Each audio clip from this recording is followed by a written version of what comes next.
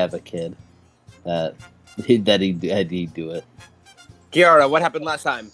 What did happen last time? Last time, probably last time. What's the Kiara date?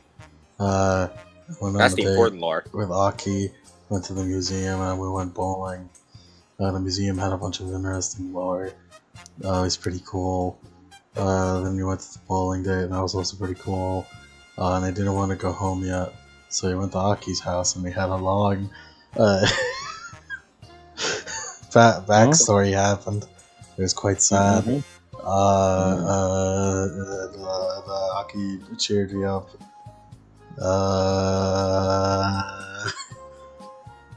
Yeah. And then this, I don't actually know this part, but I'm gonna talk about it anyways. Aki left, and she had a conversation with Donjane and her brain. And she also met with Mordred, and they talked, and it was pretty cool. And Aki's determined. Mm-hmm. And Wow, we're just two gal pals who, Wow, is that an Undertale reference? shared a bed together, and nothing happened. Just like Bandai Namco says, it's up to interpretation. It's the Chinese dub, the Chinese translation of One Piece of Nothing Happened. Nothing happened. All right. We're silent this session. Ooh. For a moment, I thought this was the I thought this was the theme that you fucking. Wait, isn't it? Isn't this a market theme in 5? Yes. So we are buying guns. No, this isn't layer cake. It's just like. Yeah, no. Yeah. Okay, I thought it was like the. I know it wasn't layer cake, but I thought it was the theme from like Scramble with. What's her fucking name? No, Emma's the name of the AI that she's based on. Sophie. All right. And we start things off with Kiara and Aki on the train headed to school. As one sec. I got you. Finn's at his door. Finn, I need to remove because he was about to hairball on my floor. Okay. As I was saying, you two are headed to school, and it is quickly approaching that. Well, you guys were gonna head to the island soon, but Aki, with what you know now, you may need to think of a way to delay that. Kiara says we should go as soon as possible. I have 2 resistant lethal, but we should still go. That's what Kiara says. Aki does not want to, though. So, Aki, I am curious what your peek inside Aki's mind of what her current internal thoughts are and how she's planning to get her with this. Oh, there's no plan needed. Fair enough. But she's gonna talk to Kiara for a moment. All right, go for it. Kiara, I wanted to ask, just in case, but are you gonna tell the others about this? About you? What'll happen? No, I don't plan to. She frowns.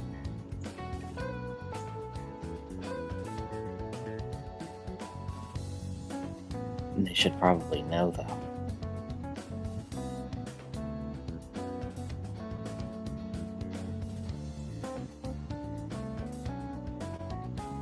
I can tell them if you want.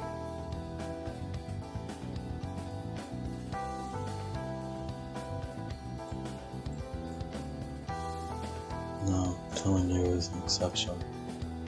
I can't. I've done like that too. That's why I'd be telling them. Not you.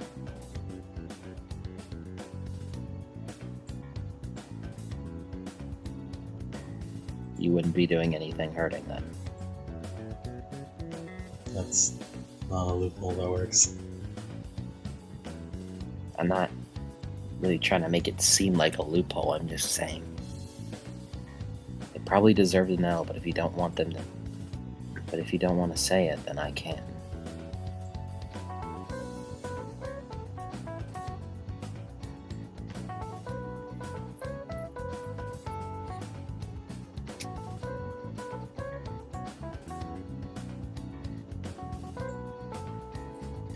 We can talk about it later.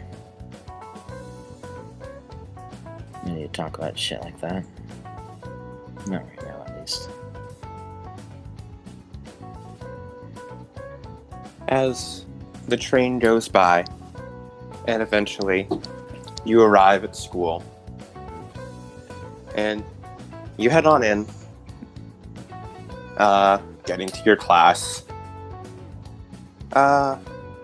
The day goes by, but it feels almost unreal.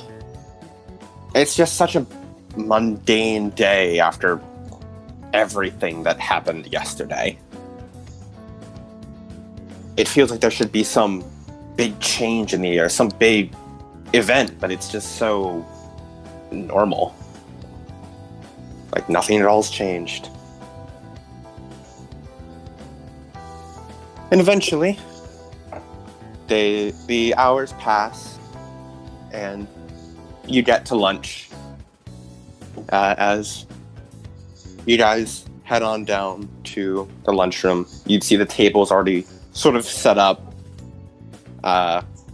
You can see that pretty much everyone's already there. Hiroka, Jess, Abby, and Percy. Yuki. Percy, of course. Yeah. Isn't he supposed to be interning? What is he doing here? It's school. It's a school day. Even Ava seems to be hanging out as here as well. The table seems to have grown quite crowded over this month. A gaggle of girls and Yuki. Partly due to the rampant speculation of Kiara and Aki being this notorious gang, most people tend to avoid the table, giving you ample free space.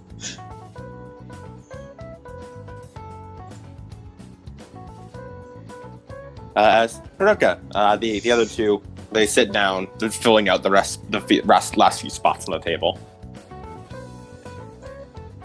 Hey, how are you guys doing? She like rub some sleep from her eyes. Fine.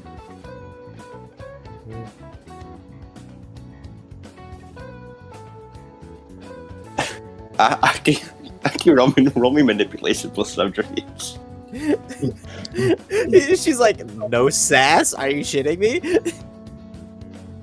What do you mean no sass? I don't have to be sassy every day. Come on. I have to be sassy not when every you're Yuki, not when you're fucking Aki Danjo. What the fuck is that? Racial profiling. Racial profile, bitch. We're both half Japanese. Shut up! I was it first.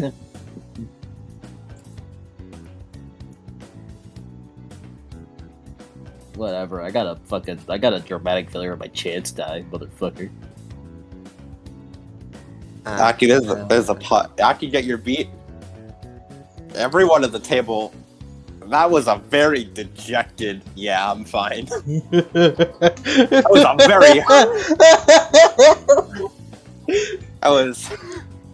This sort of silence that settles over the table as everyone sort of looks at Aki. Well, whatever. Regardless. Can I just say how I imagine this in my head? I imagine this. We're all sitting at the table, but the way we're sitting around the table is different. Like, I imagine Kiara usually would, like, sit far away from people, but now she's, like, sitting right next to Aki.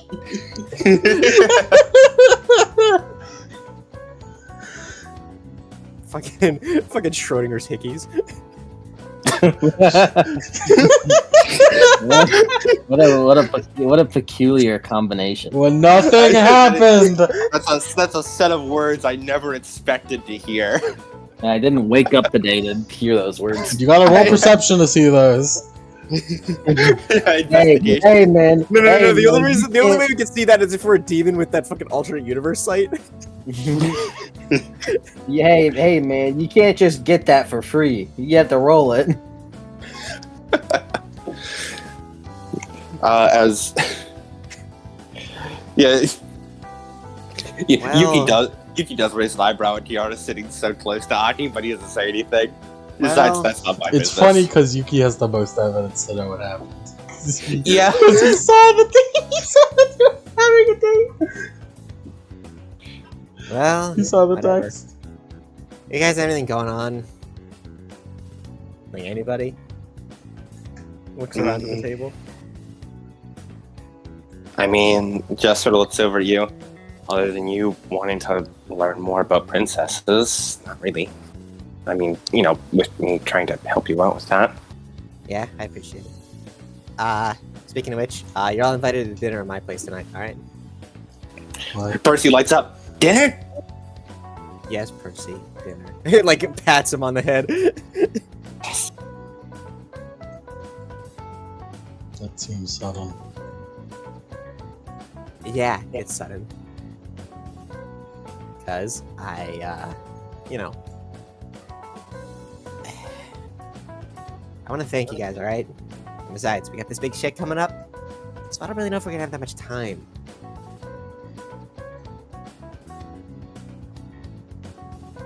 Ava smiles. That sounds like fun for you guys.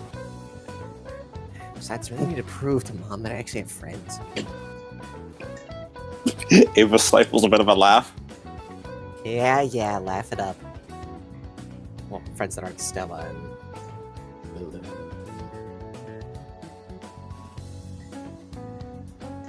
You just threw your other friends under the bus there.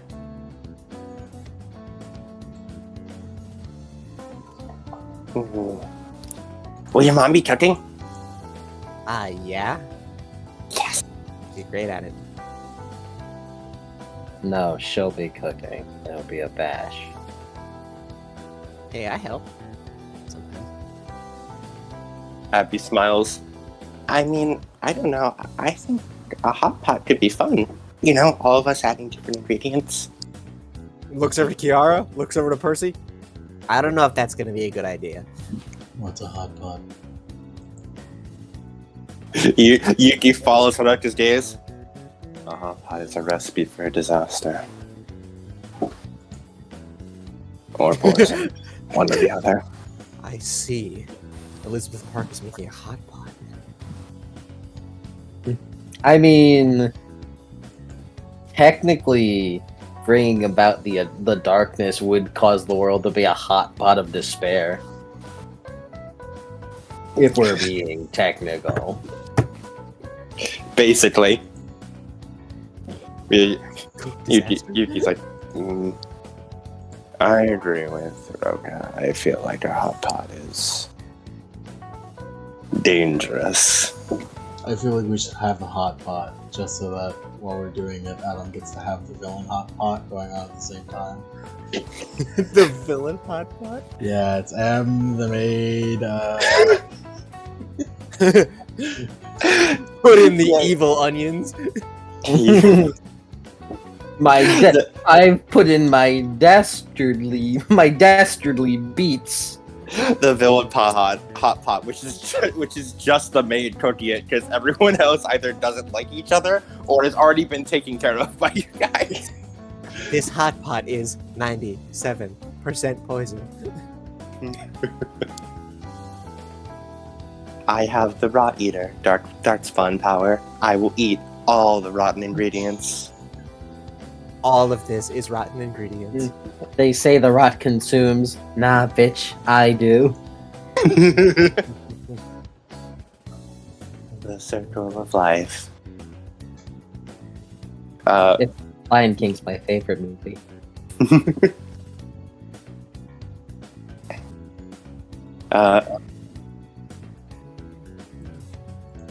as you guys keep sort of chatting over lunch. As Jess sort of brings up, sort of briefly looks aside to Ava before sort of looking back to everyone else. So when do we want to do the thing? Well, I don't really think it's up to us. I think it's kind of up to those detectives. Yeah, but they've been done with their shit for like weeks. No, or they've been done with their shit for like days. I want to wait till after the play. You do? He nods. Not really looking. I mean, it's still a good few days away. If we get banged up enough, I'd probably just heal us up before. We'll be ready and set to go. Shrugs. I mean, it works for me. No need to have it weigh on our minds while we're doing it. Just get everything done before that. Well, sure, if that works for you. We'll still have plenty of time afterwards, the rate we've been going. Besides, Kiara's so excited about it. Well, if Kara's excited for it, then I can't really fault her.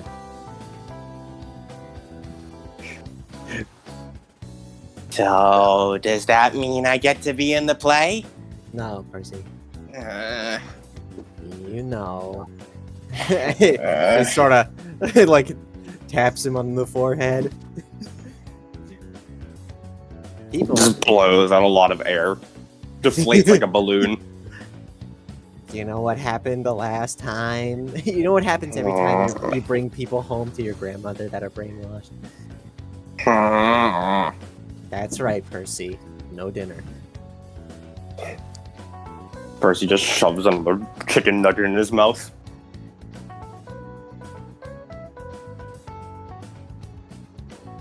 Oh, I didn't know you guys were in the school play. Yeah, originally I was helping out Stella.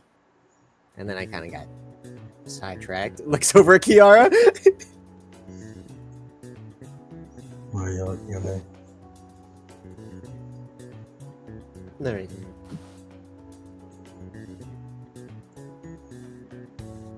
Is this? Never mind. Is this like Look- a thing? looks over. What's what? No, I mean it's just like. No, don't worry about it. Is it Are a you lot? thinking that Kiara causes a lot of things? Well, I mean it's just Yeah. you guys spend a lot Yeah. of time just looking at each other and exchanging looks. Oh, that. Yeah, we do that. Kiara looks at Haruka. If you're worried about that, I want you to know I have a very open mind. I don't judge. What? No, it's just we can usually just convey messages without speaking, or it's sort of a You're that close? what? You're not able to do that. No. I mean, I can't do that with Percy because he just doesn't get it. I just oh my. What? What's going on here? Aki just like a fucking eyebrow raise.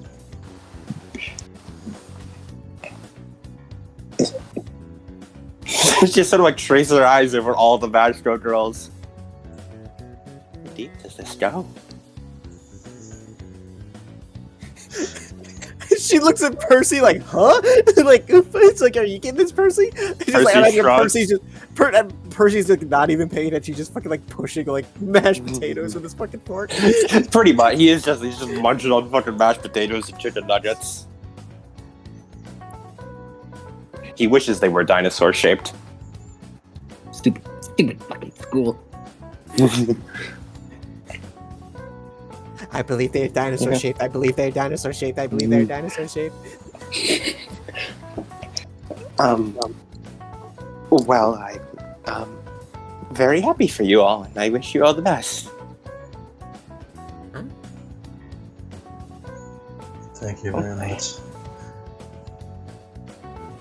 She just sort of waves it off like, whatever. So, you guys allergic to anything? You know, like garlic? We're not vampires. I know, Percy. I'm just making an example. A funny example. Mhm. Could have fooled me.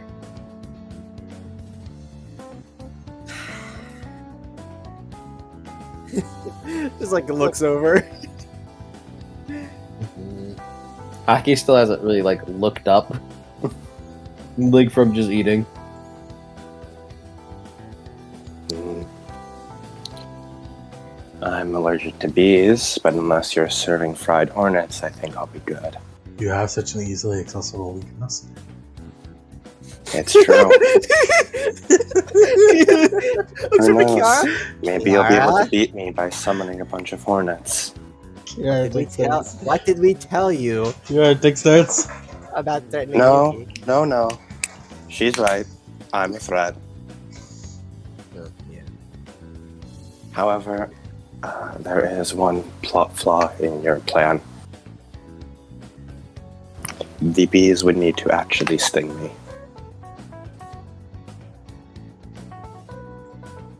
Oh no, he's unbeatable. What if I just, Unbeatable. if I coated a bullet in a bunch of bee venom?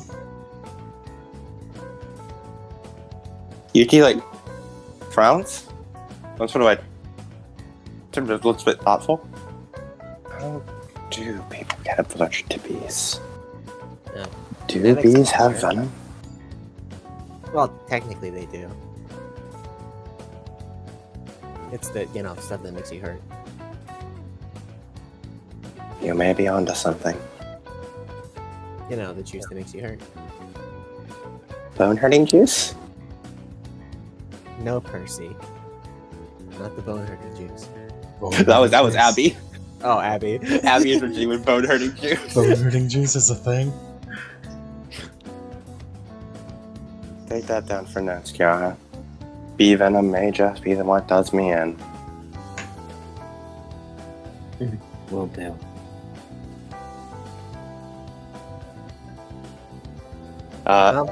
You're not allergic to nuts, are you, Nadja? No. Why does that sound like a setup for a gag? It just gives him a look like, with a bit of a smug smile, just like, No. What? she sort of looks back like, what the fuck do you mean there was no sass? It was just a no. There was no sass.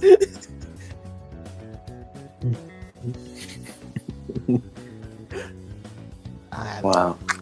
Do you guys have any favorite foods? Besides you, Percy, I know what you like.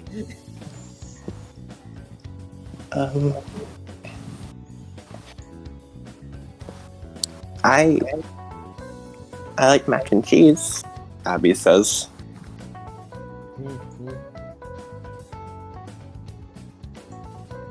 Mm. Probably steak for me. But probably hard to find that. At least, when pairing it with mac and cheese. Aki shrugs.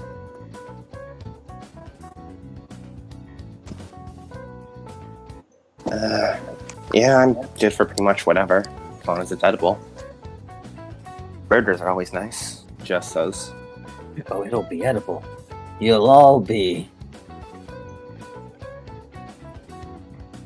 What about you, Kiara? Do you have a favorite food? Food? I like all the modern fruit so far. I mean the past fruit so far.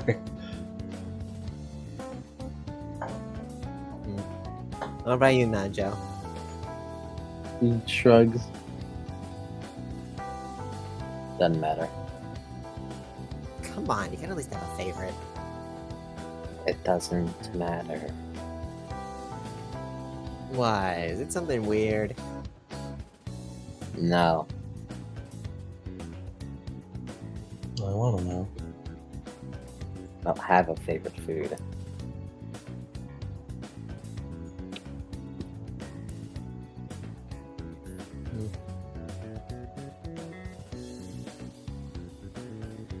Hiroka just shrugs and texts some stuff on her phone.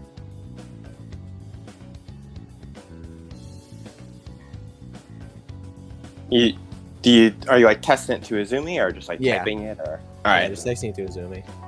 Mm-hmm. Izumi asks how many she should be preparing seating for. She looks up. She counts her fingers. Any person. Yuki.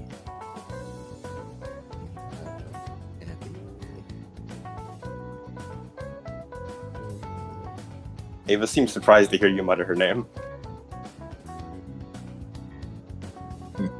She looks around. Forget Alright. someone. Forget someone. Do it. I double dog dare you to forget someone. Jazz. Stella. Blue.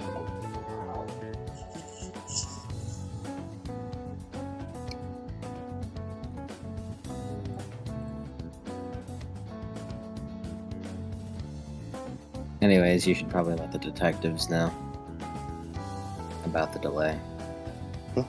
Oh, yeah, sure. I'll give him a text. Did Haruka ever wind up getting Misogi's proper number? Or does she still only have not Haruka? I mean, fucking Jess. She has Misogi's. Yeah, she'll text Misogi about how a delay has been requested till after a school play has been finished. You just expect, okay, weird, but sure. Are we invited? Jess, what's up? They want to know if they're invited. You just don't fucking know. The MDA? Yeah. Please Just- invite the MDA. Jess says that. I'm pretty sure you'll need to buy a ticket, but there's nothing saying you can't come. Ah, it's alright, we got money. Jess says that you do. We got cash to spend. Despair. We have actual jobs, you see. We'll pay in cash. We'll pay. Walking up to the fucking, to the high school, pulling out the briefcase filled with Camarilla money, it still has a hand in it. We'll pay.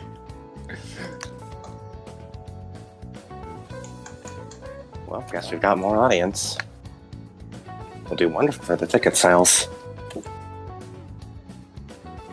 Just heads back. Feel free to bring anyone else along. The school could always use more money.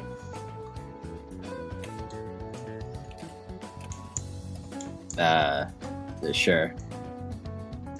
That's gonna be a fucking camcorder. No, we're gonna. Now, I was about to say we're gonna fucking get the camcorder for the camera spirit, but he'll see. He'll be watching. Mr. D, you feel two ephemeral presences hovering behind you, as in one ear D says, "You know, we could probably sneak in," and Sarah says, "I think it's more like 5 for the price of 3." Yeah, about that. We'll have to get a Sherlock novel for you again. I never get to go outside anymore, so it'll be a good change of pace. You guys are gods. You should know that the value of being taken for a walk every once in a while. Well, okay, well, if you must know, you don't go outside because you want to meddle with things. And we have to carry around a book. Shut up, Hiroka.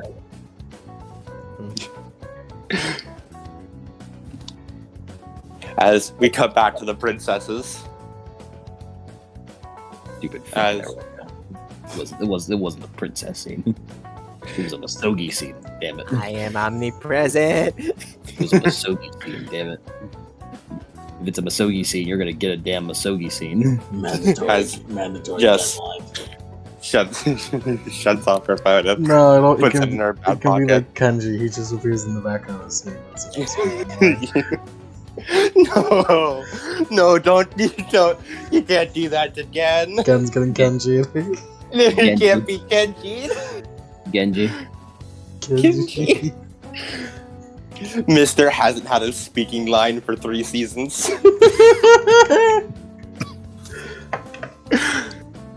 Kenji is not fucking plot relevant for anything in season. Fucking most seasons, really.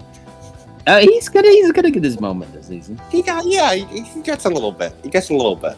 It might even be the recent episode. I don't know. I didn't watch it. Oh, good. It only took him from his season 1 episode to season 5 to do another Kenji episode. So, a short jog. Season 5, a movie in 3 OVAs. It's 5 seasons of movie and 3 OVAs.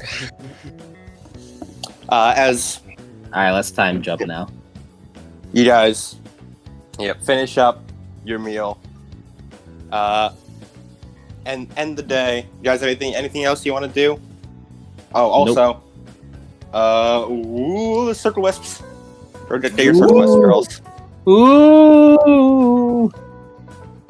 Adam, just let me know whenever I regain 1 wisp. Adam, just let me know whenever I lose one of these 3 shadows I have. I'll let you know. All right, thanks, buddy. I wonder if the other guys notice it. These shadows in my stomach. We do have sensitivity. They can probably feel the shadows wafting off you. Fun fact, princesses. There is a whole thing about a mechanic called echoes, which we haven't really touched upon. But Yes, we have. yeah, we've had like only bits and pieces of echoes sort of show up. Echoes, like, egad, Sin Eaters? Octophilia.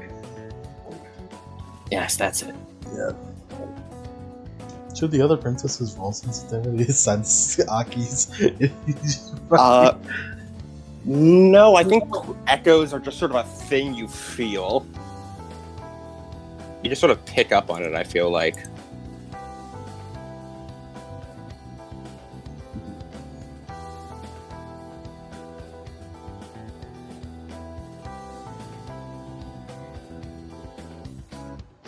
I'm glad Jess isn't worrying about how Aki's Kiara didn't come home last night. Hey man, Kiara's a grown up. Yeah, she says since they showed up, she's like, oh, I assume they had their own thing. I feel like she'd be a mom. She'd have to like test everyone. Like, is Kiara with you? No. Okay, I'll let the next person. Honestly, Aki, you probably did wake up with a text message saying, "Is Kiara with you?" She didn't come home tonight. Yes, she's with me. Okay, that's good. Yeah. I was almost worried there. You know how she is whenever she wanders off on her own. Yeah. Please cause plot. Does anyone else have anything they want to do during this day? Not me. All right. Oh, right. You mentioned circle merits. It didn't really like come across. But yay! I'm not full wisps. I can use this.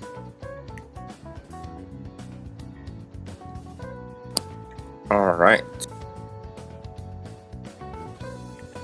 Let's see.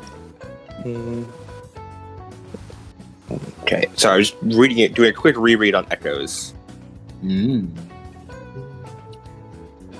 If I remember correctly, echoes are kind of an active thing you do.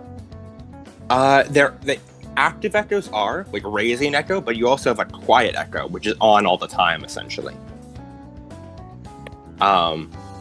Which makes princesses better people for hanging out with each other because they all start reflecting each other's virtues. Nice.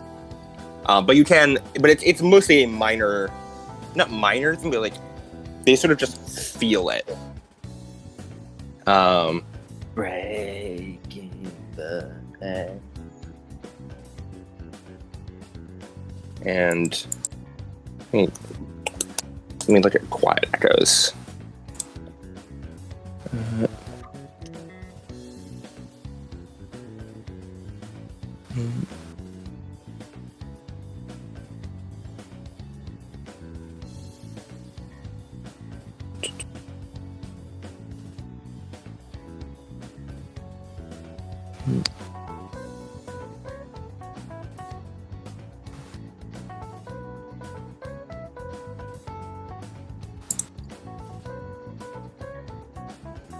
So Hiroka,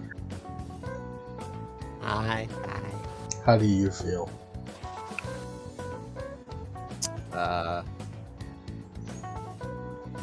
With her emotions, usually.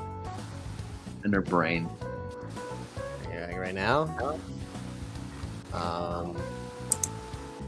Adam, do you know what happens in the brain that causes schizophrenia? Like biologically, like physically? Man. Yes, I did actually take a course on abnormal psychology, and it's not entirely known, but it often has to do with impairments in there was a certain part of the brain. I think it was frontal lobe, where it can just heavily it because there's some part of it, because there are medications for it which realign your brain to where it's supposed to be, essentially, but I don't remember the specifics or any of the proper names for them. Continue, Hiroka. Hiroka is excited now.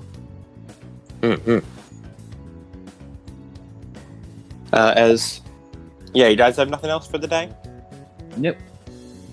Unless there was anything that required that allowed Aki to heal some shadows. No. Nope. We're gonna do a stripped.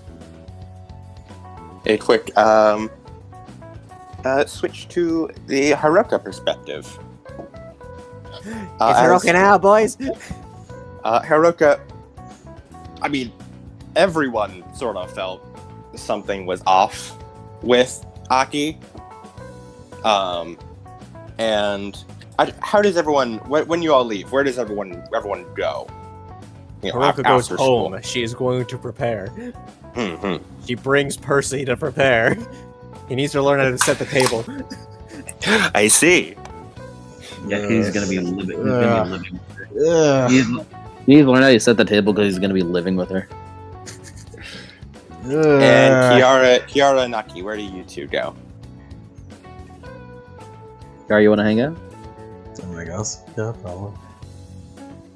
We can go. Work out.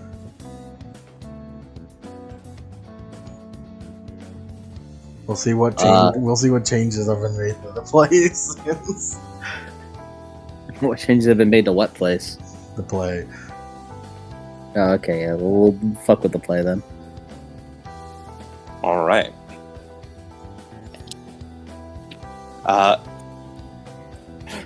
Hiroka, by virtue of going for the social link with Percy, which I am hyped for, you have artfully finessed your way around a Jessica Lord dub. Congratulations. You've evaded it another day. I had one yesterday. I don't want it 2 days in a row. No Nice more. job, boss. That's why you're the best, boss. You can learn. Sometimes they need to Right, feel. no. Sometimes I feel like I need to be the smartest one in the room. That's why I bring Percy. You can learn up at VHS.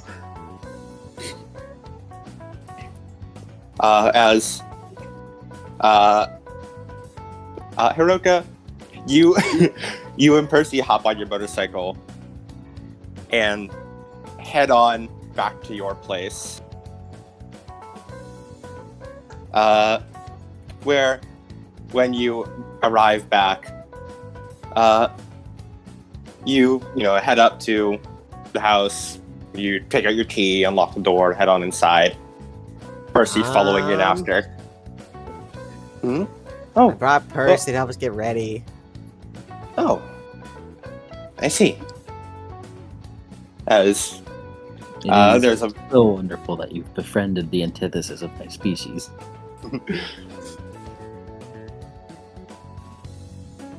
as you head on into your house, and as usual, you sort of head up to the kitchen, where you see Izumi is indeed cooking up dinner currently. As Percy follows in behind, she turns. Welcome back. I got your text about the party. I see you're having quite the celebration. What's the occasion? She just sort of scratches the back of her head.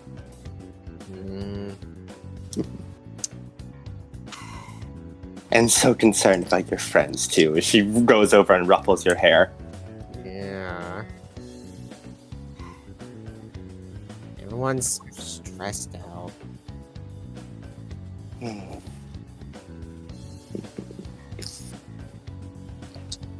And you want to help them all calm down. And just like pouts, just like, yeah. Oh. You really are just a little angel, you know that?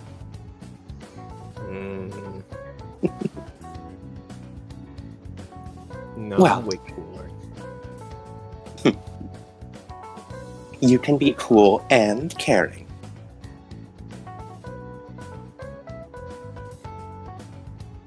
So, did your friends have anything specifically they wanted? I think general consensus was mac and cheese. Mac and cheese? Well, it's certainly not a hard meal to prepare. I mean, Yuki wanted steak, but no. What? I can get some steak for him. Steak I don't and mind mac spend- and cheese? I can get a little one just for him. I don't mind spending extra on your friends. That gives Yuki way too much credit. If it's his favorite food, I'm sure he'll love it. What about you, darling? What would you like? Is she talking to Percy or Hiroka? Or a third currently of the Hiroka. individual. She just like shrugs. I don't really care. Your cooking's good, so I could make my homemade curry for you. I know it's the usual, but it could be a bit of a comfort familiarity. it's sort of like at the mention of curry, just like raise an eyebrow. You've interested me. I already have the ingredients for it. Now we can make you some tonight. I'm sure I'll have plenty of leftover for tomorrow. And with the amount of meals I'll be preparing, well, I can have a little bit of everything. Like a little buffet.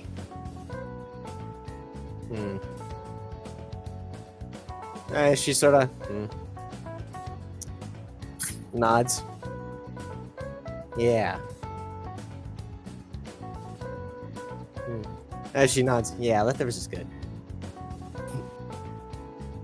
Just don't tell your friend it's leftovers. It's a little less impressive that way, you know? I know. Hiroka, Percy's been oddly silent the whole time. Looks over to Percy. Hey, Percy, you're not going crazy on me, are you? Percy's He's going sort of, inside! like, slightly glazed over eyes, sort of just staring at Slap. Izumi. Slap. Every so often Izumi been holding his gaze back as he Slap. Slap Percy. Ow! What are you doing, Percy? What are you doing? What do you mean? Now you're standing off into space. What are you doing? I don't know.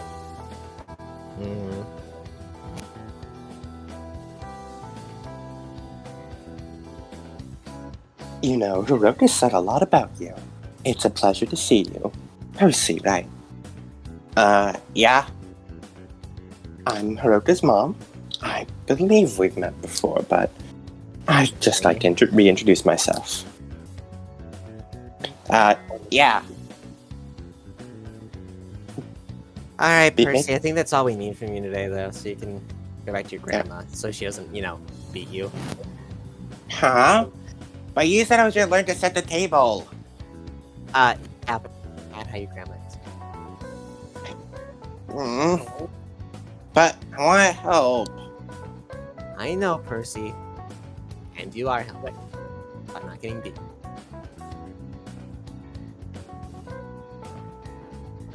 You gives him a look, like a stern look, like, Just trust me on this, okay, Percy? I do trust you.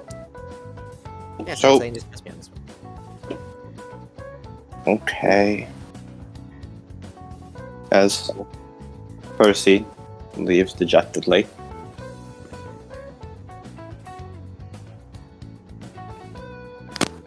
Make sure you get extra chicken nuggets, alright? Mm-hmm.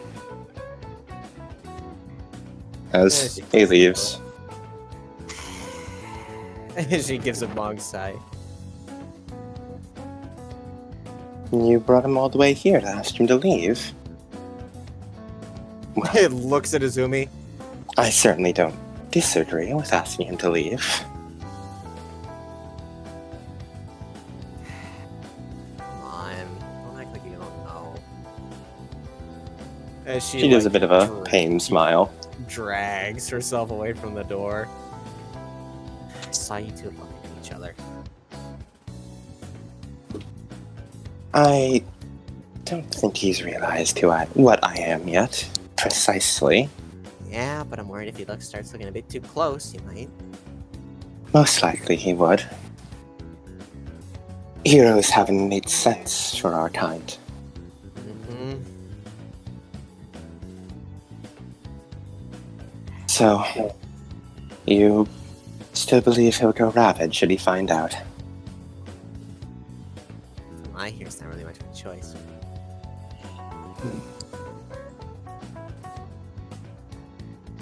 Well then, I trust Percy. I know that it's raised enemies himself.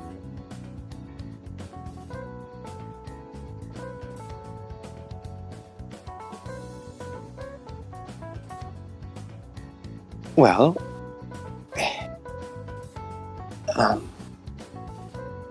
Izumi sort of seemed a bit awkward after that, sort of dodging around topic. Well, why don't you go relax and work on some homework?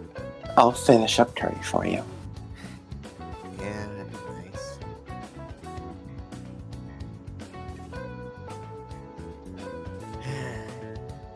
But I'll be damned if I'm not just gonna let you do everything yourself whenever I ask you to help me out. Mm-hmm. As she rolls up her sleeves. Alright, let's get to it.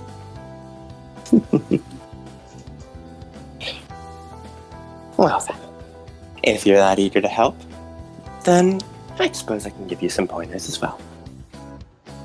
Especially if you will need to help me set the table tomorrow. Mm-hmm. Oh, and do make sure to clean up your room. We need to make sure we look our best for all these guests. I imagine you'll want to have some sort of party there. I guess so.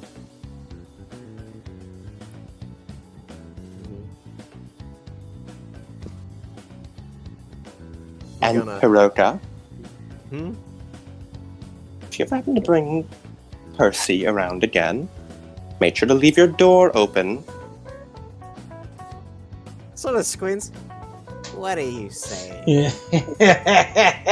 Disgusting. You know I love you. And I just But- want to make sure you're alright. Disgusting. Alright.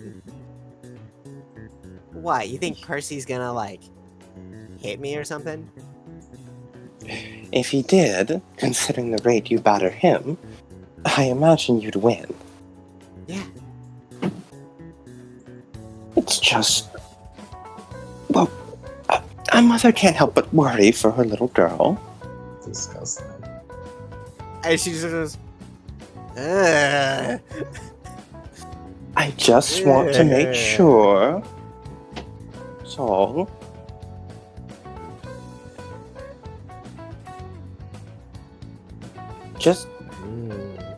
Just take my request in mind, okay? Don't exactly approve of the boy. I could have told you that. But let's not dwell on that. Here, let me show you how to work this. As she sort of like brings out a bunch of ingredients. Haruka, roll me a wits plus crafts. Oh no.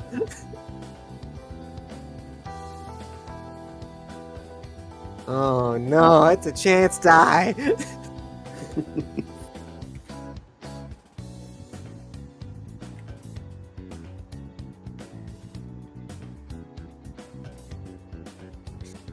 Welcome back, everyone, to the Chronicles of Darkness Chance Die Cooking. Today, Haruka at Sushi. 1. Yeah. You know the stuff that Chie makes in Persona 4? Yeah. Yeah. Slime. Izumi looks at it. The shadow slime. Oh my. It's black Yeah, slime. It's right. alive. I didn't know mac and cheese could become that consistency. This is like cheese without mac. You made a Or brick. cheese. It's like cheese without Mac. Fuck is Mac doing here? This is just ice? She shrugs. I don't know. I tried to invocate and it just fucked it all up. Looks over at the pot.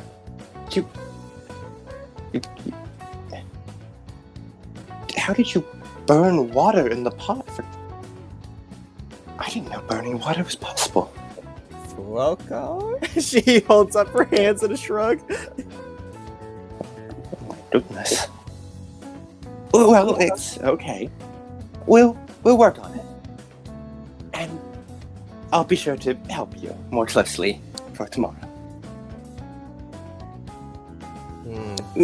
Maybe you can focus on setting all the plates up. Yeah, I'll do that.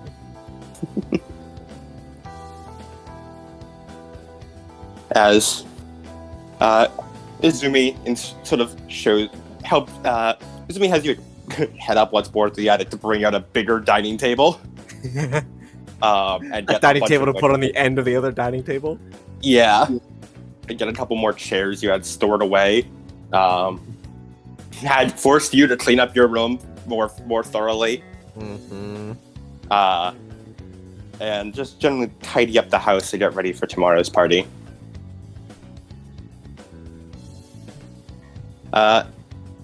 Meanwhile, Aki and Tiara, you guys, I'm gonna be this mostly off straight. You guys just learn a bit more about the play, and you spend some time practicing your lines. Just for clarification, Haruka, you were gonna be the hunter in the play, right? Yes. All right, cool. But she got sidetracked. Yeah. She took it over for Percy. She originally wasn't gonna be there. It's like, ah, shit. Absolutely terrible. Can't believe it. You guys spend some time practicing for the play and learning your lines. And let me just check to see if this does anything with your shadows. I hope so.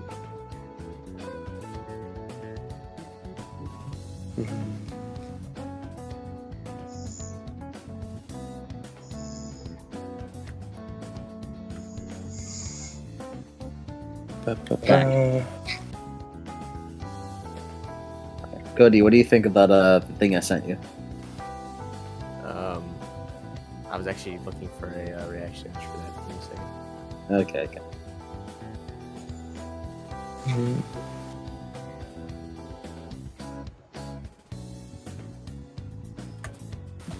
Yeah, no, this is not currently fulfill any shadows. So you still have all your shadows. But your echo is still positive because your shadows do not exceed twice your belief. Yay.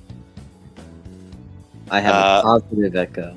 You have a positive echo, yes, which means people are more in line to fulfill your virtue all around you. Kiara, are you willing to be more caring? I suppose it can be. What was your virtue again? Heroic or something? It is just. Maybe you're the reason why this keeps happening to me. That quiet echo.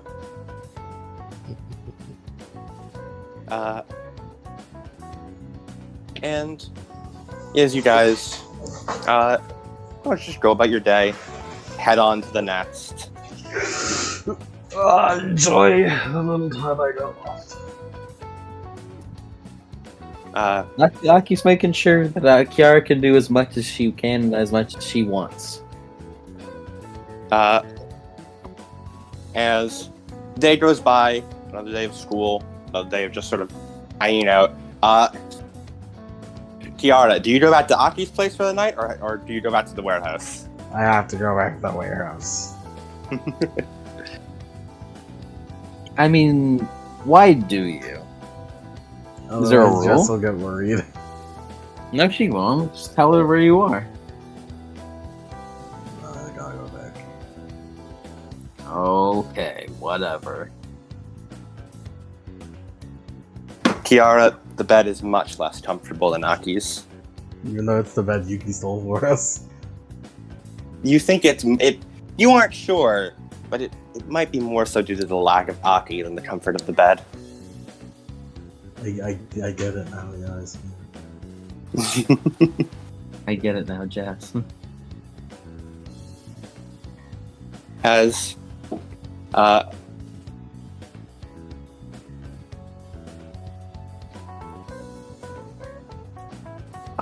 once again, day goes by.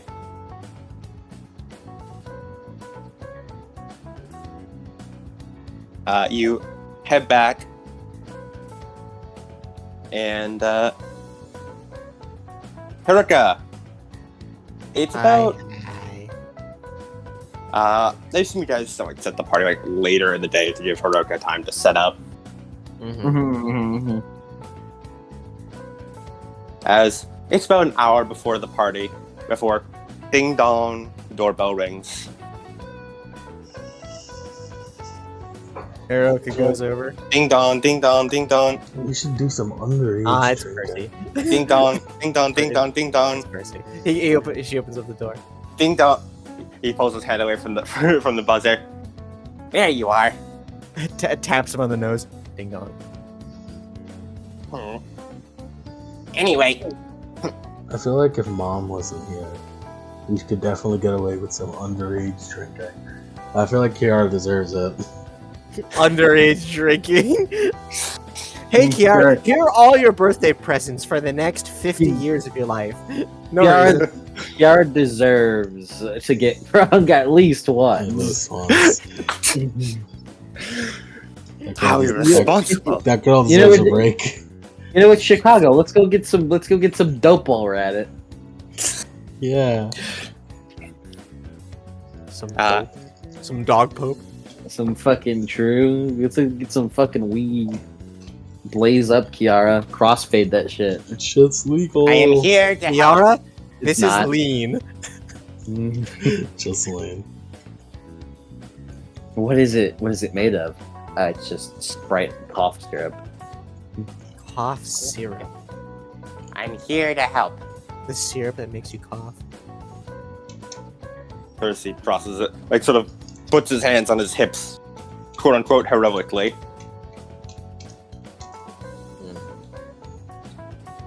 Sure. Whatever you say, Percy. Why did Percy almost let his powers get taken? Is he stupid or what? As it doesn't work because he is. Yeah. He is. Is he stupid? Yes. As you head on in, and immediately there's gonna be sort of eyes narrow at Percy. Hiroka is attempting to keep him distracted all the time. Just keep him distracted so he doesn't focus on Izumi. As sure, roll me manipulation plus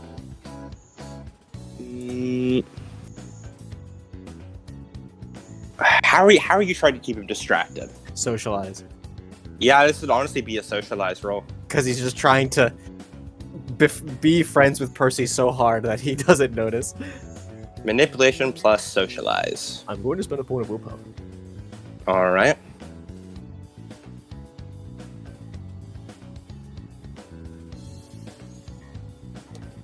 Two successes.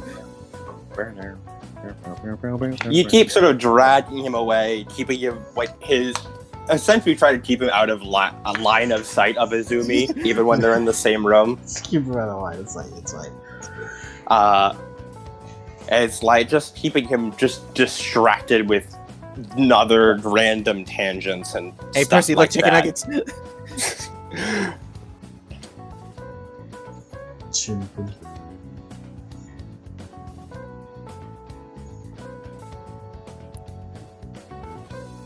As Hiroka, roll me a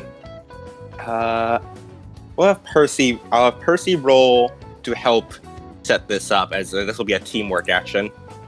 Teamwork. He's rolling etiquette. What am I rolling? Let's see.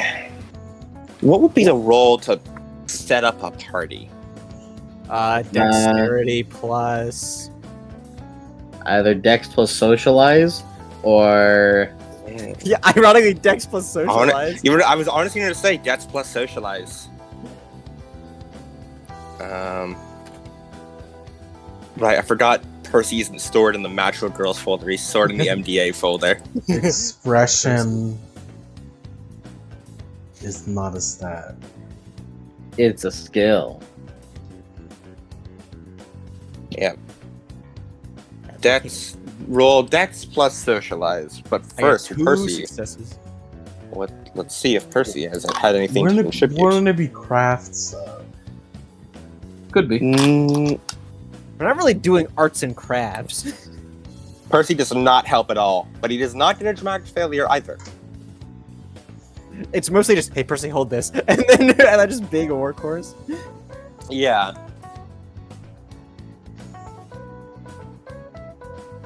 As you spend some time working on the table, every so often you sort of catch that Percy seems a bit down,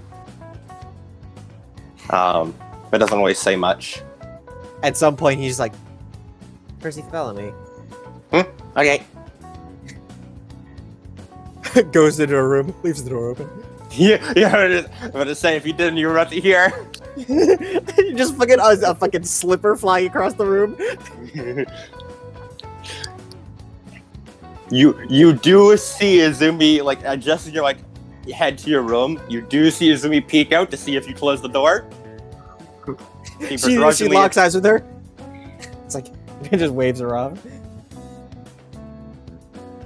Leads back into the kitchen.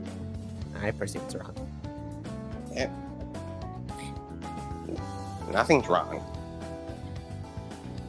Is that right? Because whenever you're embarrassed, your ears turn red. I'm not gonna fall for that one. Frowns and pouts. I'm not. I see you're frowning. embarrassed. No, I'm not. Covers his mouth. Why don't you cover your mouth? It sits down when you're on. It just plops down on your bed. I told you to rely on me. I know I caused trouble, but I said you could count on me for things. I know. But you didn't trust me yesterday. Yesterday? When you sent him home. I thought this was the same day. No, this is the next day. Ah, I see. This is a whole second day. This is the day of the party. Percy, Mm, you know, back when I rescued you, I told you that you can trust me to understand things that you can't understand, right? mhm. This is one of those times, okay?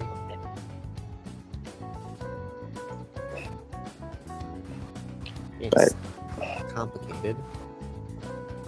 And I do trust you, Percy. But sometimes I do things for your own good, okay? But you also keep getting in over your head. And I know I'm stupid, but I was able to help at the group place, wasn't I? You were. And you didn't think I could do that. Well, I'll be honest, you did surprise me there. But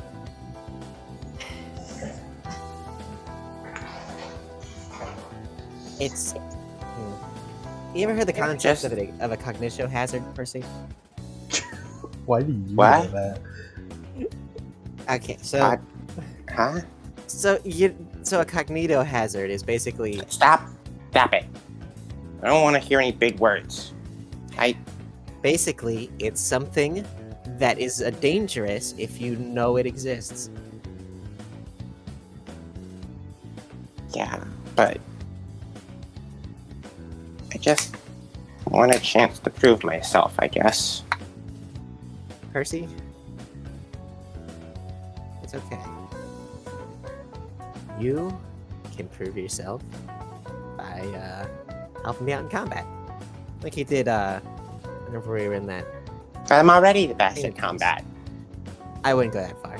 As he like does a little bonk on the head. Mm, And she gives him a look like, hey, you know why I do this. mm. But that's why I have to be your hero for stuff like this. Jesus Christ.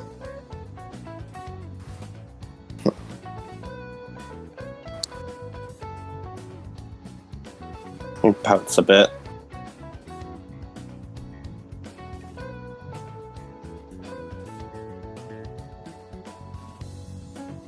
I just don't get why. See, I don't. that's why I do the things I do.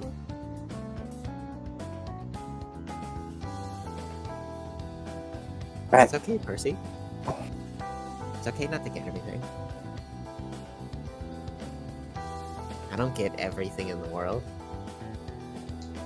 I didn't know that Darkspawn could be harmed by Jade until like a couple of days ago.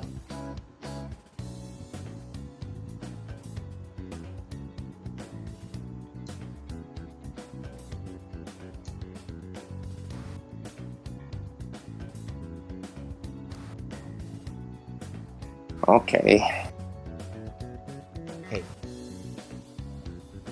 we still have that promise. I don't do anything. I don't do the things I do because I'm annoyed by you or I don't like you or anything like that, or because I don't want you to know something. I do it all to protect you, okay? I know. I just.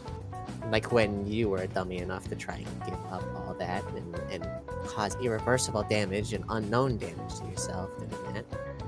Mm, I mean, honestly, what would you do if that vampire got everything? You know, like I could have beaten him. Yeah, you and what powers? Just doesn't respond. Just pouts a bit more. You can tell he knows you're right on that part, but he doesn't want to say anything. As he sort of like He knows he'd lose, but he does not want to say it. I guess he like bonks him on the head a little bit. It's like, come on, pride got your tongue.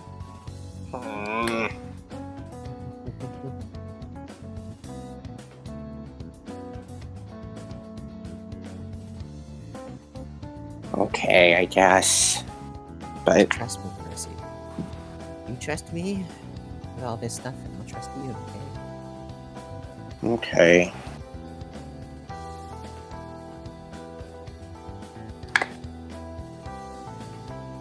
As Holds up a piggy.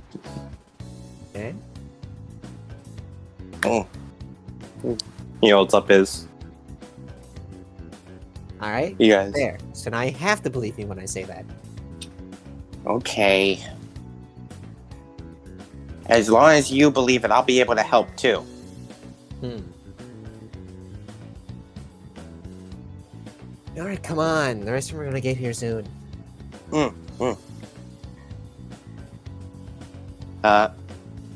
As you guys head back out, you sort of set the table well.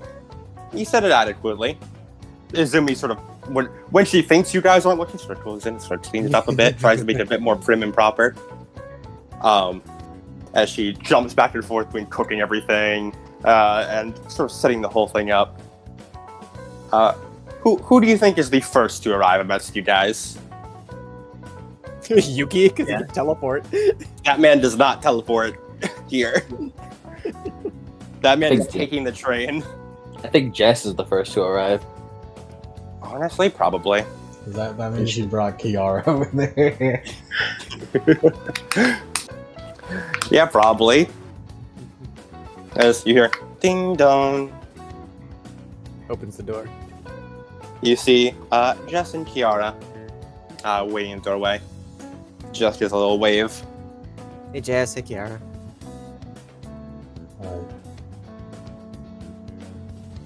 Come on. You. Thanks. As Jess heads in, sort of gets off her shoes. Man, I'm never gonna get used to how nice a place you have. Yeah. Just scratches the back of her neck. Now, I do want to acknowledge something important. And that is that Kiara has not seen Hiroka's mom ever since Hiroka betrayed my trust and told her I'm from the future. After I explicitly told her not to. They'll be Let's see next time. Let's see how this goes. As Kiara, you head on in, and you head to the kitchen and see the very familiar face, or rather, familiar back in this case, as she's not turned to face yet, as she's currently cooking. As she turns her head around, and for a moment, you see a completely different person, one more familiar to you before she's back. Still familiar, still her, but not your her. As she does almost like slightly falter a bit seeing Kiara, but just smiles. Welcome. Please, just have a seat anywhere.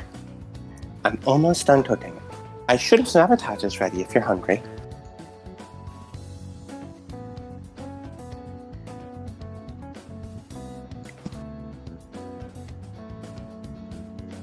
What else you fucking want to say?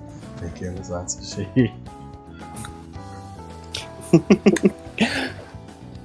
No problem. But it's Miss Tina. Miss Tina. It's okay. I understand. It's a perfectly normal mistake to make for one of Hiroka's friends. Is there anything I can get you? We've got orange juice, apple cider, eggnog. made sure to stock up on plenty of eggnog. See like all like eggnog. Kiara could use it. Kiara, you don't know what eggnog is.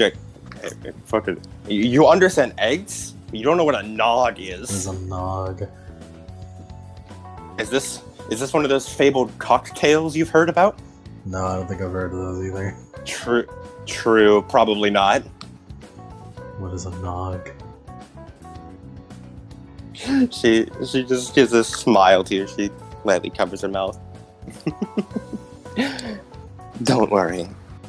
Here. I see you haven't tried it yet. As she goes over, opens up the fridge and pulls out what looks like you recognize the thing. It's like a carton of milk, but it's like sort of more like a golden color on the outside. Usually they just have like blues. As she takes out a glass, pours out. Again, it looks kind of like milk. A little different, but mostly looks like milk. As she puts a glass down in front of you. Help yourself.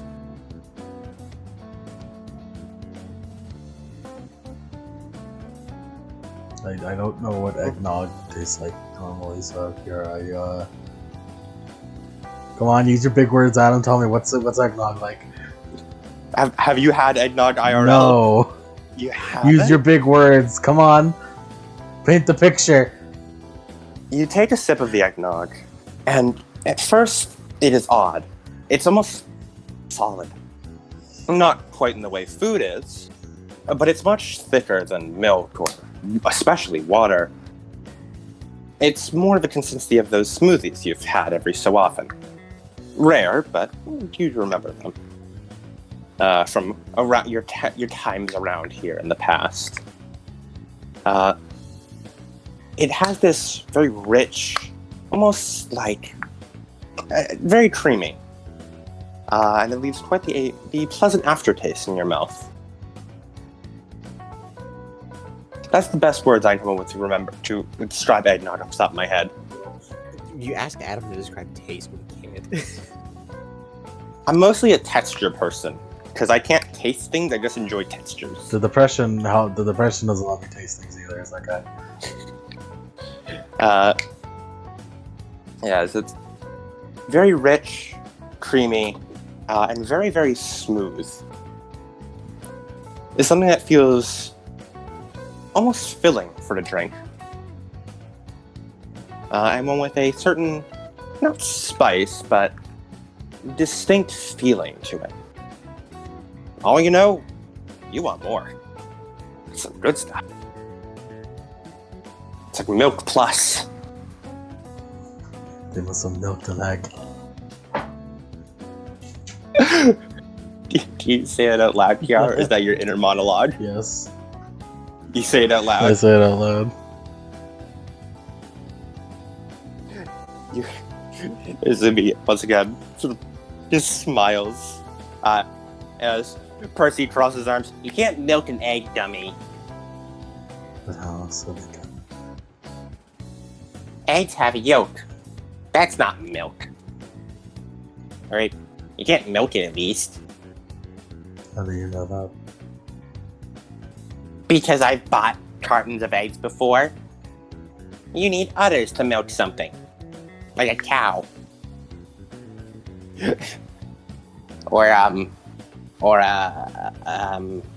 Sort of frowns. Goat. Yeah, goats.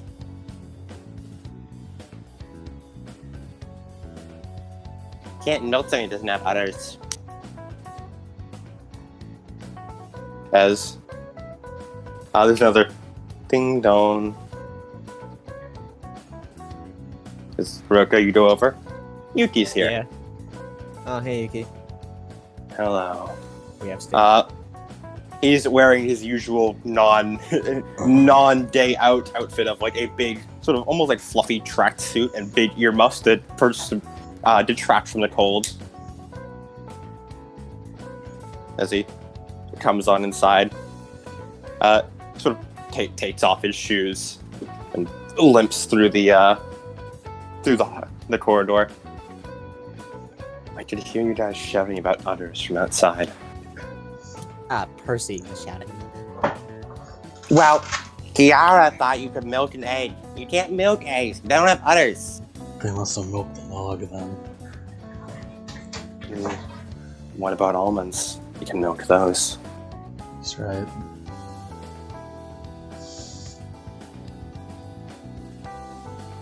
Well, I suppose it's not actually accurate. They mostly milk the almond animal. The almonds themselves are their droppings.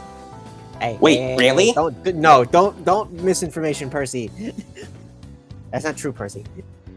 But they have milk. No, they just grind up the almonds. The milk. Wait, does that mean that's how they get eggnog? They grind up the eggs and they milk it? No, they crack the eggs. And then they just add milk after. That's just egg milk. That's not eggnog. Do something else to it, alright? It's like a crappy protein shake. And she kind of goes, eh, and just like shrugs. As after a bit more time, Aki, you show up. Yes. Ding dong. Aki comes on in. As Aki, you see people already setting up. As there's already, it seems like, I realize I hadn't mentioned it, but the Atsushigina family probably would get themselves a Christmas tree to have somewhere. As Aki, give me like festive music, non-copyright festive Get music. the Noel theme. Wait, so when's the play again? Yeah. Play will be in about 8 days. The play will be on the 25th. We get Christmas! Christmas! It's a Christmas party! Where the fuck is the play on the 25th? I don't know. It's the day I thought of. I Christmas? thought of a while ago. On Christmas? Is it Christmas! Wait, is Christmas the 25th? Yeah. Christmas No. is the 25th. It is? Yeah. Christmas is the... Are you fucking serious, Adam? I don't know what Christmas is. Fucking What do you mean you don't know what And Christmas the is? play's probably like a few days before. Probably the 23rd. We can last until Christmas. Yeah, even Yank's like, Adam! I'm not. Listen, man. I hate doing things with dates. I hate keeping track of dates. 25th, that's like the most famous date. I don't fucking know. And then man. Adam's gonna say, oh, when's New Year's? New Year's is the 31st, right? Of when? Of December. There you go. Well, I mean, Technically, it's January 1st. technically, that's New Year's Eve, not New Oh Year's. yeah, because then you go into the new year. Mm-hmm. So okay. Anyway, yeah. So the play is The play would be the 23rd. let's fucking go, man. Let's go to the play. As Aki, you enter in. Yes. Someone get fucking Witch's Heart Noel theme. As you enter into into Hiroka's house, and you see that there's just lights strung up everywhere, like little festive fairy lights. And since it's later in the day, it's sort of much darker outside. And there's this odd warming feeling, probably due to the actually having very good, internal heating in the house. But also, there's just this... It's small and almost cozy. And you sort of see this large tree off to the side, which appears to have already been decorated sometime in the past. A few presents have been left out under it in advance. Mostly, all of them just listed from one of the, either from Izumi or Hiroka to the other. As you enter through, and you take a seat at the dinner table with everyone else, and after a few more minutes, everyone else piles in.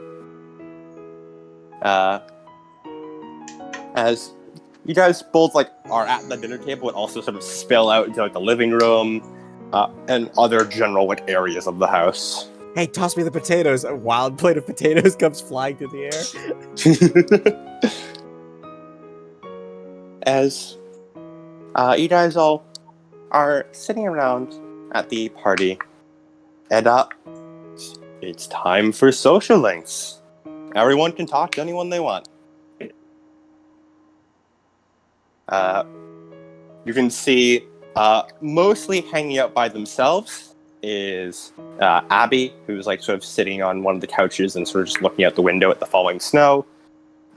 Ava, who is very awkwardly off to the side, clearly not used to both being in such an environment and probably feeling the awkwardness of, being a later arrival to an established friend group. You see Jess and Yuki appear to be chatting near the tree, both having a glass of eggnog. And Percy is just sort of milling about. I think you mean Hiroka is keeping an eye on Percy. Yeah, Percy's just attached to Hiroka right now, pretty much. You start staring off into space too much. Hey, get back here. And there is also Izumi. If you would like to speak with her as well, she is also an option here at this social link gathering, hanging out in the kitchen. And by option, you mean I'm gonna murder over her?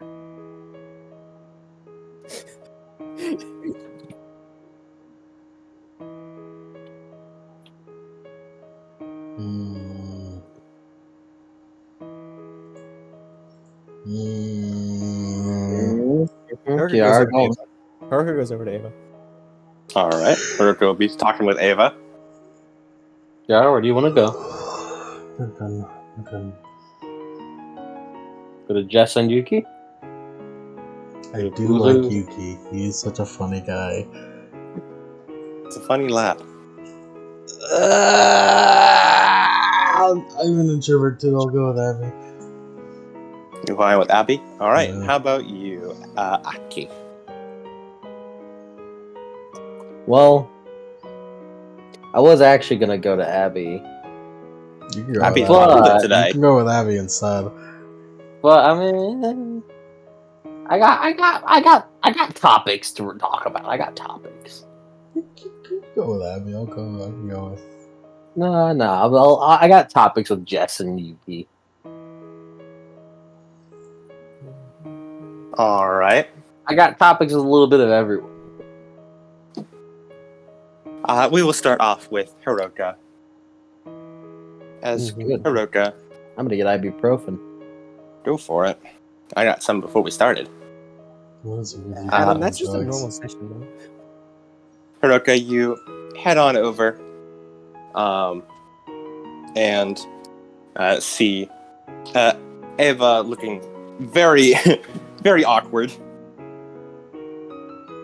So Just slides holding, like, into frame. Percy is, of course, sort of following behind you because he's like a loyal dog. Not a loyal dog, a dog who's forced to heal. Like, get the fuck away. You can't be left alone. As she smiles when she sees you. Still, mostly just quiet. She sort of sits in her little corner with her hot chocolate. Just sort of slides in frame. What's up? Hi. You like the party? It's very nice. Thank you very much for inviting me. Fine. Besides, you're one of us now, right? So, things I can not do that. One of us. But, not in that sense. She doesn't finger guns.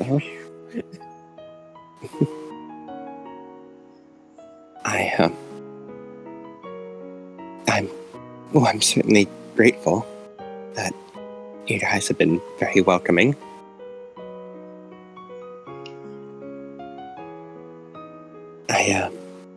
It seems like you people have all known each other for a while. You wanna know some funny shit? Hmm? I didn't know these guys until like a couple weeks ago. Really? Yeah, I was my own independent noble. I didn't even know those guys were really in the city. Well, I knew they were around, just never really met them. Oh. It's funny. I, you know, never really thought I'd know the princesses. For me, it's usually just a solo gag. Is that common with, princesses? No, actually. They usually travel in groups. You know, working groups, do everything in groups. You know, all social and stuff. I just wasn't. Is there a reason why? Well, Sorry if that's too personal. nah. He just sort of like leans in a little bit. All right, so you see that one, and that one over there. Those are standard mortals. They don't know anything about the masquerade. Are you just pointing like outside? No. Pointing to like Kyle Graves and Ah, okay. yeah, and then yeah. So they don't know anything about it. Okay. So what we've been started doing is just me and Stella are the only ones who know about it. But I was really the only one who had abilities like this. So it was just me and Uzumi doing stuff.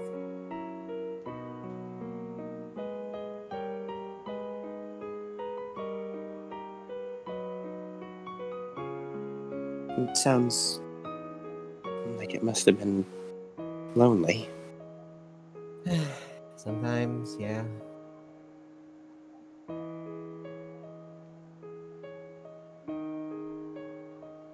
And after I found these guys, you know, can't really do anything else but join up, I guess.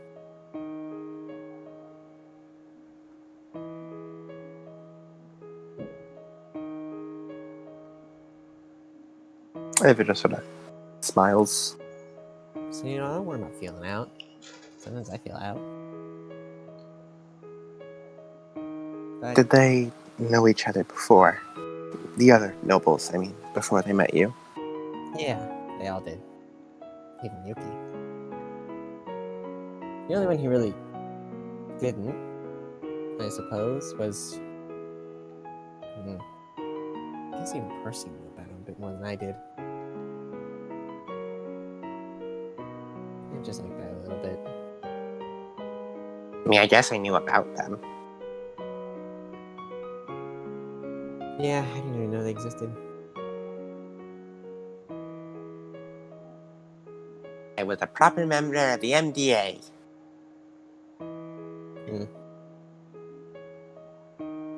Right, the detective agency. I know, right? Him working at the detective agency. Hey, I'm a proper detective. You are. Well, not proper detective. You're like a trainee. I'm a detective who solves crimes. Uh-huh.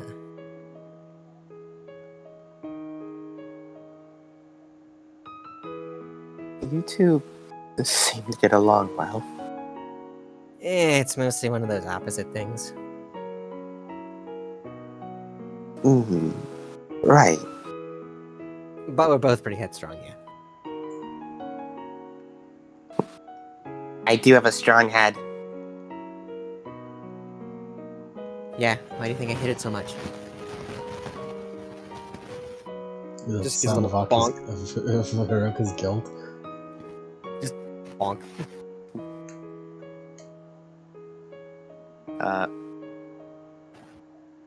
As Ava sort of like looks back, I guess I do feel kind of out of place. Feel, well, I suppose I haven't really gotten to know many of you.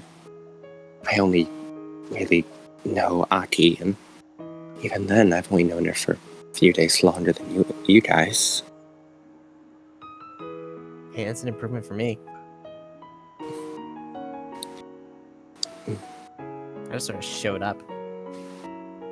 In fact, I think I remember Kara pulled a gun on me. Oh, I did do that. you say that like it's a common occurrence. Nah, I'm just desensitized. Oh.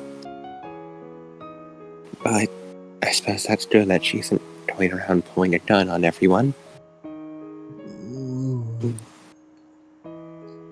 She hasn't shot me. Yeah. Oh, when he does it, that doesn't help. Who doesn't know doesn't hurt him.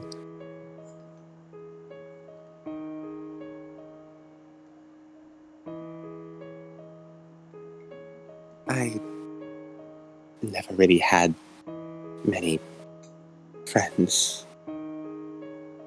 So going to a big celebration like this is nice.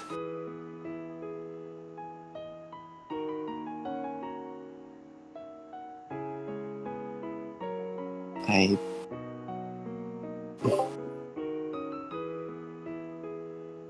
thank you for inviting me. Yeah, like I was not gonna. He just sort of like has a look at her face like, oh, why not? It's just, just the being new. And I guess I'm just more so used to people not noticing me, I suppose. I get it.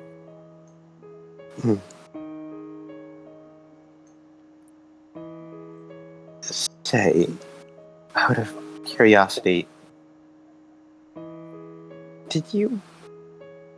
how did you meet Aki? She was the one who tried to grab the gun away from Kiara. Oh, I see her trend of going out of her way to save people is pretty common. Yeah, I mean, beforehand we just kind of. Well, I mean, first time I ever like met her properly, because we kind of just, we met in the hallways and kind of just shot glares at each other and shouted insults at each other. We didn't like each other. Like, really didn't like each other. Hated each other. Like rival delinquent kind of things. He shouting at people? Well, not shouting, just more giving like underhanded comments.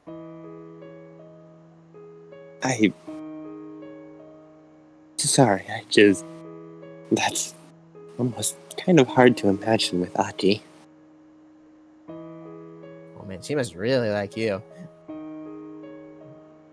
think she likes everyone. Well, she's really good at fooling people. But I suppose you're right. Or maybe you just haven't really noticed it. Oh, sorry. I hope that didn't come across as mean. Nah.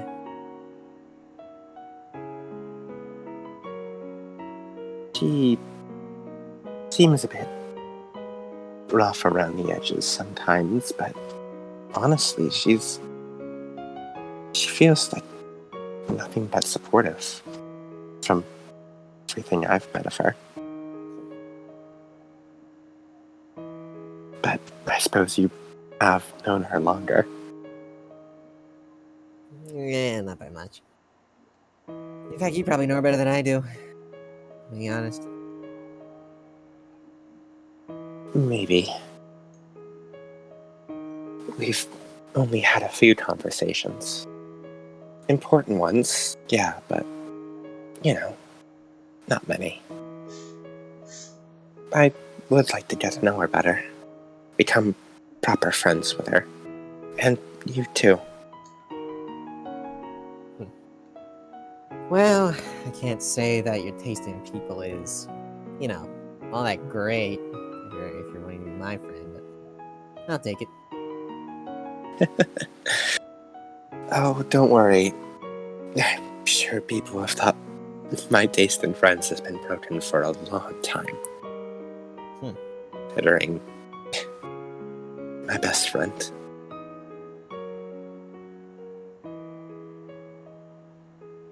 Well, Sorry. nah, you're good. I get that is. She gives a smile. It seems much more tired. Almost weary. After remembering something.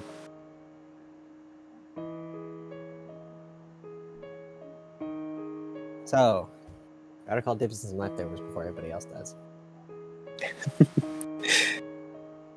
I mean, considering how much food I saw your mom cooking, I'm sure there'll be plenty for all of us. But better safe than sorry. Yeah, you'll be surprised how much Percy eats. Hey, I'm a growing boy. I eat a normal amount of food. And then a little more. Well, yeah, I can have my energy to hunt monsters if I'm not at the top of my game. I get it, Percy. Get your leftovers. Speaking of hunting monsters, thank you again for helping me with the gun stuff. Oh, yeah. Sorry I can't be too much help, but learning the history and the mechanics of all the different firing pins and hammer types and everything is essential to, being able to own a gun. So we'll get there eventually. Can't you just point and shoot? Besides, it's better just charge in there with a melee weapon. That works for you, Percy. I hate Percy because that's what Kiara would say.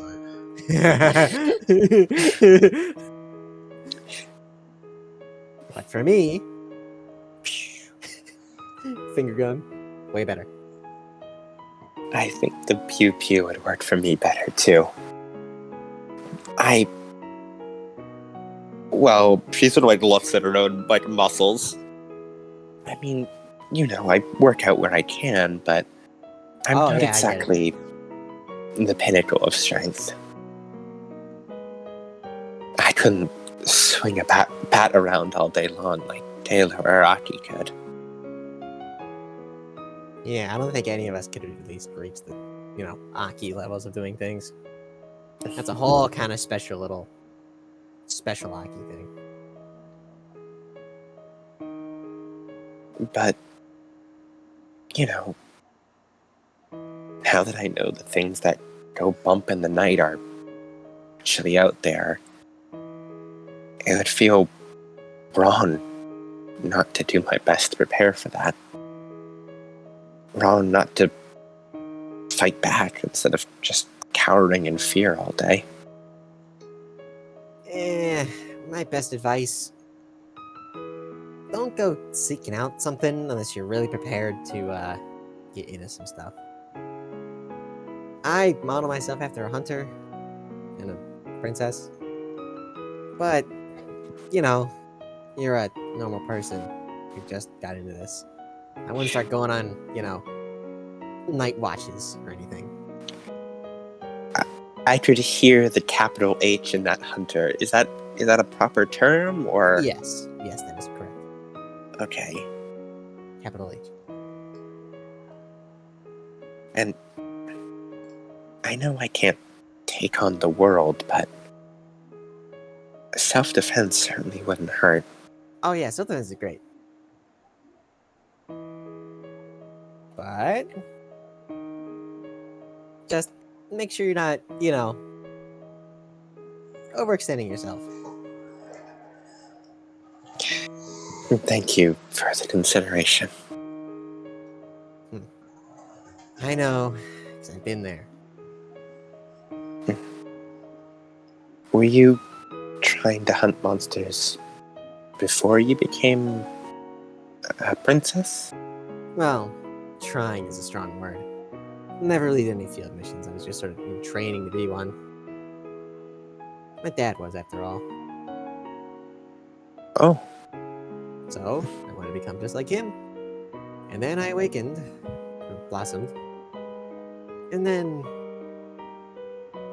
I just gestured to herself. Now I do this.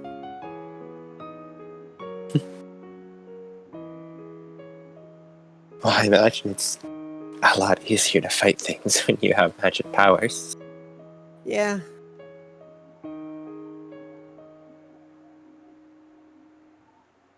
Well, I'm glad the world, or at least Chicago, could be a little safer with people like you around. A little bit. I mean, it's got a lot of people in it, so. Maybe. But I think every little bit counts, you know? Even a single person can change a lot. Yeah. That's definitely true.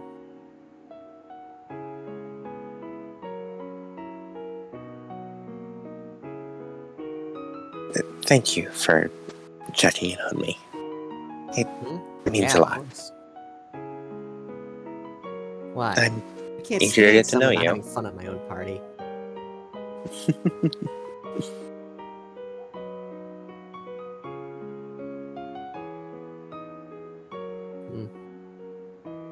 Alright, I'll leave you to it. You can go talk to Aki or whatever. Come on, Percy. I don't like the way that Kyle's eyeing up those nuggets. Alright, come on, let's go. We gotta get our share. That's Hiroka. Walks over. That's the We end have for a her. smile is a content smile as she seems a bit more comfortable, settling back into a little seating position to sip on her hot cocoa.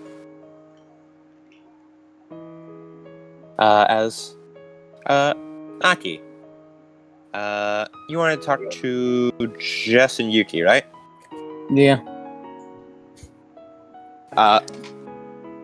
As you go over and you hear Jess saying, "No, but a spaceman could absolutely beat a caveman. It's not a competition.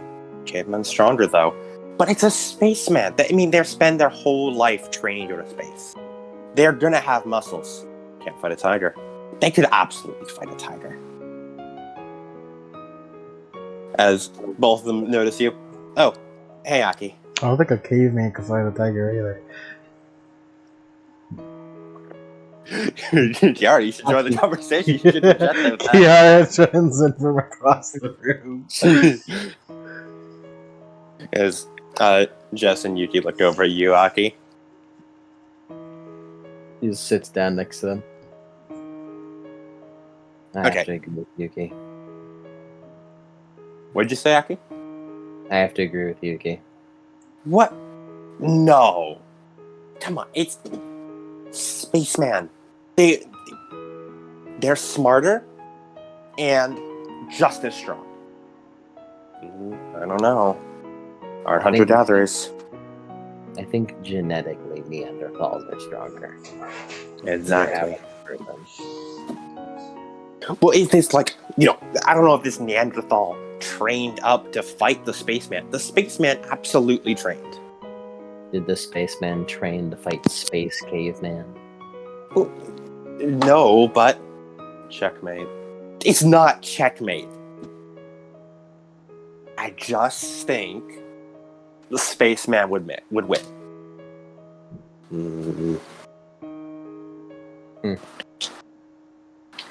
Or what if the spaceman gets like a weapon? That means the caveman actually gets a rock. Mm-hmm. You have a gun. Caveman knows how to use rock.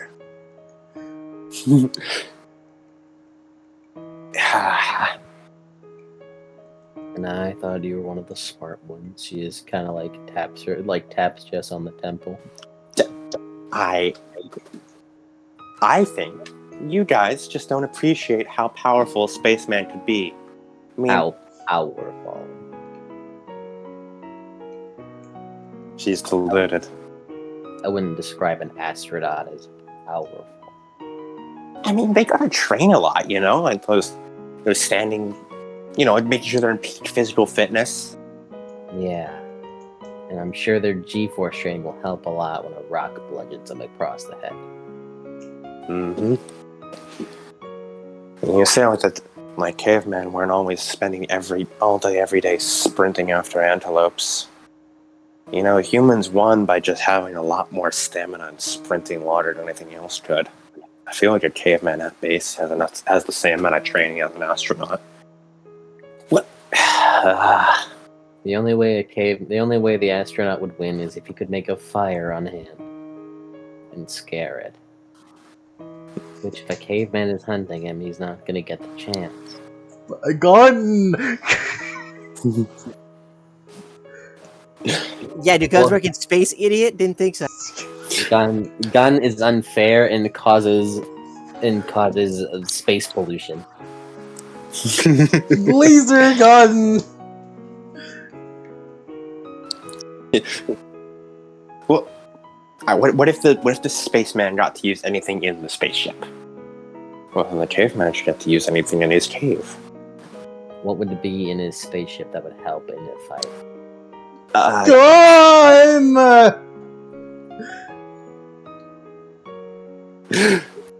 Why would they give them guns to go to space? What if there's fucking... What do you gotta shoot an alien?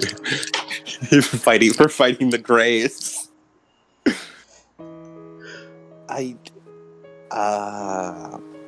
Moon's haunted. Moon's on it.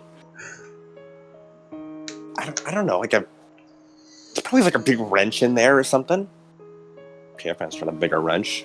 Do astronauts carry weapons in space? Not generally.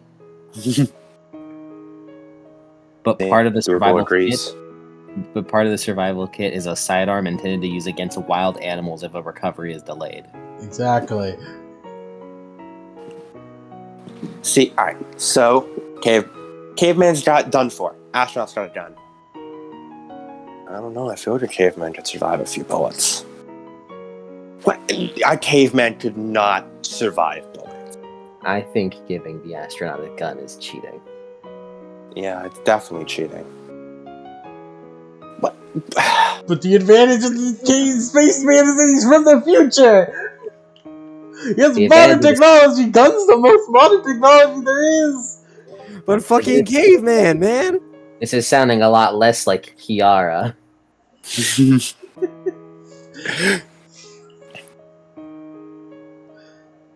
As Jess and Yuki continue their spaceman versus caveman debate, with Aki chiming in on both sides, or chiming in on team caveman. I want to give Kiara Christmas. As they both sort of pause their debate, look over. Oh yeah, I mean, I guess she hasn't really experienced one before. She nods. Well, we need to get some gifts for her.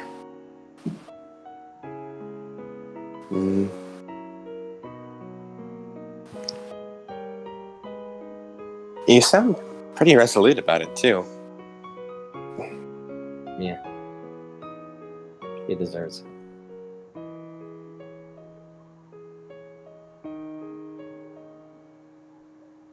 Are you okay? She You nods. feel like you've been off. She shakes her head. I mean, Aki, you can tell him a half truth. You can tell him you saw the weight of memories. I'm fine. Kiara and I just hung out a couple days ago. It's still been in my mind.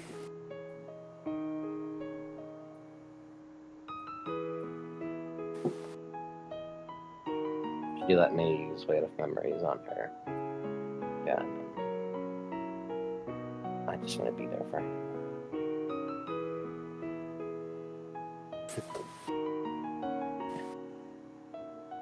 Just smiles. So, man, you really are a saint, aren't you? Huh? Shut the hell up.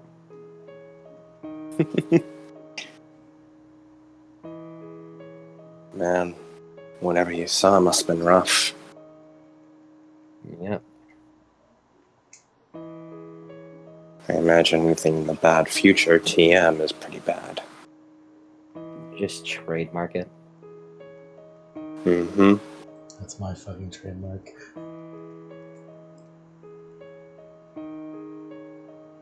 I don't think you can pad it in a bad timeline. I mean, I imagine all the other patents would have worn out. Now it does anyone to update copyright laws. Yeah, so there's no one to enforce it either.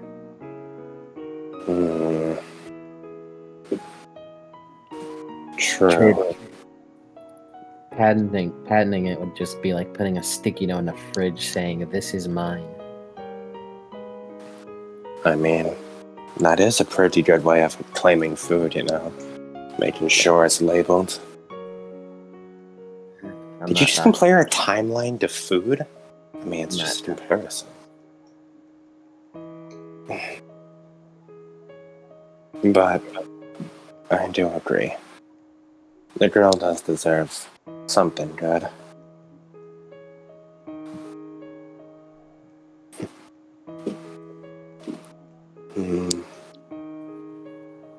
What are you gonna get her, though? You worry about what you're gonna get her.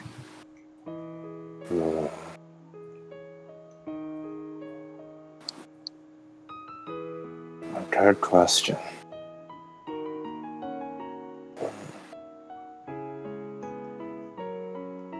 I'll probably take Kiara shopping at some point, if any of you guys want to come. If we tell her about Christmas and that part of it is giving gifts to each other, then she's gonna feel bad if she's the only one that got me. That sounds like her. You know me so well.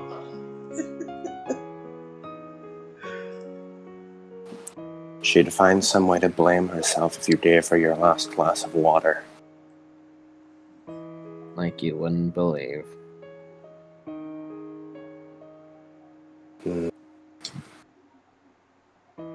You know, I'm kind of morbidly curious what Kiara would buy for us without oversight.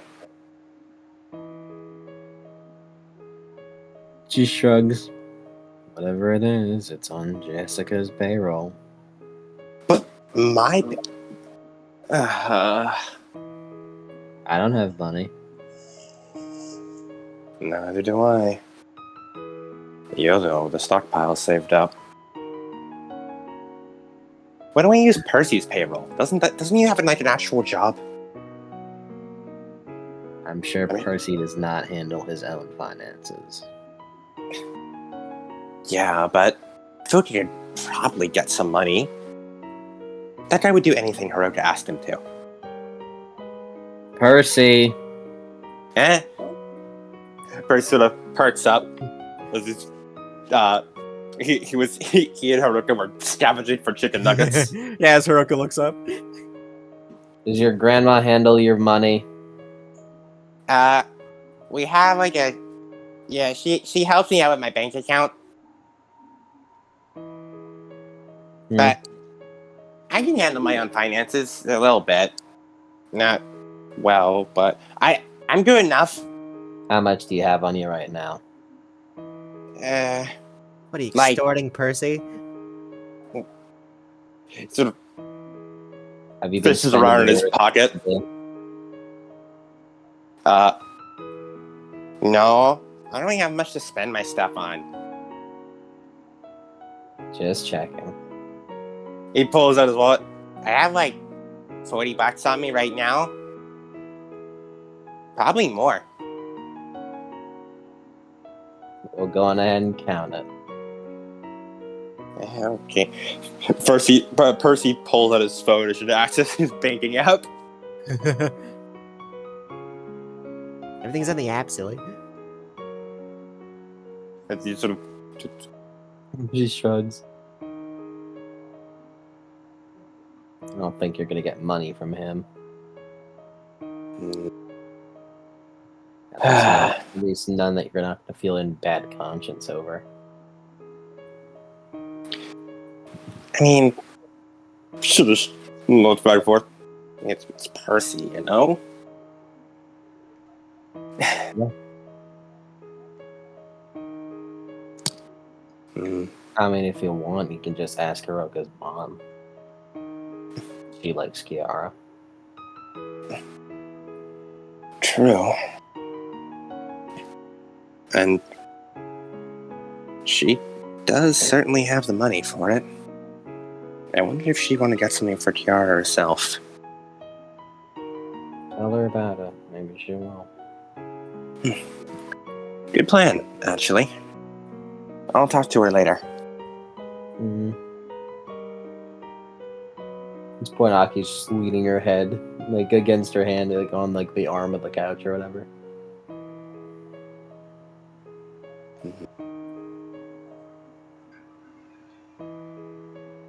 You seem to have quite a lot on your mind. Yeah. Don't worry about it, though. I always have a lot on my mind. How else am I gonna be the smartest one here? You see Yuki just sort of smirk a bit.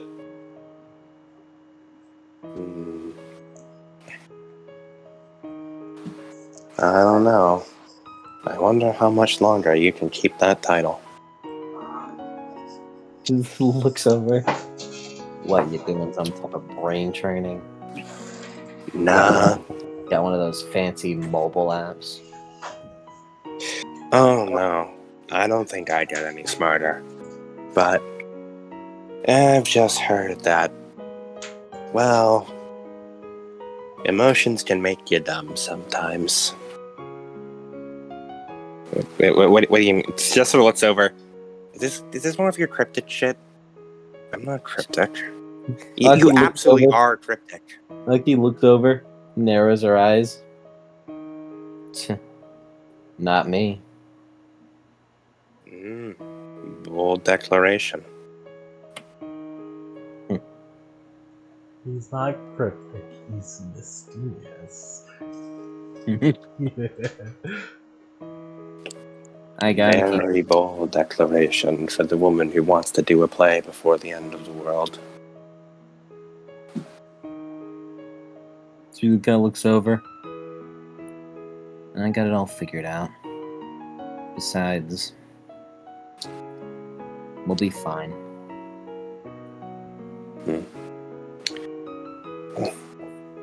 We did solve pretty much everything before. He just sort of pauses. Well, I suppose we didn't really do much, but those detectives certainly cleaned up everything before the first week was up. We did very little. Yeah. So all we need to do is do what we're good at. Not die, bust heads, kill some darkspawn. Yeah, pretty much. Which reminds me, that whole island's probably going to be a tainted place. Probably. Jess apparently has some big idea of how we can get all on there without having to worry about, me and the other non-princesses being corrupted. It's really not a plan, it's mostly just a fact. I've told you about how we can just seal the dark door before Yuki. Yeah, I know. But I know it's simple. It's just, it doesn't have to be all that complex. We have a plan. Yeah. What, were you expecting some, like, super spy heist plan? No. We can't talk about the plan, because if we talk about the plan on screen, that means it's not gonna work. That's not true. You just have to say we have a plan, and anything that happens is according to plan. Anything that happens. Anything that happens, it's all according to plan. Damn right. How did she the mastermind princess power? All I according gotta to do that. plan. I Get gotta do that shot. sometime. All according to plan. I gotta do that with Masogi at some time. Mm-hmm. You can Bullshit. indeed use the build plan action. No, not build the plan. Bullshit and say things are part of the plan. Like fucking Joseph. Fucking lie your ass off on the spot. Was this according to your plan too, MDA? That's right, I had it all planned out from the beginning. Truth is, I just got lucky. But The island isn't floating.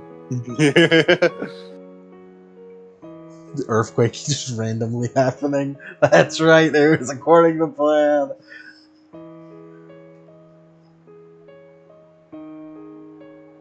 Well, I guess we'll have to find... I'll probably need to get a tree for the warehouse then. Maybe that can be my gift. Getting you guys a tree. Oh, I see. You can't think of a good gift, so you're just gonna be Santa Claus. What? Would you like to see me dressed up in red and white? I get a big fluffy beard. Yes. Yeah, it'd be funny. It would be pretty funny. It would be pretty funny.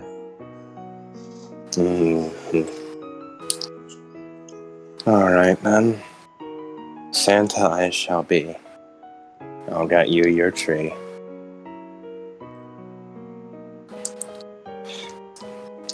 And maybe I'll find proper gifts as well. Let's see, what I'm gonna do is...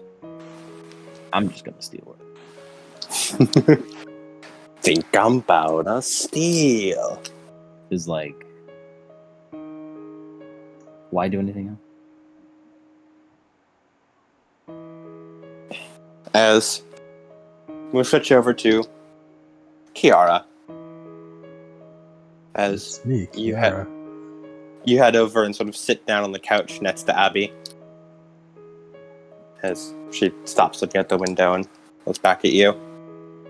Oh, hey.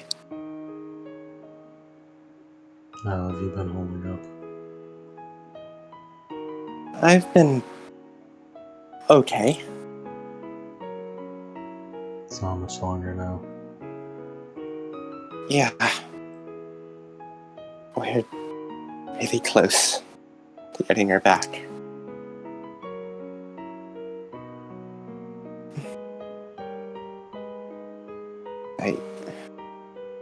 I wish I could do more to help. You're already doing a lot to help. Am I? Yeah. It's a peace of mind for me knowing I don't have to worry about something coming after her while while I'm not there. That's good.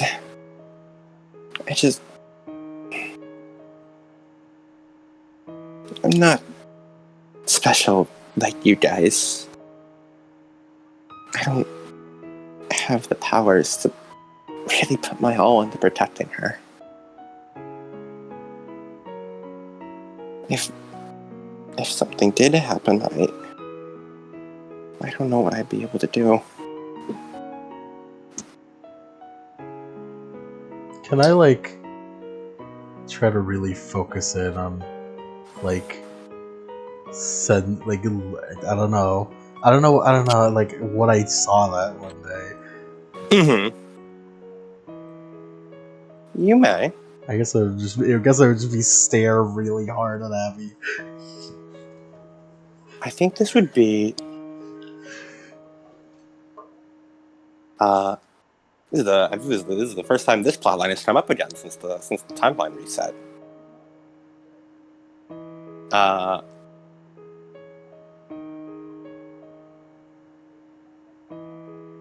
As roll me memory plus inner light. Interesting.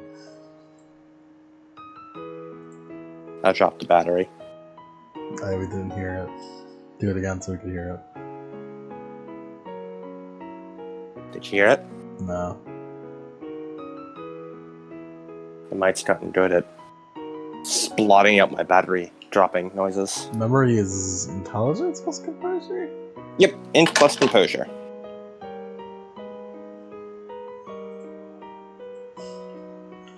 I got willpower, fuck it. Oh yeah, I also have Destiny shit this session.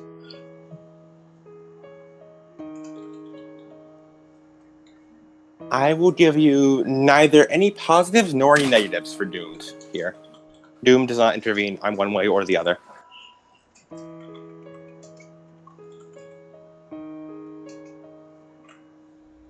This is outside the radius of Doomed.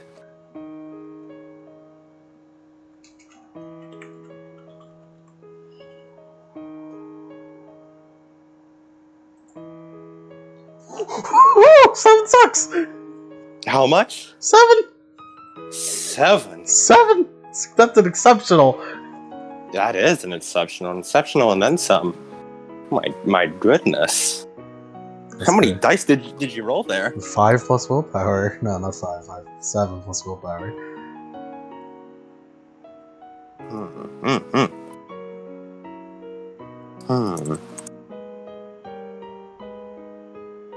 Alright,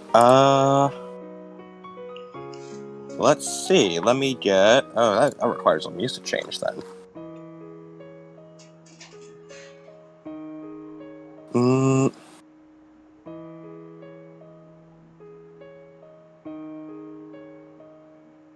We'll go here. I feel like more Witch's Heart is good, but I'm not sure which Witch's Heart. Maybe Enderlilies. Enderlilies might be good. Enderlilies does have that good soundtrack. Because it's a Souls. Yeah.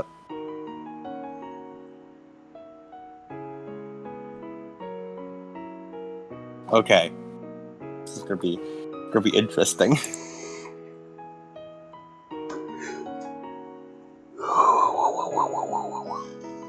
Alright, so you try to...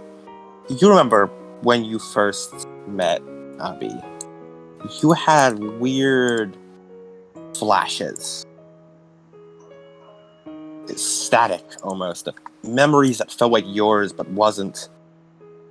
Things split between numerous memories. As you try to dig back up into those, immediately you feel this resistance, as though your mind itself does not want to experience this. Like it's something painful. Not even just to you, but painful on an almost level of the soul itself. Something that feels, as you press further into these memories, pain shoots through your body. You feel almost this rising panic, ache. It doesn't feel like it's coming from you, but something deeper. Almost primal fear, almost. Yet, it's just of this time, this memory.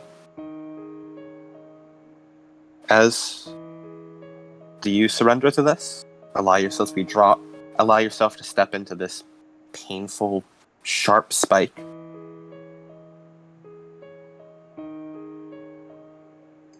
Can I do a resolve? Cause shit's been... Yeah, roll me resolve here. It's definitely a resolve roll. Just raw resolve. Mm-hmm. It's only 3 dice in my base form. I will give you +2 from Doomed. Thanks, Dethroned. I can't even deny your fucking dice. You just add dice and I can't do anything about it. Doomed. Bright side, get a beat. Uh,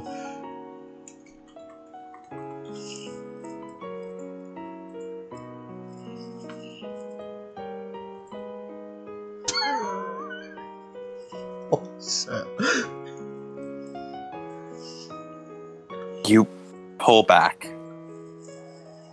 The memory is still there, you can feel it, but every part of you does not want to experience it. You feel like there's something there, but it's just pain. This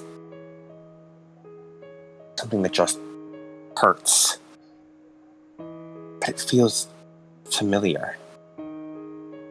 Memories that are not your own, but feel like they are at the same time.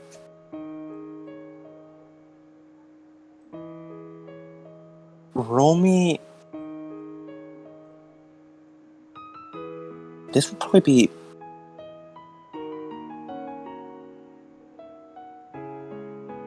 Alright, this would be sound like a weird roll, but roll me composure plus occult. Oh, what? It's weird. It's gonna be a weird roll, but yeah. Is this technically a history occult? Yes! Yeah, my specialization applies. Yes, it is.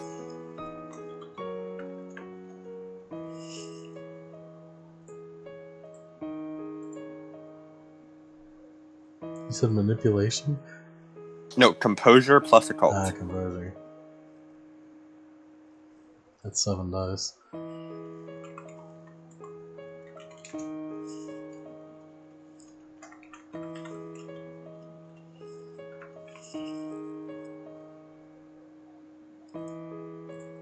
I got willpower to spare.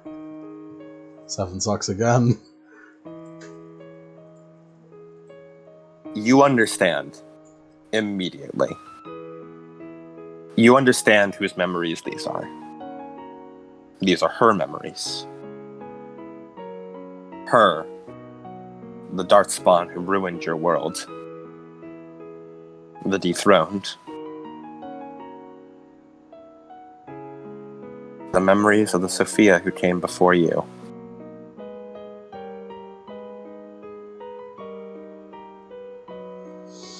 Oh.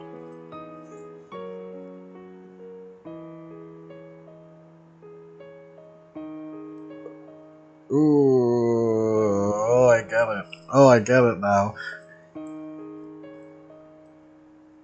And once again, you look upon that sharp spike of pain, a memory that shoots deep into your soul in panic and fear just thinking about it. And yet, it is there. In a rare moment of lucidity, it is open to you. Her memories. Her experience.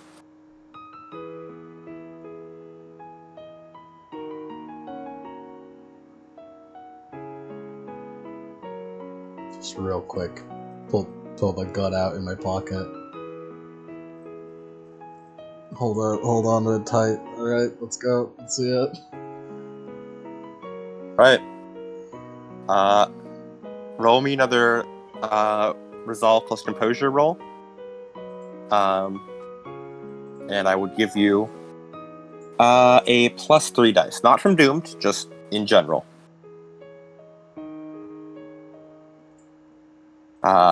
From if you hold tight onto your gun. Resolve and composure. Mm-hmm. Thankfully, due to your gun being a manifestation of your will, even if you were to pull the trigger, if you do not actually want it to fire, it will not fire. Yeah, no, I need emotional support Yeah. right now. As it, It's yeah, my emotional just support gun. Your emotional support gun.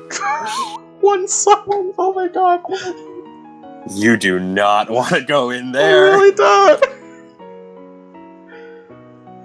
Every single part of you is screaming to stay away from those memories.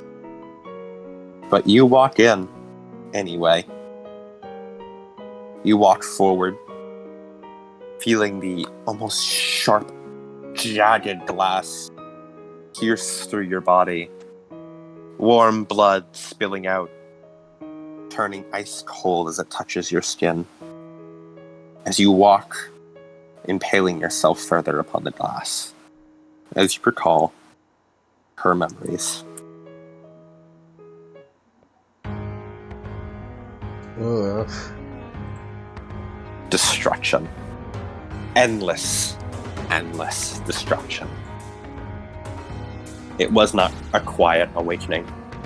It was not smooth. It was not subtle. The moment it happened, it was an eruption. Like a wave erupting, a tsunami almost, covering the entire area. Doors opening, portals being ripped apart. This endless darkness pouring out.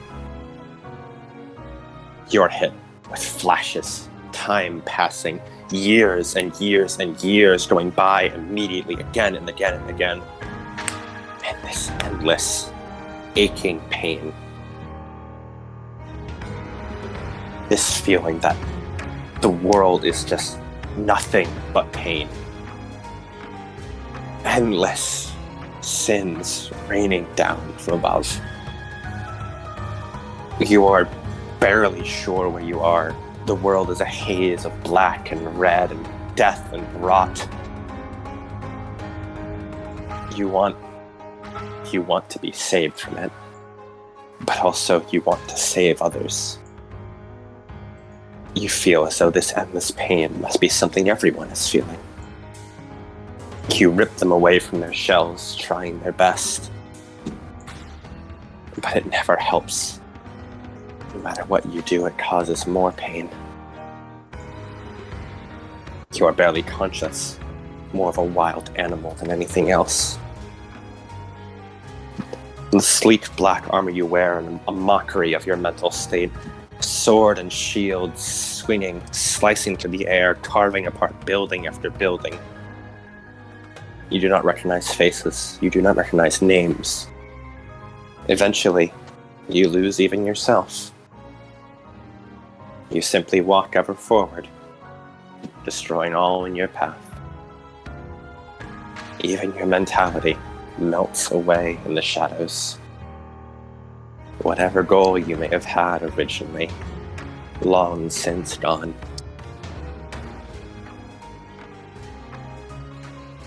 Over time, people try to stop you. People fall again and again and again. You're unsure how many of them die by your own hand, or how many of them simply die from the chaos around you. However, you vaguely remember your final days. This endless aching pain growing stronger. You aren't sure why. You feel as though the faces in front of you are familiar. You fight them all the same. Your mind numbed to everything around you. As you keep swinging, battles go by. They fight back. They get nicks in, blows here and there. You remember swords being swung, cannons firing off against you. A melodious singing voice, cheering them on, trying to encourage them, trying to reach out to you, to get you to stop. Yet you cannot hear a single word of it. You tear them limb from limb, piece after piece. It hurts physically, as you're torn apart, yet something, some smallest sliver of you, keeps shouting that this is still wrong, trying to stop even here. But it is a voice too quiet, too silent, muted, to not change a thing. And yet,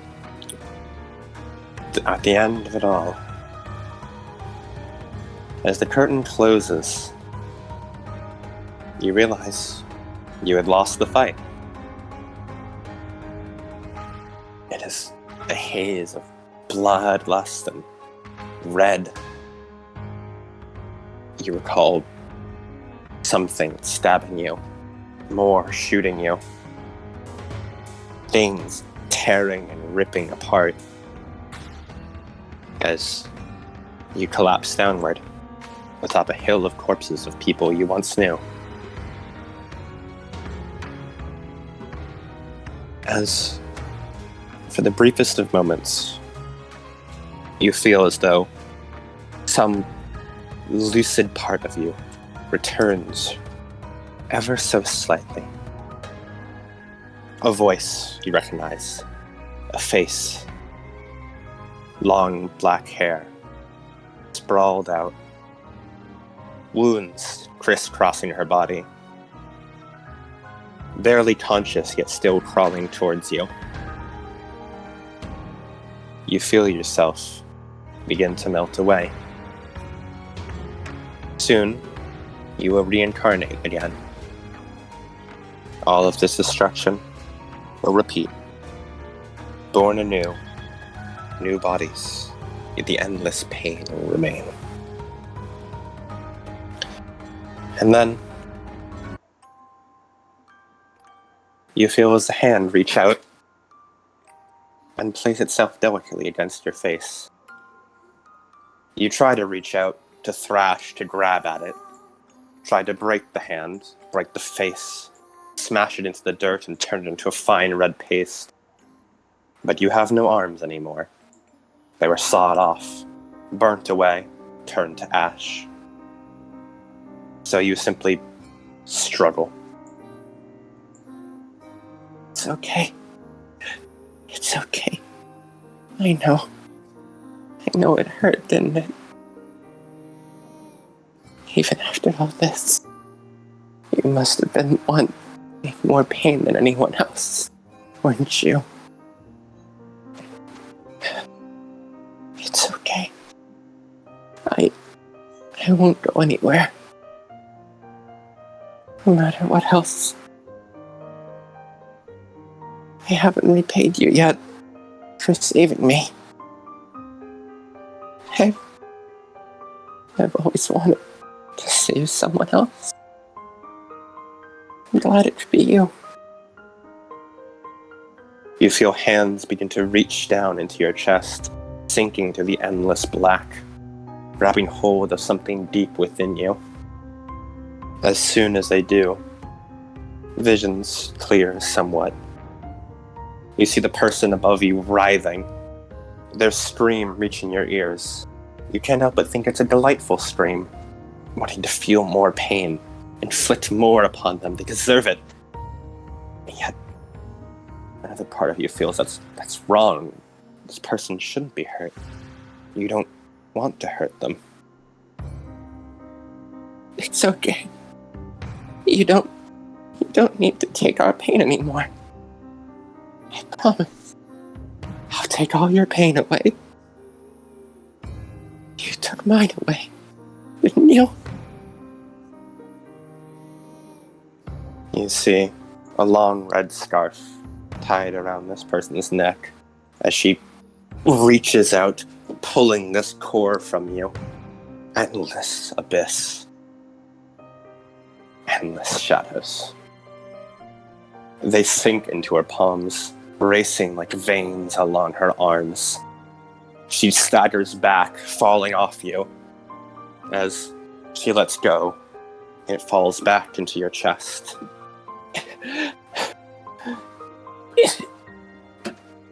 She crawls back towards you again. You realize her legs aren't working anymore, yet she struggles forward.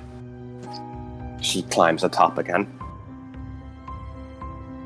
She sinks her hands in, grasping hold of the endless pain.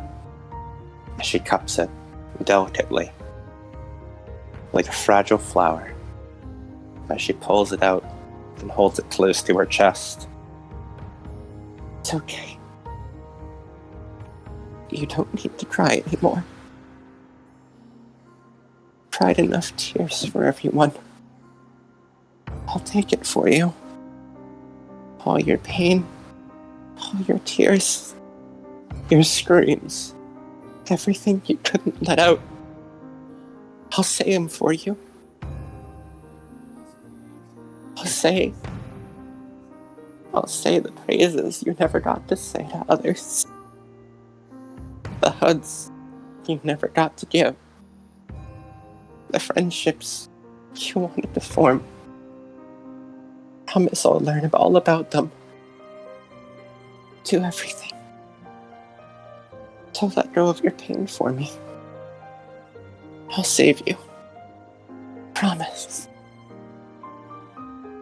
As the last of the tendrils break from your body, as she pulls out the endless abyss and shoves it into her own chest, you feel yourself dissolving away as she staggers back, screaming, writhing in pain, the black veins shooting along her body, darkness spilling out of the open wounds on her body.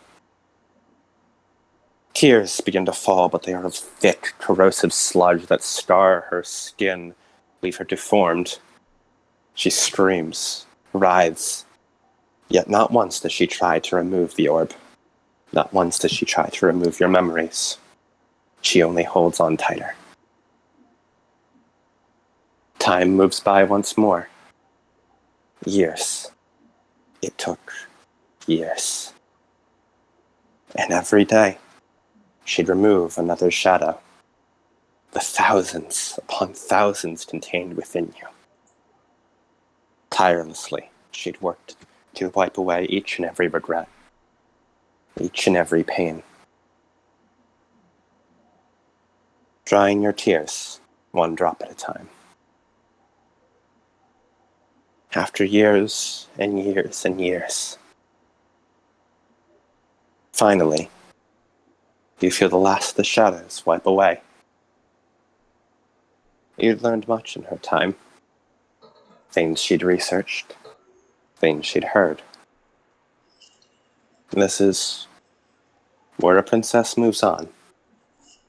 After becoming dethroned, when they finish up their journey, they can choose to move on, to finally give themselves the final rest they deserve. Some, the rare few, could choose to reincarnate, although that would simply invite more pain. As if it was ever a question. Something like this isn't enough to stop you. After all, you still have people to save, don't you? Someone's gonna clean up this mess. As you find yourself in this endless white void, this calm, warming light in front of you. As you smile, staring at the peaceful afterlife. And without a second thought, plant your foot in the ground and turn on your heel as you walk back towards the infinite darkness with a smile on your face and a spring in your step.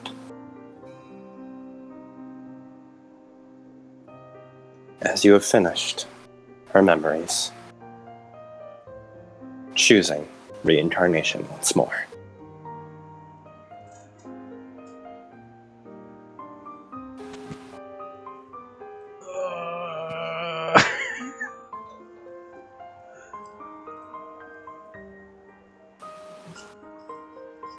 Oh man.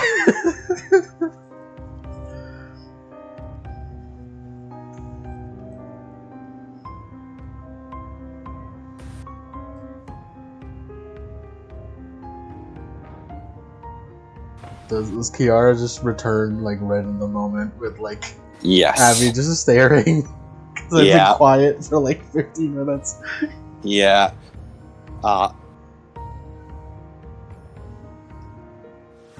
As you sort of look at Abby, she looks very concerned looking at you.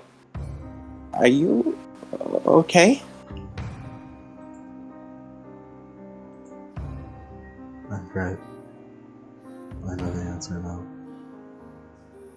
You'll always save me when it matters most. You see her eyes light up, another spark lighting them. You think so? I know so.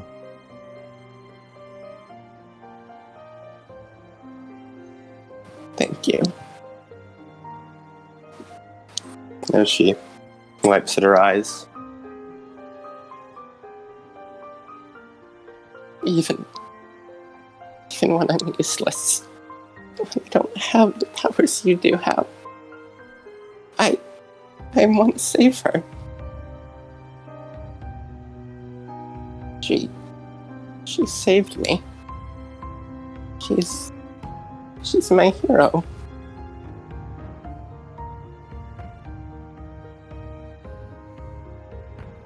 Thank you.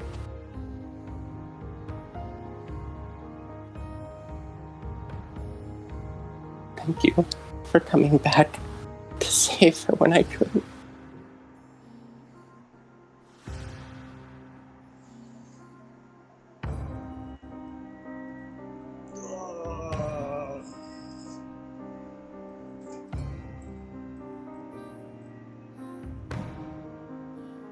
Alright, let's stand up. Falls back down to the couch. You get up, yeah, your legs immediately give out, you fall back down. Are you okay? Oh. As Abby sort of frets over you. I'll just sit down for a little bit longer.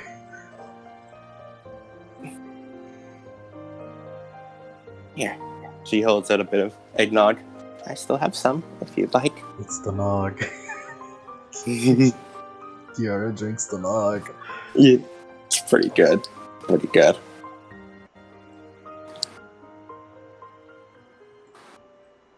As that's where we'll end the Kiara Abby social link. As the party progresses. I keep doing it. Why do I keep walking into these? It's just there's a lot of them. Wow. There's a lot of Kiara events. Okay, let's... So Kiara, what is Kiara's current thoughts after seeing her memories? I mean, yeah, that was awful, but... Mm-hmm. Doesn't still ruin the future. Mm-hmm. As you guys are called for dinner, and everyone has a very rowdy, festive dinner, passing food back and forth, shouting back and forth. Jess and Yuki eventually bring everyone else in onto the caveman versus spaceman debate, and it becomes a whole table-wide issue. I feel like Jess is Kiara... thankful to finally have someone else on Team Spaceman. Kiara would be the first to pull the gun.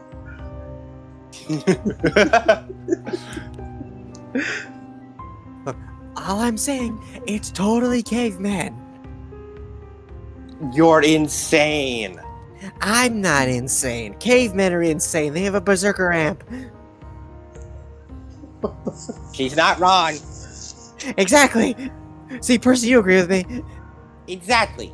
Besides, They have no defense against firearms. I mean, we all know the real answer here. as Percy speaks up, besides, cavemen with no magic. And then the debate got even worse from there. Roke is like, what? As Percy, in an odd burst of insight, brings up, well, we live in a world with supernatural, so why wouldn't the cavemen be magic? Why would the spaceman be magic? And that's where it got even worse. As then it devolved into, okay, but could a supernatural caveman beat a supernatural spaceman? What kind? Okay, what kind are we talking? And many questions such as that were asked over the entire dinner. Aki stops being involved in this conversation. Are once vampires magic got involved. are vampires forever unsafe in space because there's no day or night? Yes. Okay. But werewolves are completely fine because regeneration.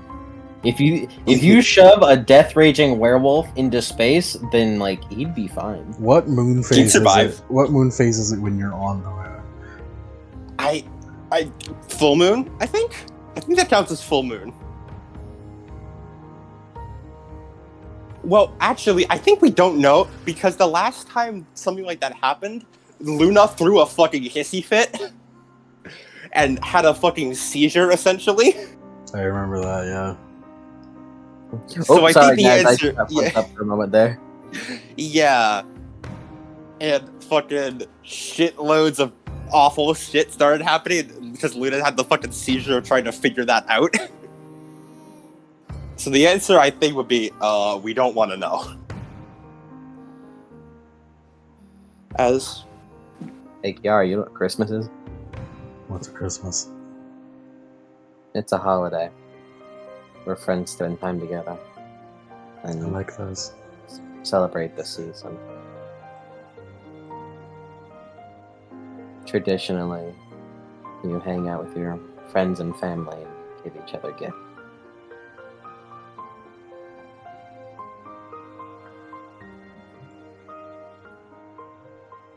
That's pretty cool. we were, Would you like to go? Would you like to get the others gifts? Yeah, probably.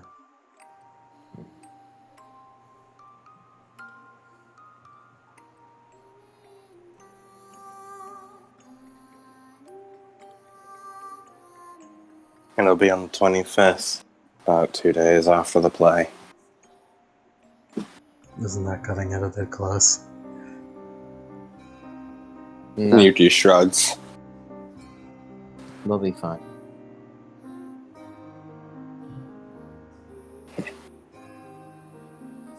Besides, you're still a little injured. I will probably be healed by then. Probably be what? Oh, okay. I don't know why you said healed. I heard it as evil.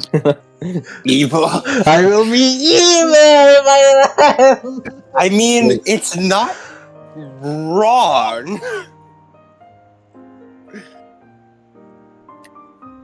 Give him the evil healing. Bro, what's The evil healing is just getting the dark spawn regeneration power. That's the evil healing. That's not at all what I was about to say. Evil! Evil. The first thing I thought of when I thought of evil healing is getting your dick sucked, but it has teeth involved. Why? I don't know. No, I get it. That's right. I'm sure. Yeah, bro, Cody came to defend me. He said I was What does that imply good healing is? no teeth. Right. Yeah, sure. No, mine is completely 100% accurate right here. Look, man. Cody's backing me. If Cody's backing me, then I'm confident in anything I would say. Okay.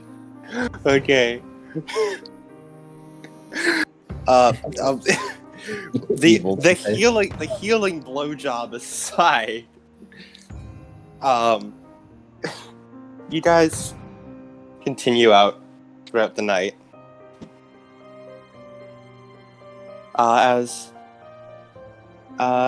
Looking this there is Kiara, there's another event with you. Oh, great. There's more. I haven't emotionally recovered. Oh god. You're not emotional. You're just not. It's not the best time.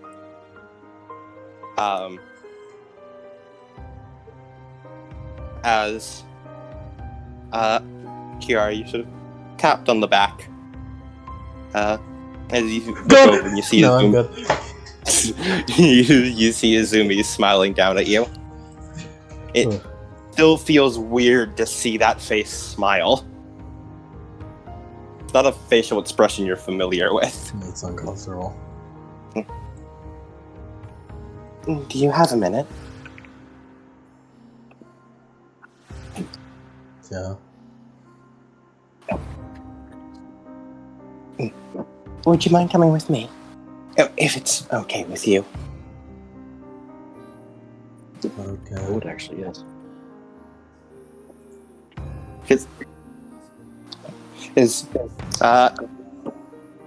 Everyone else is just hanging out with the kitchen as Izumi brings you up to the living room as Izumi sits down very delicately on the sofa.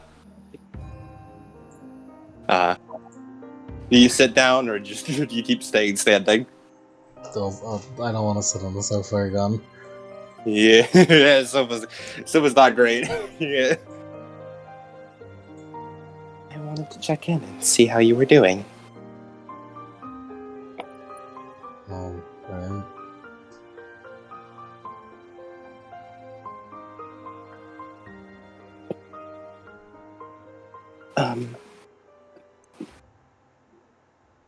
Hiroka mentioned something.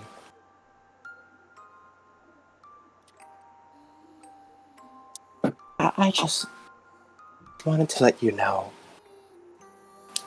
Though I may be busy, if you ever need to ask advice about something, I wouldn't mind being around.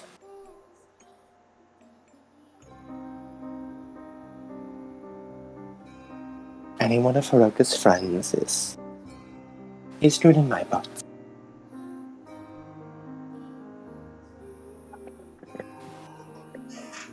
No, I don't want to be a burden. Burden? No. Darling, you aren't a burden. You're a little girl. It's okay to not be able to handle everything yourself. You aren't a burden for needing help.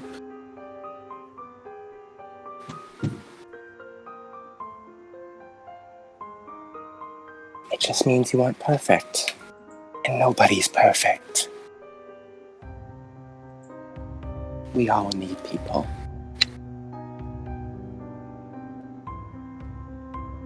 What did Hiroka tell you?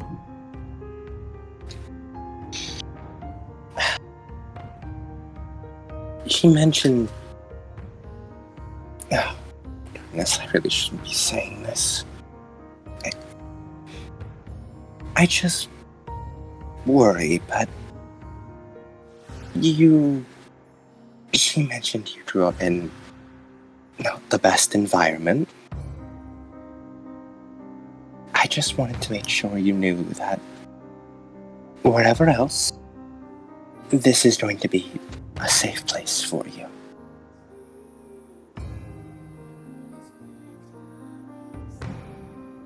And that you've had a less than normal upbringing.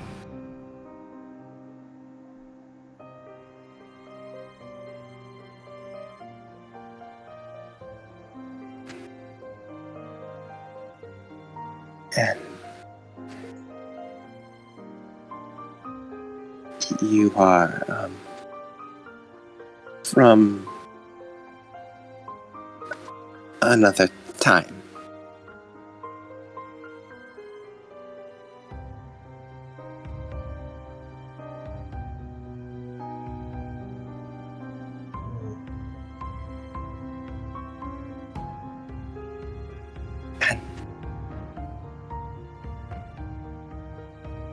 I just want you to know that you are all of Haruka's friends. I want this to be a nice, safe place for you all. If you don't have anywhere else to go, my door will always be open for you.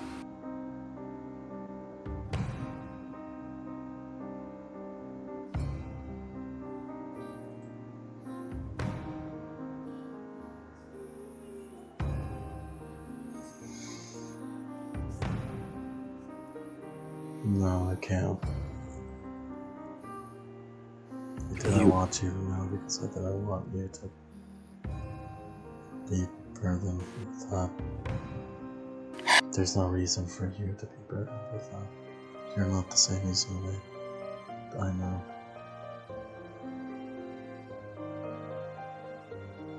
Maybe.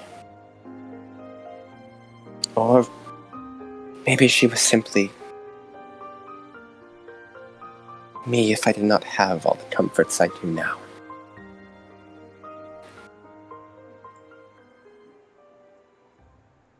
Will you tell me about her? Do not think of this as a burden, if you must think of it in some way. Think of it as a request from me.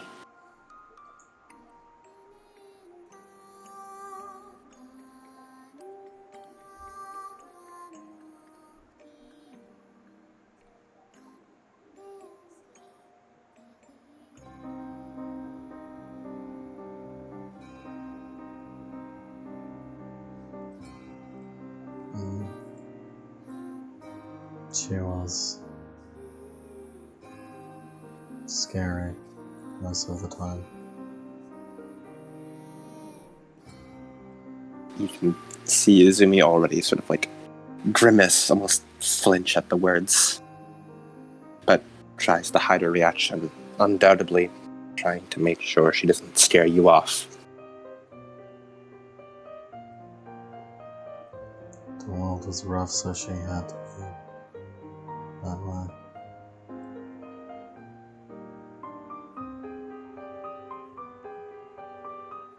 She trained me to be strong, to be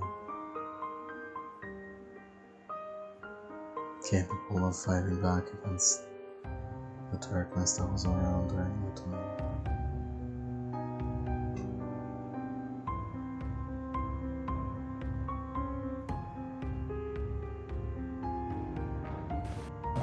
But she did still show me kindness and protect me and raise me.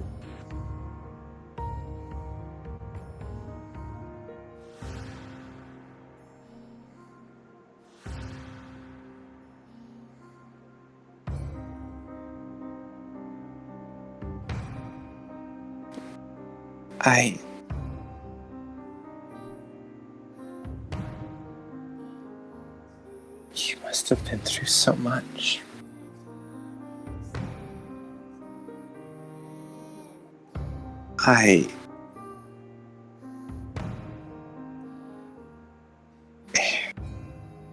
The way you describe me is much the same how I was before I met Hiroto's father.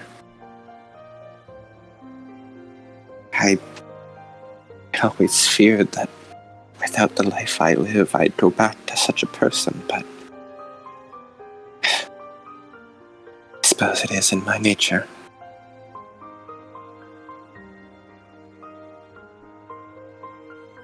I always had a feeling. She always told me that she lost something very important in the world ended.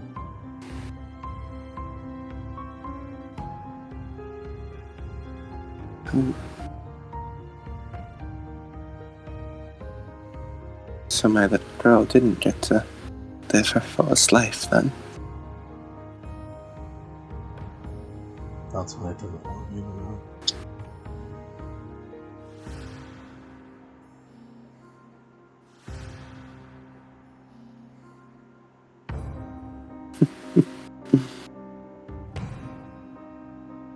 I wonder how much of my bad habits I instill in you, girl.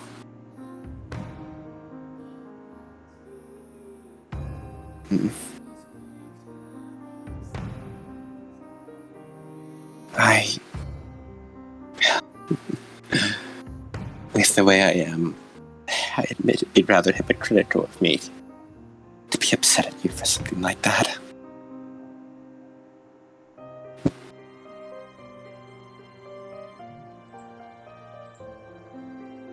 But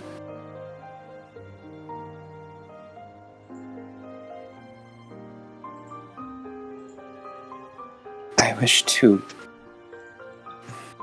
I'm not sure. Maybe make up for all that you didn't get. Who I was in the future. If I raised you then, in that time, then without a doubt, I considered you my daughter. You deserve someone who can properly tell you it's okay. Do something for you.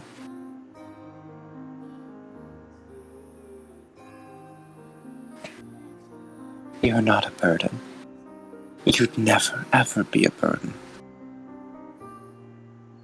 Everyone has their own troubles.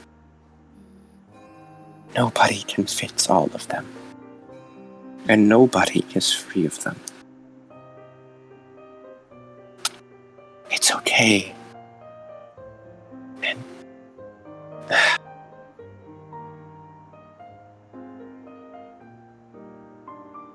sometimes it's okay to be a burden.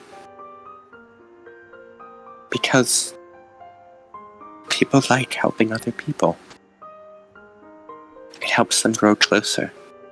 Helps them be better.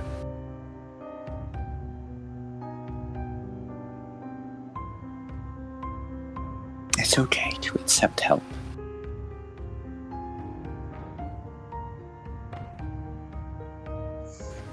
That's exactly what I didn't want to hear. You both agreed not to say it before. I didn't want to call her mom. And I left her behind to die in the future.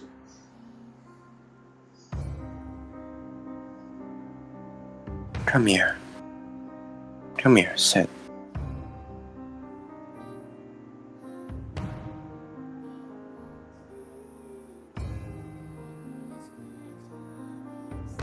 You didn't leave her behind. I don't know what happened, but I know me. Nobody knows me better than me. If anything ever happened, I would have never, ever thought that you left me behind. Someone like you. Everything I've heard, you're such a brave girl. You're so courageous. You never left anyone behind.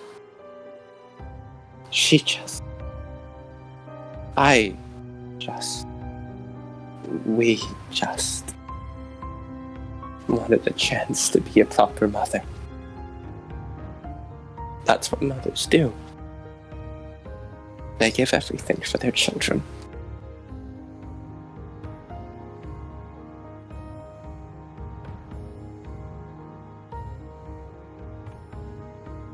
She'd be so proud of you.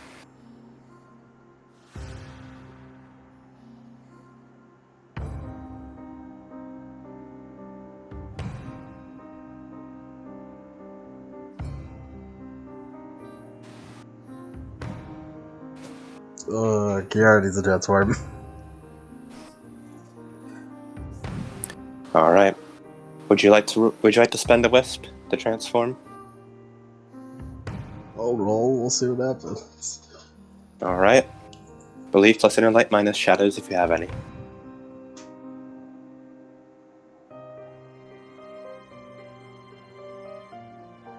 I do not have any shadows. Thank God.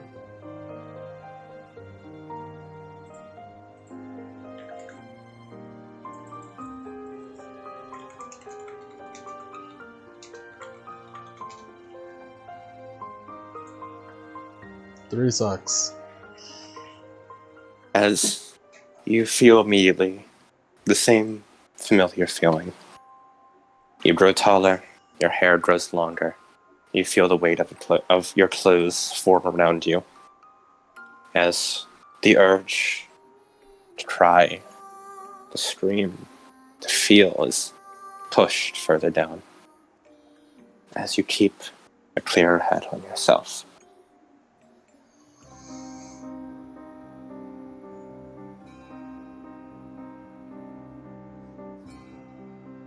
Thank you.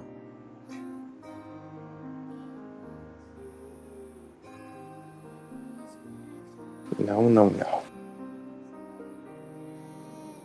Now you've gone and worried me. I've been a mother for a long time. And there's no greater tell than what you just did there.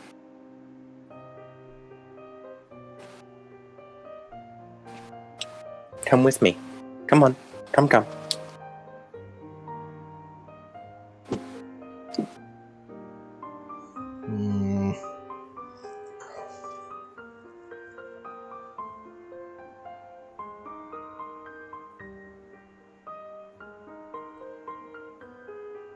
Alright, As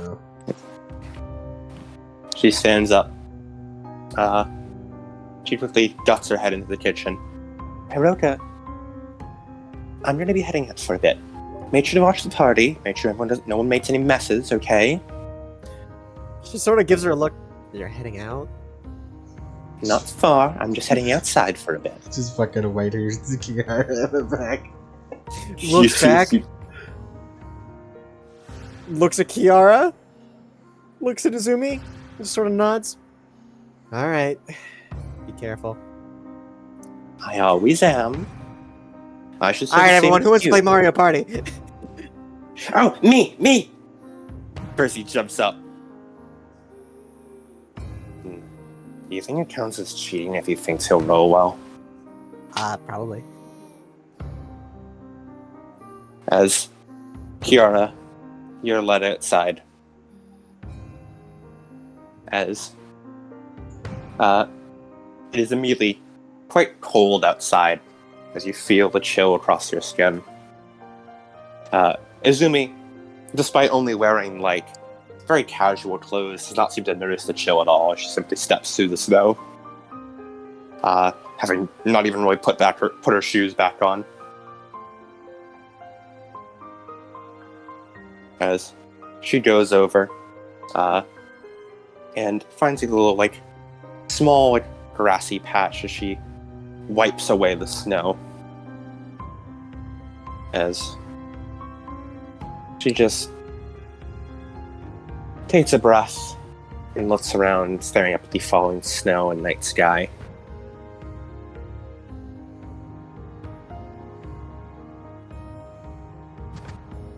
I imagine my future self explained a lot to you about what we are.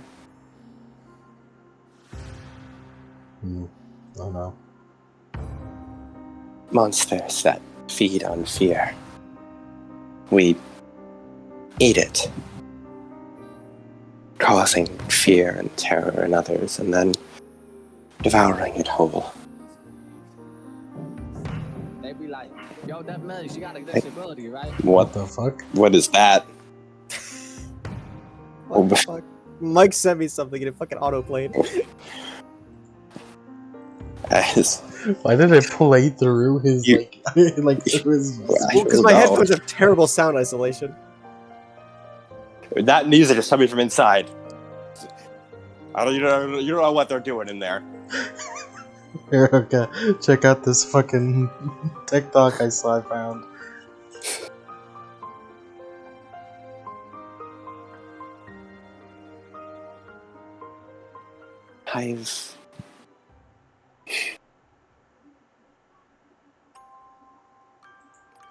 I used to always believe that I was a monster. That I was someone or something, really, who only existed to harm, to eat, to kill. I was cruel, brutal. I did whatever I needed to survive.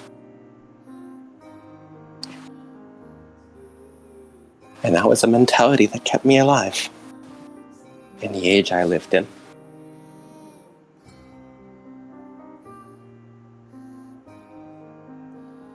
Hiroto's father changed me.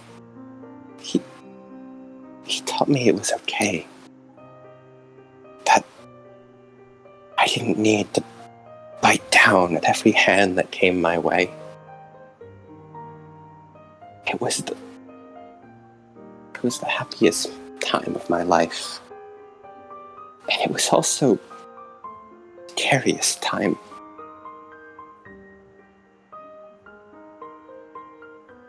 Any feeling, any emotion was weakness to me. The fact that I could feel meant it was like I was vulnerable. Like I was hurt. That I wasn't perfect. That I wasn't the warrior I should be. He helped teach me that it was okay. And I'm so sorry that I was never able to teach that to you. You must have grown up in the most awful circumstance. I must have trained you to survive like I did. But you're not there anymore. The lessons you learned, they don't need to apply anymore. I know it's really scary to show any emotion in front of anyone else. But it's okay. You're not weak for needing to cry. You're not a burden for needing to cry. And you're not any less of a strong, dependable warrior for needing to cry.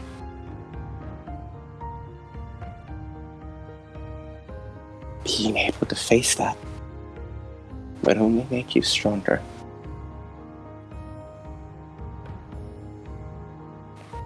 I know. Whatever it is you're doing, must hold it back. But it's okay. You fought so hard. It's okay not to fight anymore. Just for a little bit.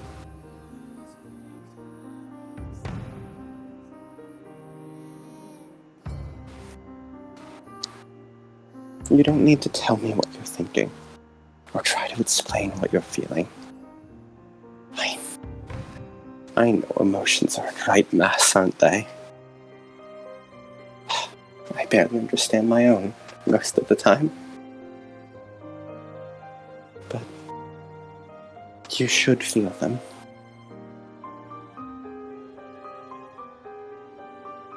You don't need to block out pain or guilt. You're brave. You can face it head on. You can take whatever the tide throws at you.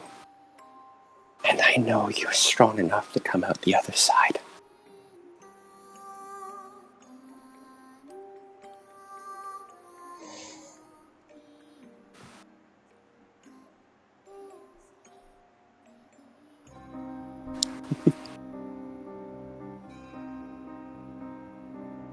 After all, I raised a strong daughter, didn't I?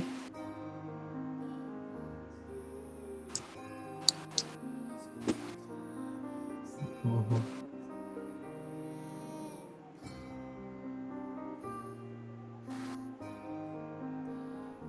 She must have loved you so much. You were everything to her. pride and joy. Her third chance. The fact that you made it back here was the greatest joy she could have ever had.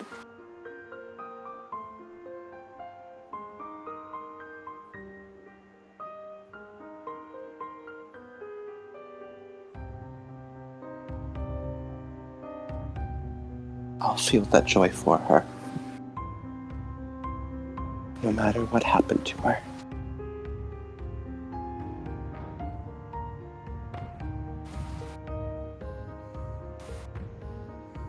Okay.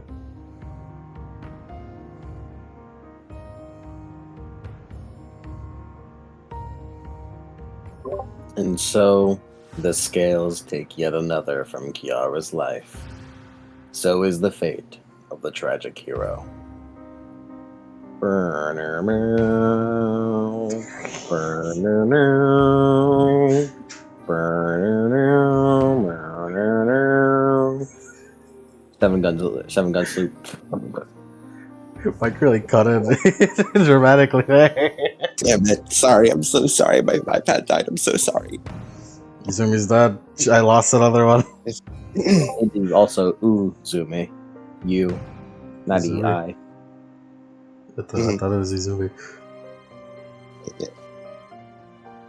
It's pronounced very similar, but it's like Uzumi. But it's also Izumi. Uzumi. That's the Pretty much Taiwan the same difference. pronunciation.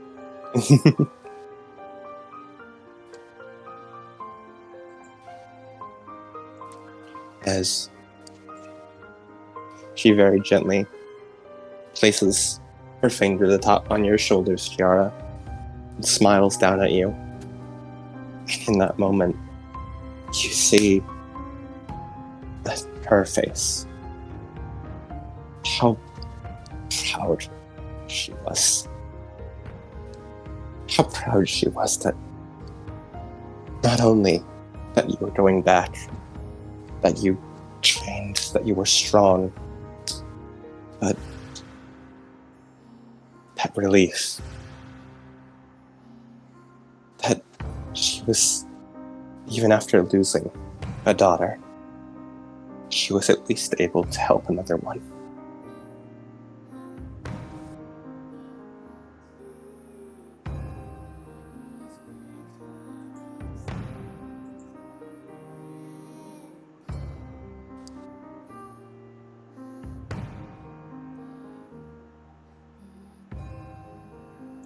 I'll transform and cry a bit. Sure. Yeah. Just a little bit, just a handful. You untransform as you almost like hesitate, as you sort of just see this massive dam in front of you, holding back everything. It's been holding back since the moment you first fired a gun, since the moment you first transformed, blotting out all that pain, keeping it all locked away as much as you can. As you go over, step by step, as you reach your hand out, you truly want to let all of this out. And you'll feel like you'll drown in it. This endless tide. It's almost too much. It must be too much. You'd be consumed by it. Do you go for it anyway?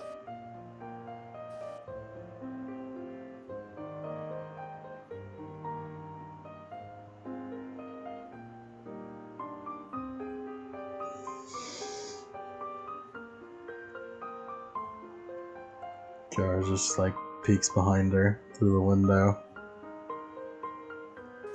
That Yuki sucking ass in Mario Party. Aki not knowing how to use a controller. Percy winning for some reason. Hiroko being angry that she's losing. Jess also losing.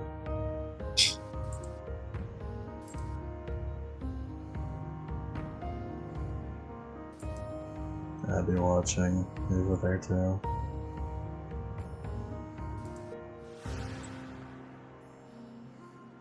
I could let go for it now. You're gonna let go of the transformation? Yep. As you let go, you open the dam. You feel the endless tide immediately swallow you whole. You feel like you can't breathe. You feel like you're drowning. You feel like you want to scream, but your voice is gone. You don't know what noise to make. You don't know what sounds to let out. It's new, it's scary, it's terrifying. You feel like you're losing it. Again, you're just trying to be a burden. You aren't holding it together. You aren't saving them. You can't save anyone like this. Everything. Their deaths, their fault. Hey, why even bother with this? It'll all be over in a few days. There's no reason to try and do all this. You should have just kept it blotted out. You should have just... As you feel arms close around you, you realize your cheeks are wet with tears. A voice you don't recognize as being your own, hiccuping out sobs. You're so brave. Thank you. Such a brave girl. You're so strong. A hand towards to your hair, a comforting, familiar presence.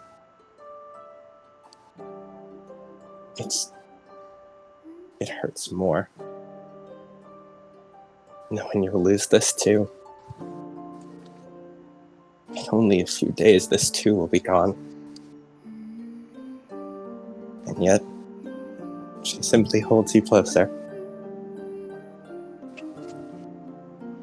You bury your face in the cloth upon her shoulder. You feel like you're making a mess. Tears stain the fabric.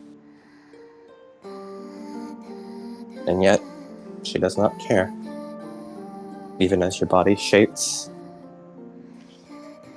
Even as you feel as though every last bit of you is losing control. She keeps holding on to you.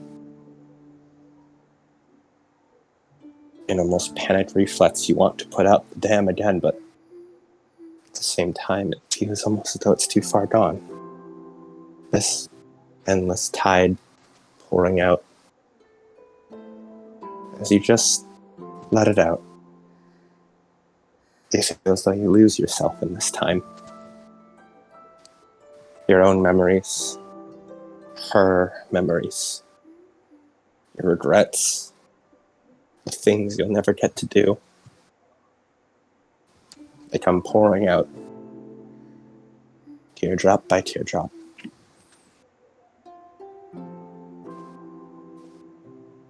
It's okay. I promise. I won't go anywhere. Not until you're okay. You were never a burden. You're a gift. You're the greatest gift anyone could ever ask for. You were always a gift. Just existing is enough. Just you being you is all anyone could ever ask of you.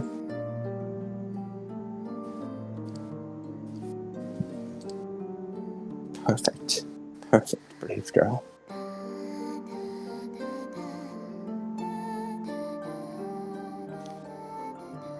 As you let tears flow,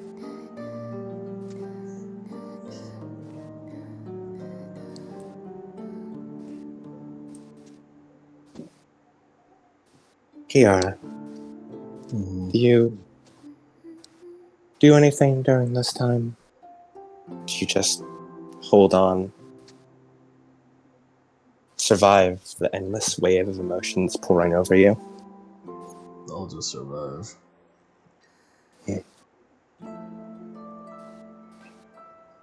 You are unsure how much time passes. Of you just staying there, enjoying just being held in a mother's arms, as though she'll protect you from anything out there. Every day, every second. And she keeps telling you, brave, strong, gift.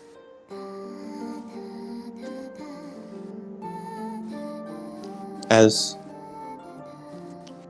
Kiara, I would like you to currently resolve the depression condition. Oh my god! As you finally decided to let yourself cry. It was Of that course, easy! As, of course, you're not perfectly mentally sound, but you feel stronger.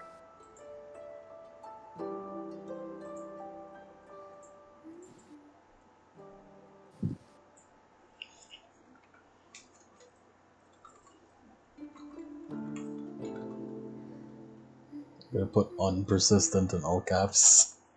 Mm-hmm.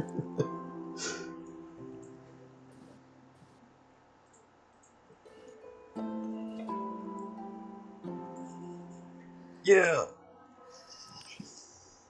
As, after a long time, eventually, your grip loosens as you pull away from her shoulder. She bunches up one of her sleeves and wipes both tears and snot from your face, cleaning you up.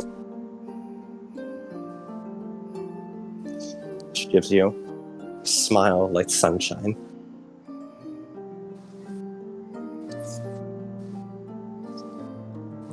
See, you'd always be the bravest little warrior.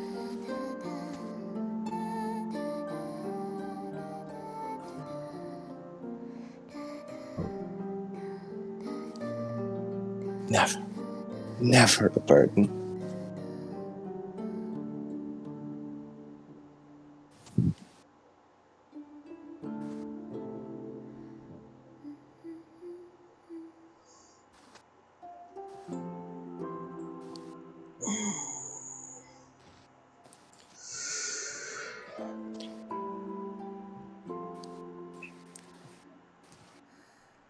Would you like to go back inside? Or would you like to hang out here for a bit? I can get you some water. I'm going to make sure to replenish your fluids. Water after a nice long cry always helps.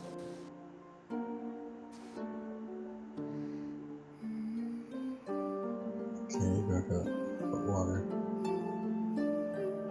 You want me to go get you some water? Of course.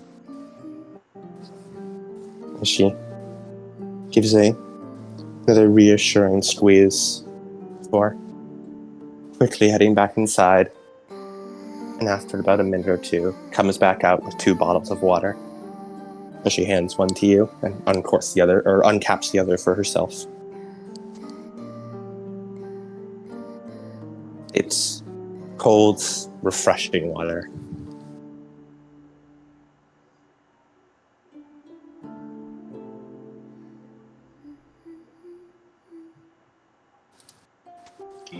As Izumi just sits down into the snow, and does not say anything. She just seems content, proud.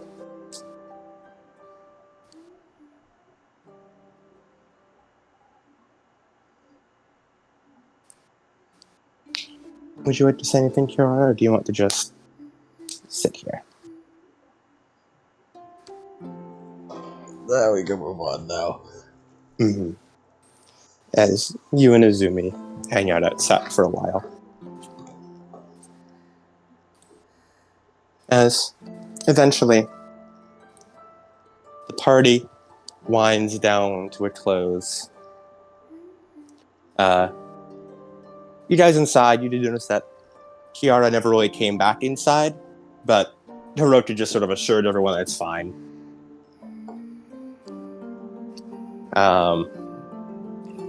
And you guys played games, just generally enjoyed yourself. And Aki, I didn't mention before, but you going out of your way to try and set up Christmas for Kiara, regain 1 point of willpower for your virtue. It's just only a 1 willpower refill. And fulfill a shadow, or resolve a shadow. I just need you to tell me the shadow, buddy. It's okay. Mm-hmm. I was full willpower. Mm-hmm.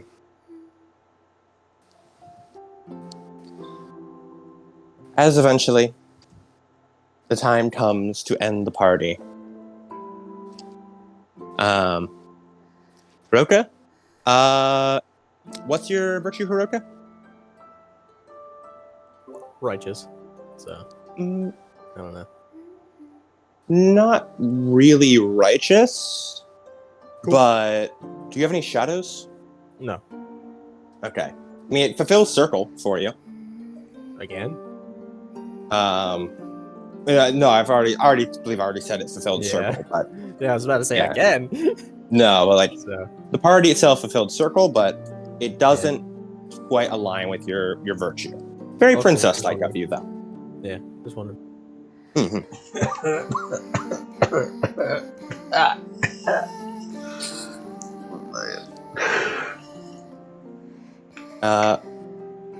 Yeah, really. Eventually, towards the end, Kiara and Izumi get back to the party. The observant of you can quite clearly tell that from Kiara's eyes are very red. That when she speaks, her voice is a bit hoarse. It's quite obvious that she'd been crying. And yet, it almost feels as though, like there's almost the slightest bit, there's a bit of a weight off her shoulders.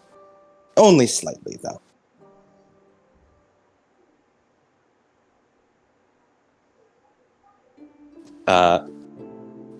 Kiara, any specific ways you sort of act after coming back to the party? No.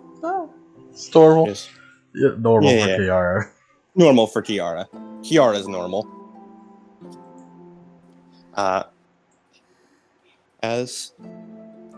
That's about as you guys eventually finish up the party and head back to each of your respective houses. I assume no one else has any other social links to do. Not particularly. Nah. No. Mm-hmm. I'm all good. Right. Yeah, you guys head back to your respective places.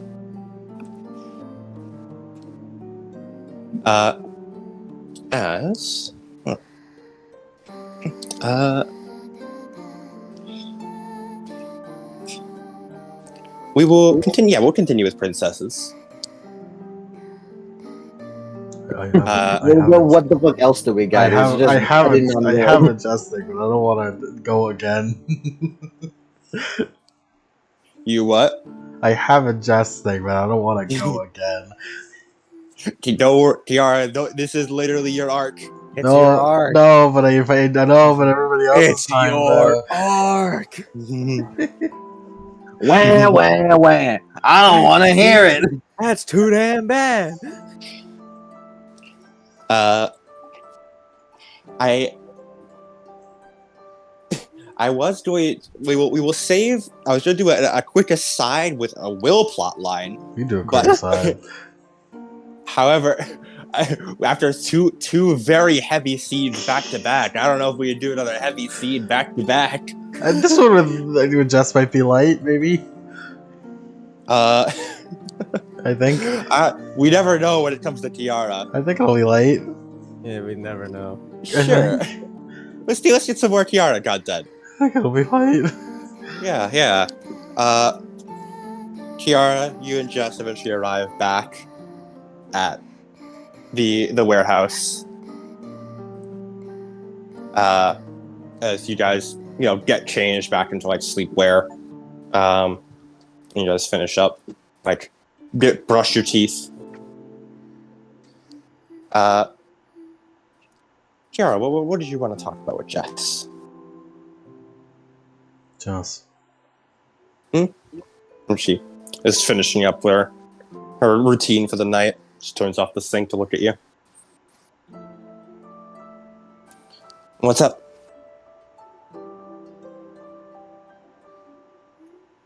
I wanted to thank you. What for? I get it now. Tilts her head. Wait. Get what? What happened the other night? As you see immediately, face turn, like the blush rise to her cheeks, rise up to her ears. Oh, I've been meaning to say sorry for that. I think I got carried away.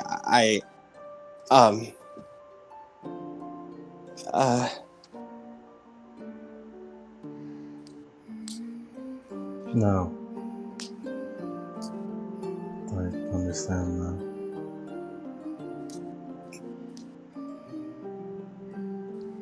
That's good. Sure did take you a while to get it, huh?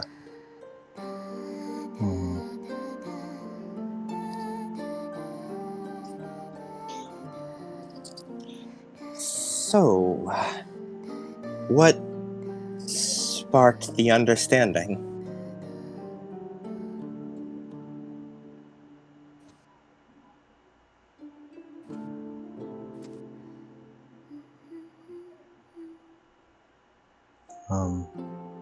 Well, first, I guess you should know that I love you too, Jess. A lot. Huh? You're very important to me, just like everyone else.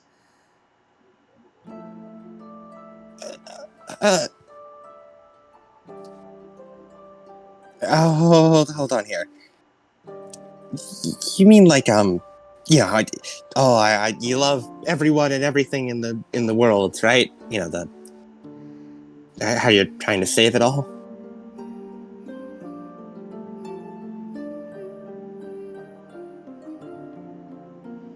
Yes, but also no. The other way too. Like a personal level.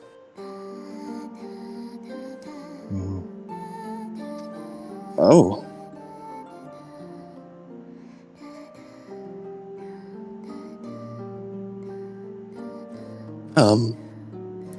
I see.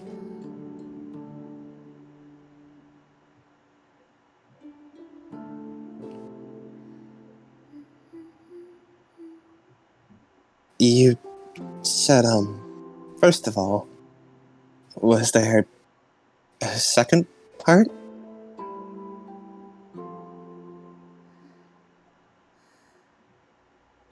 Oh, your actions made me understand that I also love Aki that way.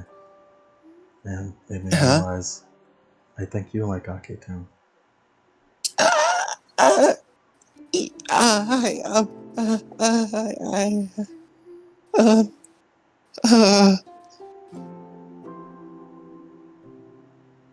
As she turns around, sort of like hands go into her hair, as she sort of peeks back.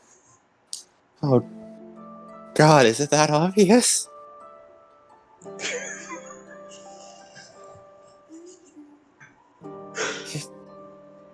Oh, God.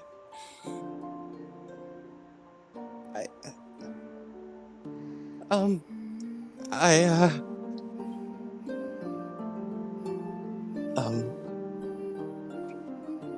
is sort of like, his face still beat red. She sort of like sits down, like on one of the cots. To be honest, I half of how I've been is I don't even know why I need to explain this. That's obvious. You don't have to explain. Yeah. Aki, I mean, she's the person who brought me into the friend group.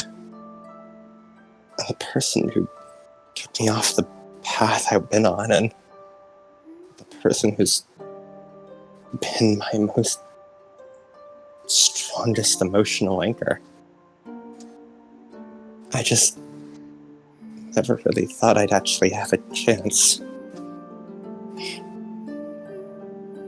And I was scared of losing her too.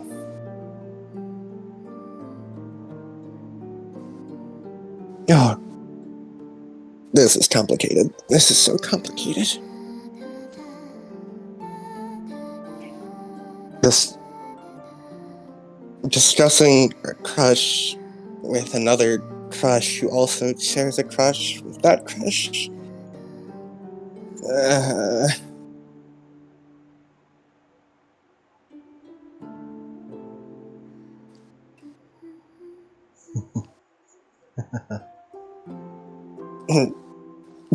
Just looks up in surprise, hearing Kiara laugh.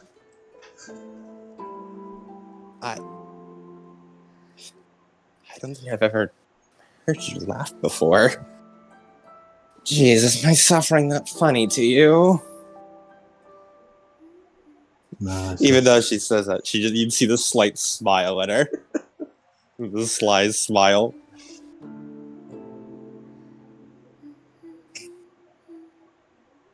I've never been in love before, so this is new to me too.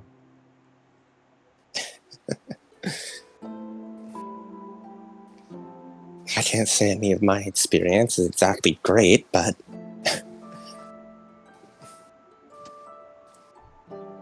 I do know one thing. You should laugh more. Your laugh's pretty.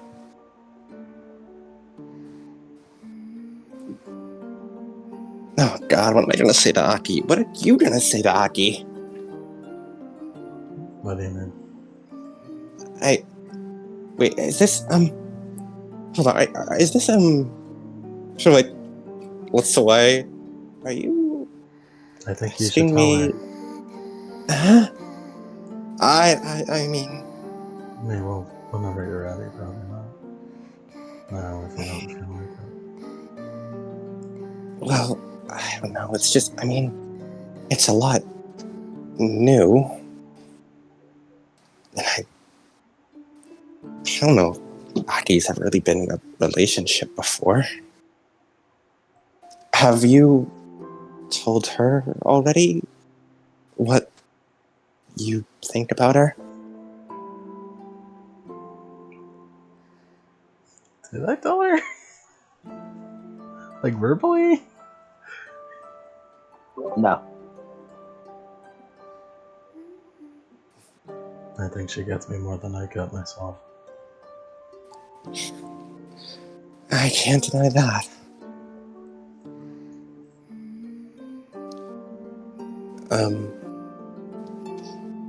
So are you asking me out? Yeah, I guess. Oh, wow, wow. I guess I wouldn't mind. Um.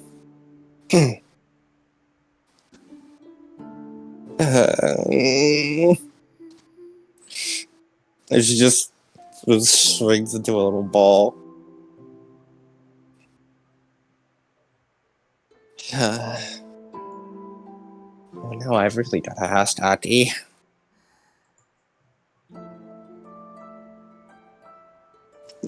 Kiara does like a thumbs up. You got it.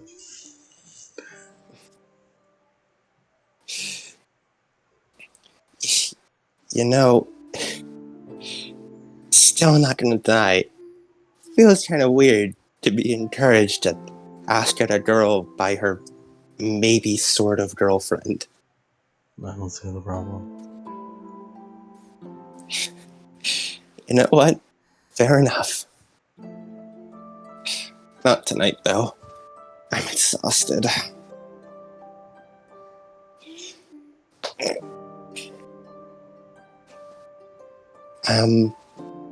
Would you want to share a bed tonight? I did with Aki last night, so sure. Oh, wow. Really making the rounds, aren't you? Not sure what that means, but okay.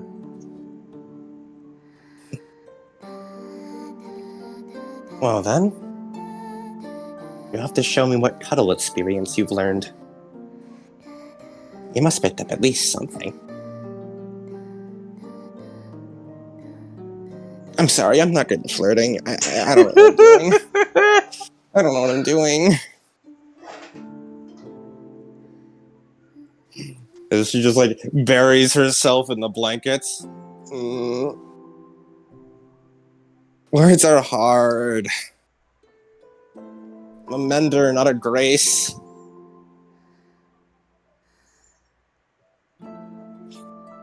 Yeah. The only thing I know how to talk to people about is explaining what a princess is. And guns.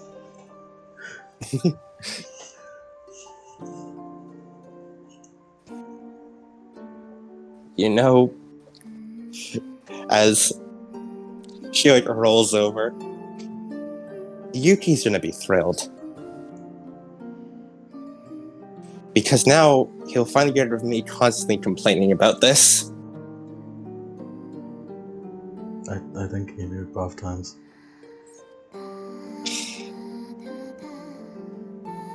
That little stinker.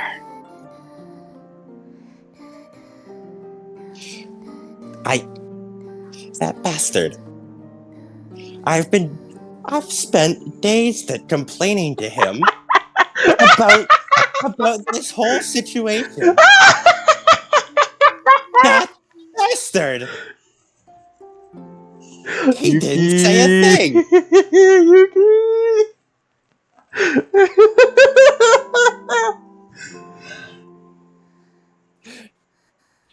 Oh, son of a bitch. Yuki doesn't show up, but he's glad. I'm sure he's glad that this didn't turn into NTR.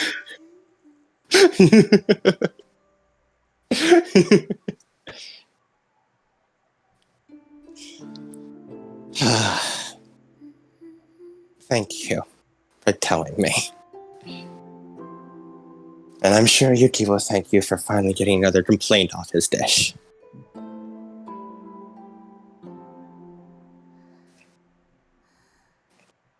Now, come here. She comes here. As you will end the night there.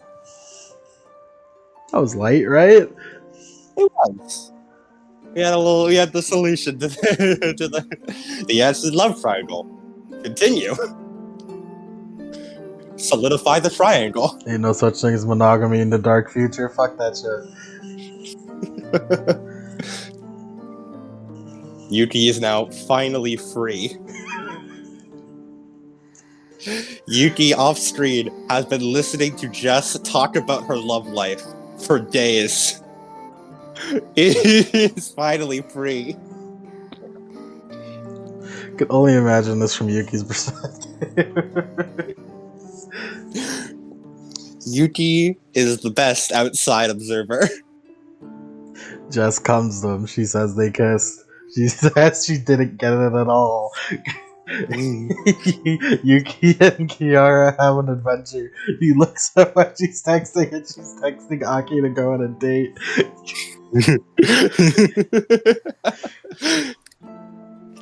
Yuki like, man, I have got into quite the trouble. This is Well, quite the this- situation, This is isn't it? quite the pickle. This is quite the pickle. Well, maybe it'll work itself out. Let's be sad with Will now. Alright. Oh, speaking of, I need to get some water. My throat is sore. So I'm going to quickly grab some water. I'm bringing you guys with me. Oh shit. Cody, you could unmute now. Finally! What do you think? What do you think?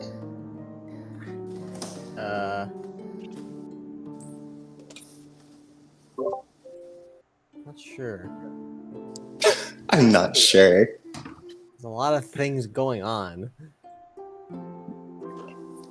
Is polygamy a sin? That's a sin, right?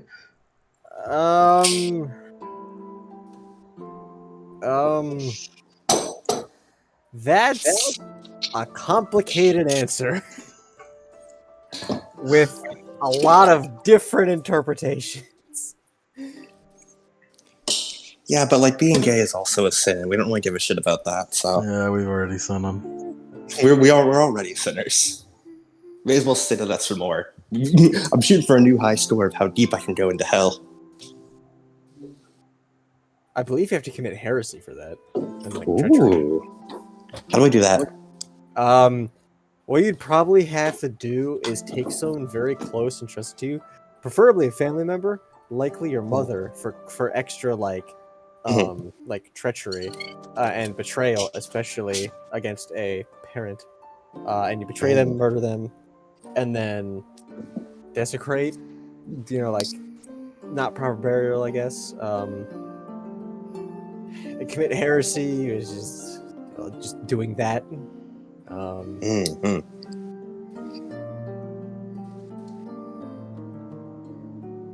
Pretty close then. I'm pretty close. Nerd. I got a good score. Nerd. Yank mentioned Warhammer. Nerd. Warhammer nerd. Nerd. Go back to the fucking mines, you little man. Go back to the mines. Wait, your leaders are just taller than everyone else? It really is true.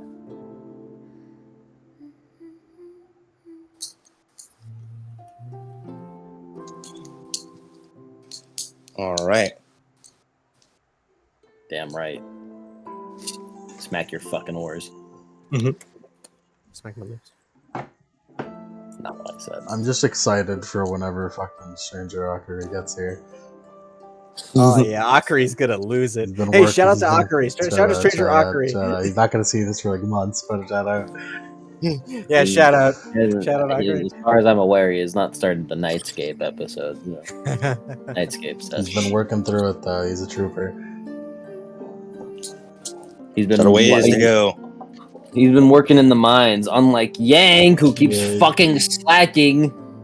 Yeah. Yank, you motherfucker. Did you get your fucking? Did you bring your fucking Rock songbird? and stone. The Ace Canary into the fucking mines. Did you bring your fucking canary? Did you bring your songbird? You fucking forgot it, did you? And now you're gonna die due to gas in the mines. How do you Yeah. feel? Yeah, I hope you get miner's lung. Black lung. Black lung. He's Don't be- right here. Don't be mean to me. Oh, brother. Oh, brother. Yeah, bro, That's that's a- not a That's fucking. a shit. That's a shit ass canary. That's not a state ordained fucking miner's bird. That is a shit fucking ass. hawk. That's a shit ass bird. That is a hawk. Let bro outside. That motherfucker's yellow and tiny and over you Won't be me doing he's trying. Bro, I'm gonna turn him into chicken wings. You try as hard as you want when you die from the I'm gas. gonna turn him into chicken wings. What's the scene now? Let me get back. Ooh. All right. We're just continuing our mop up. We're going to swap perspectives to Will. Alright, well I'm gone again. Yep. Sorry. Get out of here, Mike. And Yank, you were never here. Will. You had plans. Yes. He's going camping. Mm-hmm. This will be a relatively shorter scene. Mm-hmm. But it doesn't sound like it's going to go well. Nothing goes well for Will.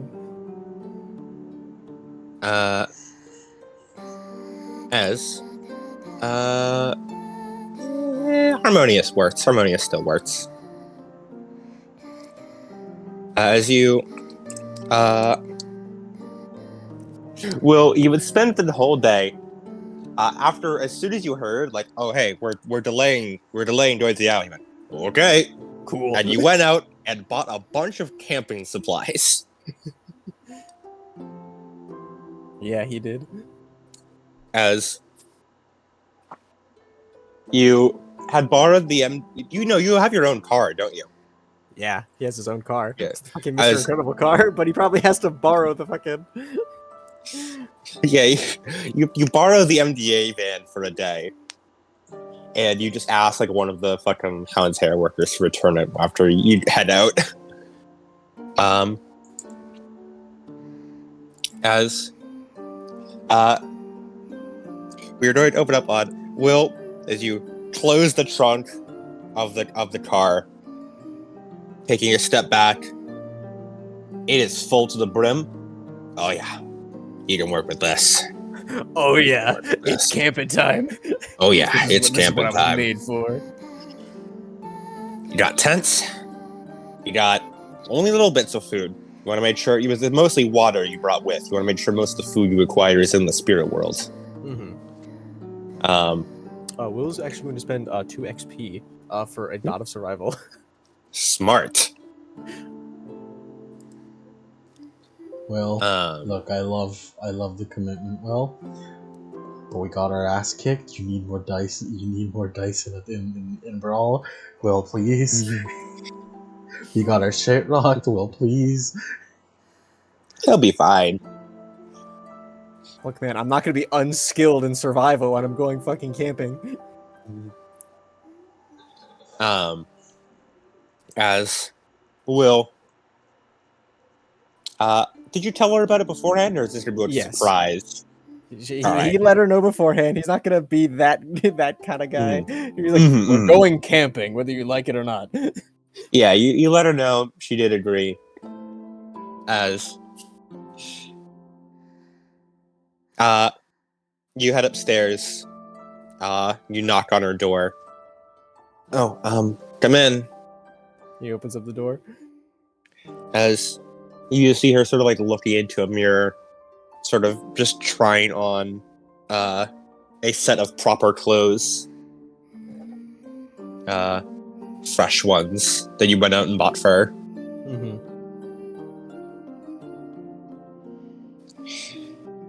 And she turns back to look at you. So, car's all packed? Mm-hmm. Everything's packed. I can't do the proper voice, but imagine that every one of her lines is very, very raspy. Yeah, I imagine. I can't do that voice, but imagine all of her lines are very, very raspy.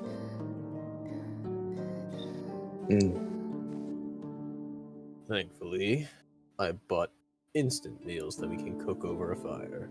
Or cook easily. I'm not a very good cook, but a lot of dried meat.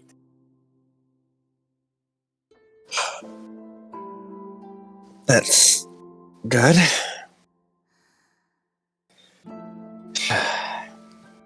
She steps up, stretches. Alright. No time like the present, I guess. Will would have also like talked to Aston. While he's gone, he wants Aston to research everything werewolves to see Mhm. if he can figure out what the hell happened to Stone and her burn scars. Okay. Yeah, Aston will be doing that. Aston, you're way fucking smarter than me. If anyone has a hope of doing this, it's fucking you.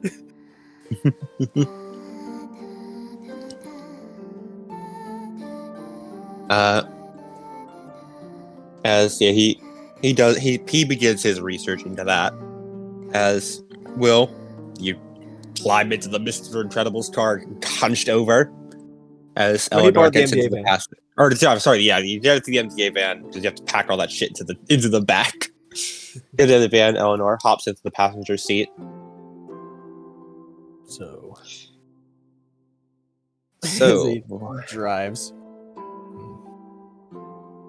I've been needing to ask your fighting style. yeah, What do you prefer?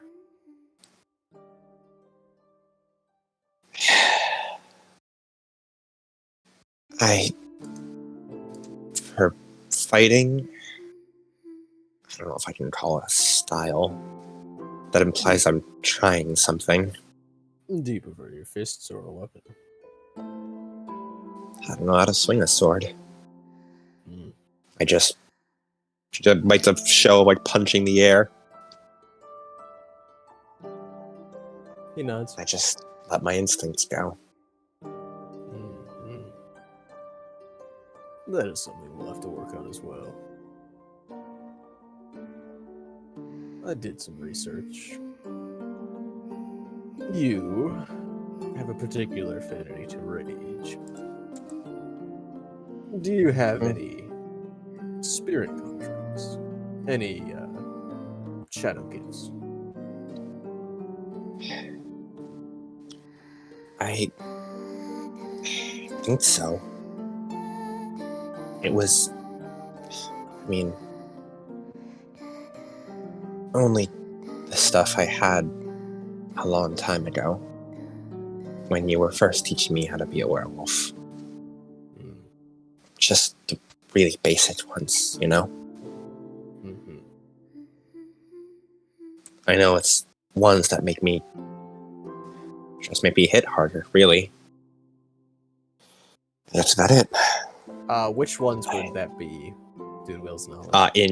In game terms, she has Slaughterer and Primal Strength as facets, and nothing else. And I don't remember which ones those are, what gifts those are from. Slaughter I is can- rage. Mhm. And what was the other one? And Primal Strength, which I imagine is from Strength.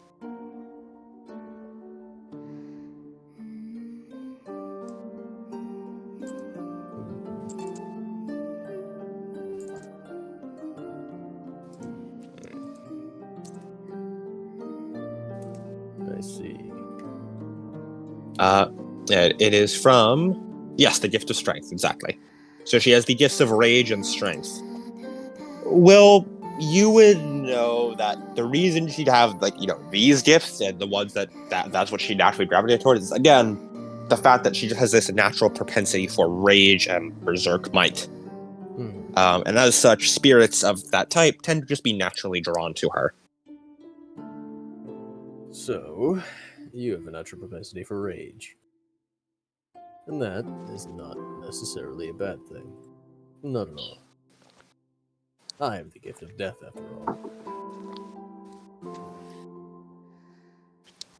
I mean, Will be. feels like a bad thing. Not at all. I've heard a few werewolves, and through the grapevine, back when I used to be the leader of the ranch, I used to meet with other leaders of packs occasionally, keeping up on the status of the world from the Forsaken's point of view. I met a few who had the rage. they were not. They were able to live normally. You, however, have been living on your own, undergoing pain every day. That is not an ideal situation for someone with the gift of rage. And nothing of the fault of your own. We'll be trying to balance out your harmony. Right now, you seem to be too fleshy and less spirit. We'll be going on a bit of a camping trip here, as I said, including hunting Shishkir Da, as you would, with you at the helm. I don't know. I don't think I'm ready for that. I just... Relax. It's a small hunt. Not every spirit is this grand foe. I suppose you'll have an easy time. Especially since haunting spirits like this, we don't fully drain them of their essence. We simply drain them down to very low, and then catch and release like fishing. Pretty violent fishing. Something else I want to check. Would Will know? So if he wants to see if he can get her the perfected rage gift, he would need to find Rage. that increases the amount of controlled time in Garu by your turns up to your rating and honor.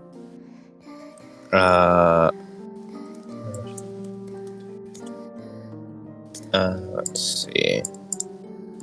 He wants to know how he would go about that in terms of, would he need to find the specific rage spirit that she No. contracted with? She already has the power within, because she now has the gift of rage. Gotcha. You'd simply need to train it out of her. If she did not have the gift of rage, then you would Gotcha. need to go find a spirit of rage and contract with it. Gotcha. You already have the gift of rage.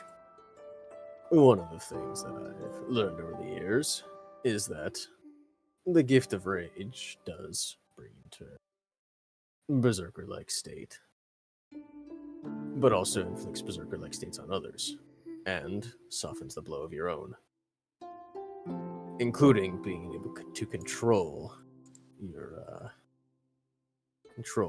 rage. I'm not going to tell you to bottle it up or disregard it. No. You have a natural propensity, as some people do. This is going to be training you in how to release it in controlled bursts. Release it with the punch, and then draw it back in, as if you would your own fist. Even I have moments where I channel the rage a bit more. I do fight with this sword and with my fists. I don't know if it should even be let out at all. It's like... That is your problem. You try to shun it, bury it, let it build until it bursts, until it can't contain itself any longer, or even the slightest twitch will set it off. Don't you know that you feel better, less sad after crying it all out, or punching a bag and lets some of the anger out? It's like that. I'm not crying or punching a bag. I'm tearing things apart. Breaking things, breaking people. Exactly. All the more reason to have a better control. Let it wax and wane like the moon. There are times for it to be dormant, and there are times for it to be active. There are other werewolves like you out in the world. You're not alone in this. You are not hopeless. I suspect that there's been a werewolf somewhere in the world at some point in time who might have dealt with something similar. You are your own person, but don't ever feel like you are alone. Not everything is doom and gloom in the world. It may seem like it, but there's a beauty if you look for it.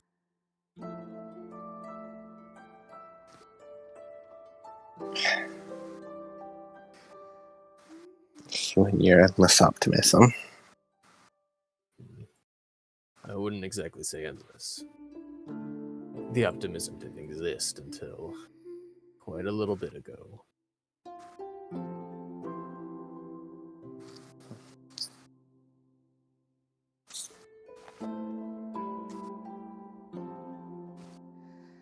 Aston and I, we weren't even on speaking terms until about a week ago. The time Really? changed quickly. He thought I was dead, and I was running like I was.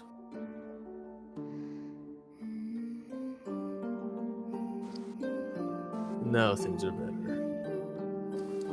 A lot can change.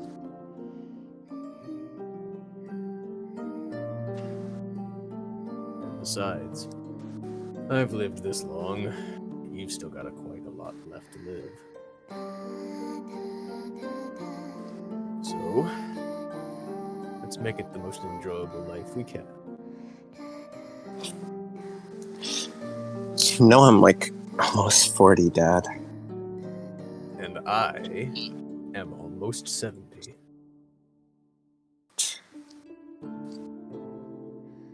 You really are Keep an old going, man. And I'll keep going until I'm 90. Or even 100 if it lets me. It will, how you are, like, if you live a good, healthy life, you could probably live to a solid 120. Maybe 110 if you cut a few corners here and there. If the fucking stress doesn't kill him first. The stress doesn't kill you first. Solid 115. Yeah, a solid 115. You got at least you at least got us to a good 100. Who knows? Maybe I'll see flying cars before I reach my end. People have been saying that since the Jetsons aired, we aren't gonna get our flying cars.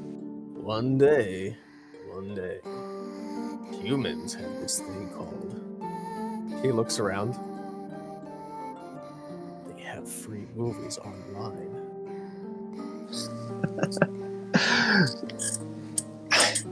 Is that such an excitement to you?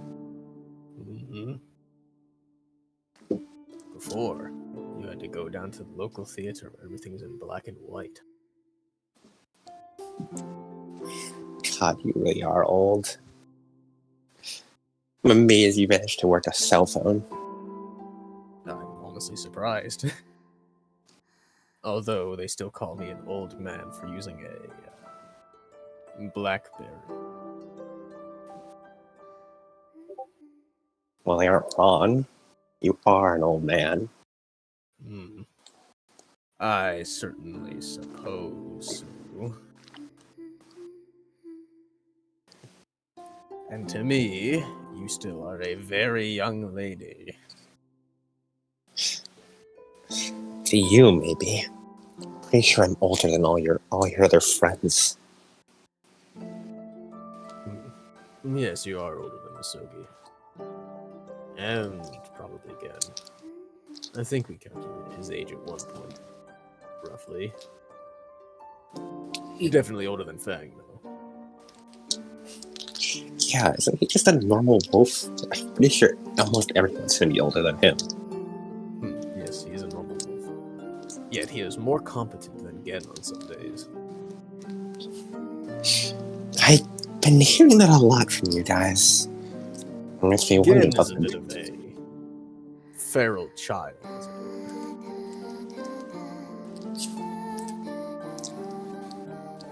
Masoki has tried his best, but only he can do so much.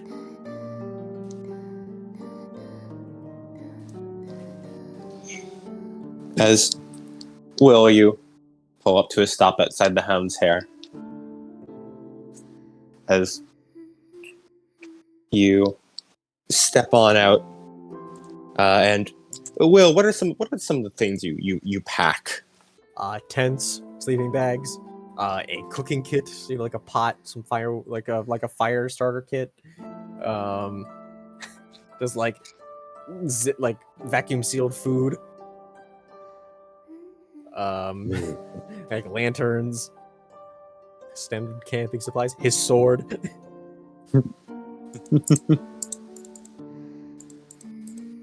All right.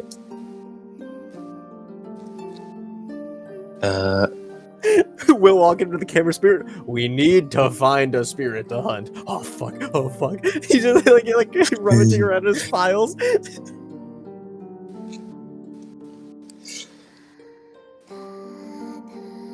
Okay.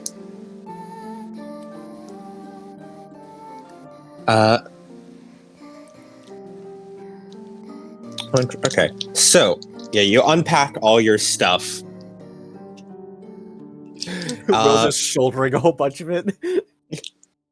You have to make a couple trips since you only essentially carry into the shadow what you have on you. So you have to sort of like carry it in, drop it off, go back, carry it in. We have 4 backpacks. Yeah. Both of you are very strong people. You guys are both fucking swole as hell. Even Just more so Will walking in the Hound's Hair. being werewolves. Going camping. Going camping.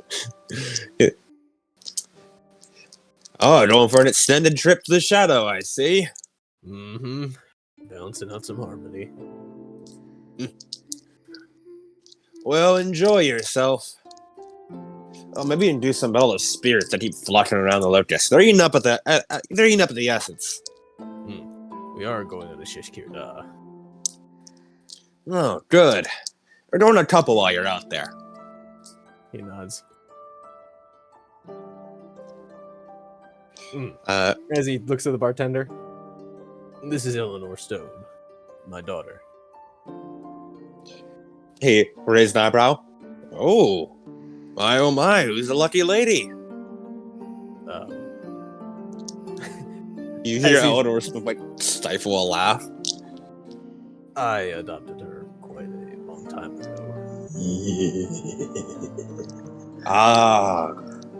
Well, we wish you luck then. Yeah, maybe you'll pull a nice broad one day.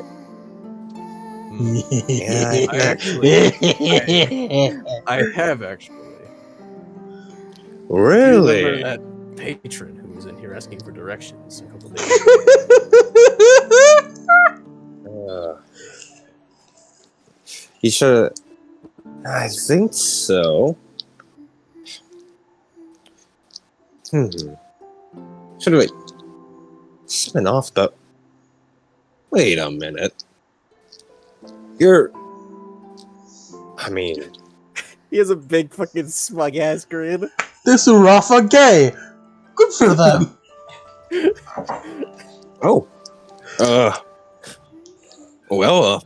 Getting the bartender flustered always never ceases to make. Sorry, I just didn't expect, a man of your stature. I haven't heard of bears before. Well, happy for you. Thank you.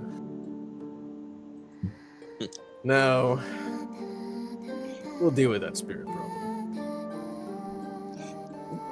Just to check, he as long lived as you, or is this like a? We are old friends. All right. Oh, please, I have higher standards than that. Hey, man, all kinds of people walk through my bar. Mm-hmm. Like Gen. Hey, now. He's a perfectly pleasant patron. If nothing else, he's a great source of enjoyment. Yes. I still remember that time when I paid you to give him apple juice instead of whiskey. He thought he was getting drunk. It's scary how strong the placebo effect can be for people. Hmm. Anyway, he sort of just a thumb back. Locust is waiting for you as always. Help yourself.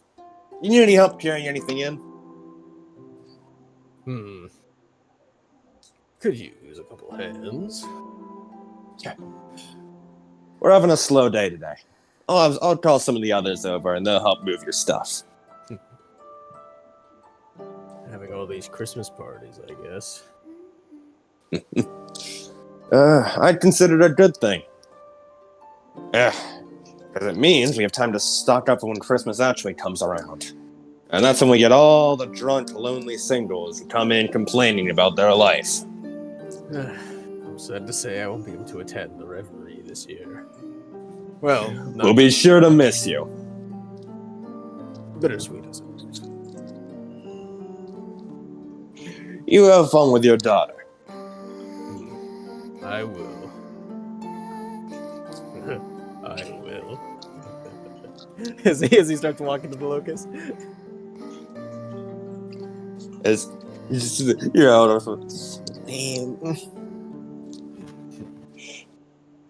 as well, you head to the locust and roll me 10 minus your harmony to enter the locust. I believe that's what it is. It's let's see, no, it's 10 let's see. minus your what? Yeah, so Like just all right. 10 No, it's dice? okay, so the dice pool depends on which direction the werewolf is traveling. To enter the world of spirit, roll 10 minus harmony. Straight up 10 To dice? enter the world of 10 dice minus your harmony. So if you had 7 harmony, it'd be 10 minus 7 for 3 dice. And then to world of flesh, you just roll your harmony. So it's harder to enter the spirit world when you're at high harmony, and harder to enter the flesh world when you're at low harmony. 2 successes. As you effortlessly phase on in. And then Eleanor sort of pauses as she looks at. And then This is like a chance die. she's gonna roll her 1 dice. Almost. Got a 1.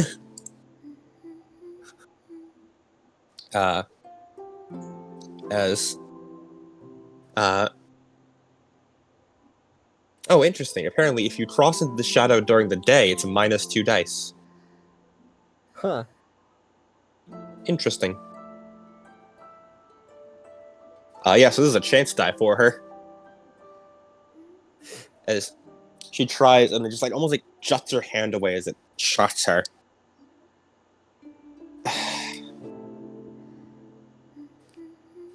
Will waits for a second. As well, you like transport back, walking through the locust, as you see Eleanor still holding Camel's Flies, sort of staring at it. I see. Crossing into the world of shadow is based off of your harmony. Well, as I said, Doesn't recognize me as a spirit. you're too human. Is there anything Will can do to help this?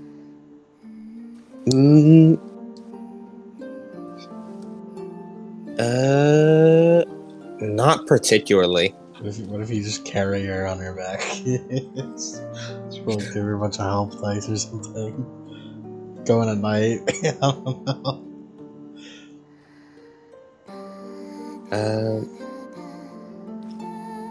Let's see.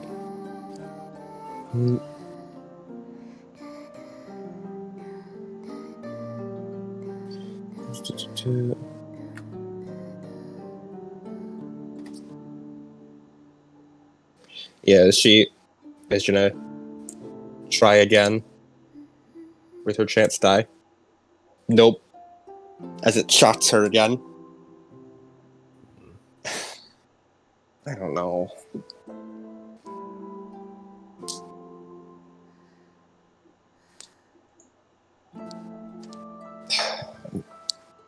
Alright, maybe this camping thing isn't for me. As you can tell, she's already beginning to lose her nerve, and you guys haven't even crossed the threshold yet. What we need to do is increase your spirit.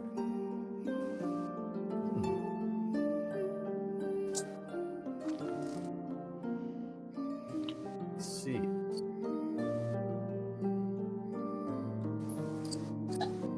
As he sort of scratches his beard. I wonder.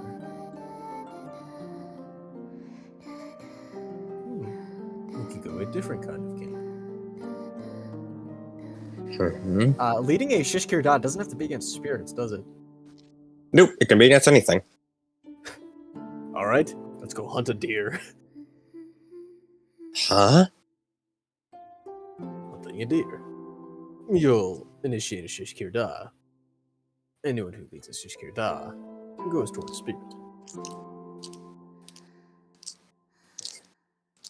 We will leave Chicago for a bit, and go standard camping.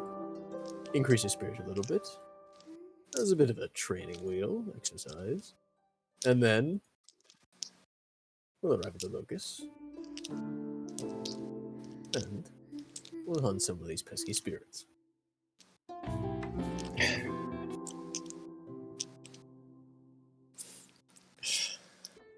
Alright. Sure. Worth a shot. Heseal. That's the word for shadow, right? Yes. Gotcha. Because I'm just trying to remember. I'm just trying to see. Okay, Heseal. Is that flesh or is it shadow? Because at Harmony 8 or more, staying in Heseal for a full day goes towards spirit, and staying in there for a full week or a month. Also. Heseal is the Heseal is the shadow. That's why you were going camping in the shadow to send you back towards spirit. Get them breaking points, but like good breaking points. Yes. As Will is going to put everything back on his back. Back to the van. As you guys were in back, you explained to the bartender, like, yeah, no, we're actually headed on out and go out to the countryside. We're going on a long trip. As you load up the MDA van and drive off. Drive off to I'm not sure where you go. You go somewhere that has a nice forest to go deer hunting. Yeah. The good thing about this is, Stowe, we won't get shot up by hunters because they're all at home at Christmas time. Yeah, not a lot of people go hunting during winter. Actually, a lot of people do, just not this close to Christmas. Mm. It's if we'd gone, say, like a week or two earlier, then I'd be crawling with them. I know because I used to try this. I used to try this when I was younger.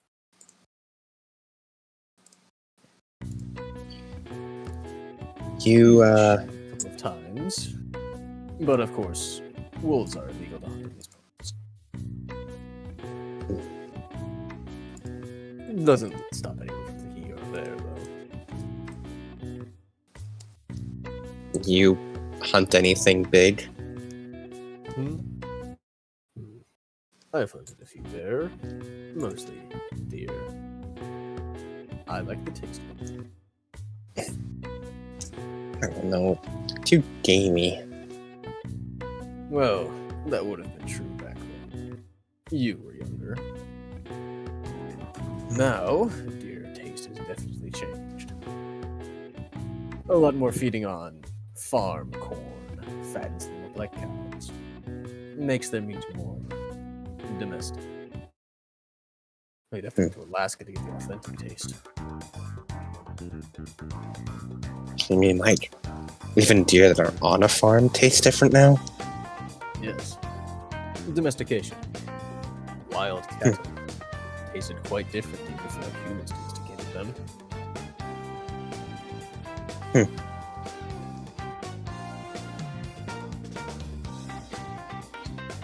Is should wait. Just fiddling with stuff, fiddling with her hands. Would you like to play a roadside game? I'm still nearly 40, Dad. Come on. I like my roadside games. And I am nearly 70. Sure. I spy. That's it. That's it. That's it for him. She does actually ask me along the way, in between the roadside games, as she sort of pipes up of, so, I guess this means I need to join a tribe, won't I?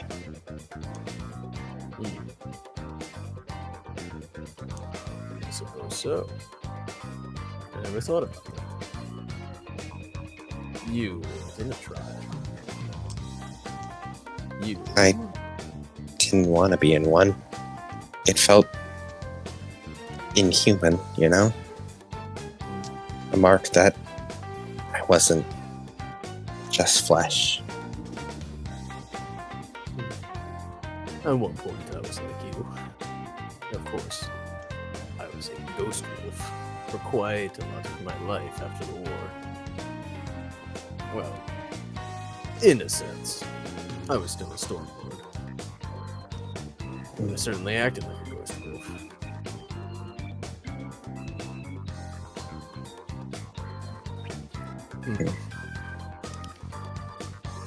If I remember correctly, your tribe determines what you're best at hunting, right?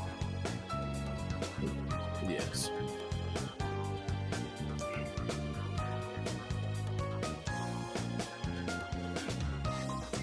I remember liking the idea of the Iron Masters, but only because they were the closest to humans. And even then, they hunt humans. Well, I guess not always lethally. The Sogi hunts humans as a detective. He brings them to justice. Iron Masters are cunning and they use a lot of technology, as evidenced by the Sogi. The hunt is in darkness, of course. Quite stealthy. A lot of moving through the underbrush. I Shadows. don't have that kind of patience. Bone shadows deal with death, elements, insights of sorts. They are a bit more in tune with shadow. A bit more of a balance. The Stormlords, all about keeping your honor, leading, and standards, I suppose. I myself am not Fits the you like a leader. glove. It is, although I am not the leader of the MDA. I simply do my part. Right. There is Suthar, or Zuth, the Blood Talons. They embody glory, and their hunt involves other werewolves. Now, on the surface, this sounds quite bad. But do know that there are some werewolves out there who aren't as good as the Forsaken.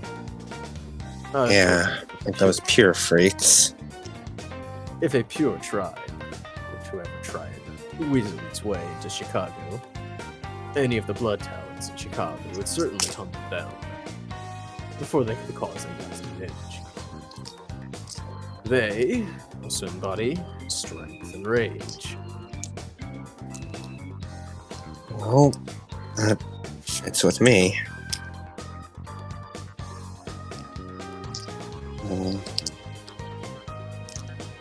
I don't know how to feel about hunting other werewolves, but It's not so much that you have to hunt them. I, myself,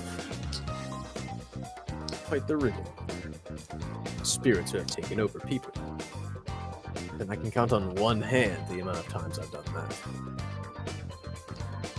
Hmm.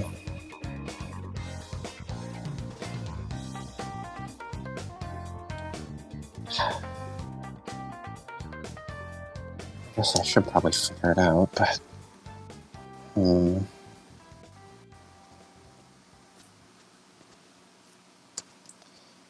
Strength and rage, huh? He nods. As I said, there are so many blood talons in the world that I wouldn't be able to even fathom the amount. They all have similar gifts like you.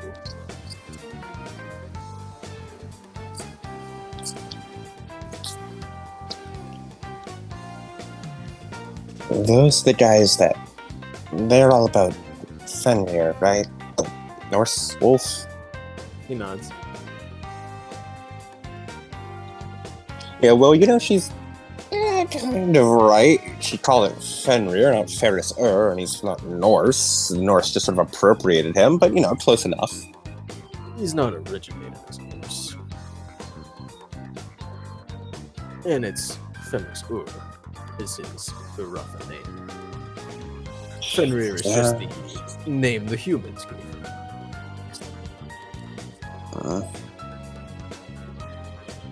Well, I'm sorry, mate. My Pangean's a little rusty. Do I need to bring up the book again? It's not like anyone speaks it. I do. But you're an old geezer. And what, would you rather have Pangean simply fade away into nothingness?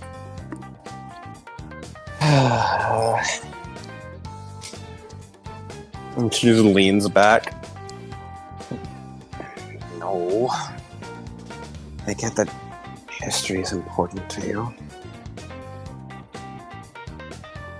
If you're not interested in it, that's fine. I just hope... Well, you do know that... Yeah, you do know that her learning Pangean would definitely help her in dealing with spirits who pretty much only speak Pangean. Although... Like, I've been translating conversations, but anytime you guys speak to a spirit, you're talking in Pangean. Although... spirits... are usually only fluent in Pangean. They don't usually speak in anything else. Yes, yeah, and even you also speak Pangean. Sodi taught you. Sodian will taught you. I may have some of the best grasp on it, as opposed to Masogi again. Although Masogi is definitely fluent. It is a very useful thing, especially when dealing with spirits of all kinds, especially when it contracts of spirits yourself. In fact, we actually just had to renegotiate with a spirit we have allied with the MDA. It was a fun time. It is a useful skill.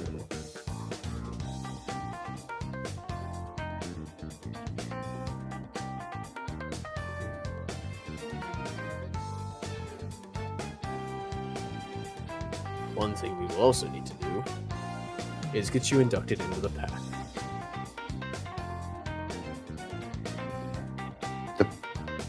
Pack? Yes, the MDA. The pack I am a part of course. Right.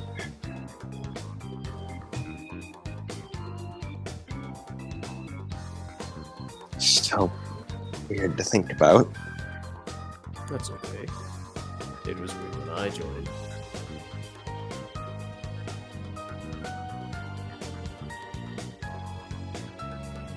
I had been with that pack for so long, I forgot what it was like. But after I joined, it was very nice to not do everything myself.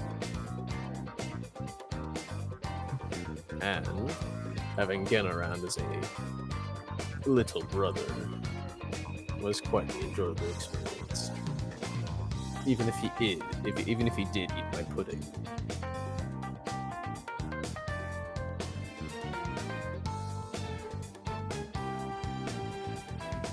How do I even join a pack? It's a ceremony. All of the packmates get together, perform a ceremony inducting you officially into the pack. The ceremony ranges and varies between the different packs. Masogi knows the exact details. It's been quite a while since I've actually done it.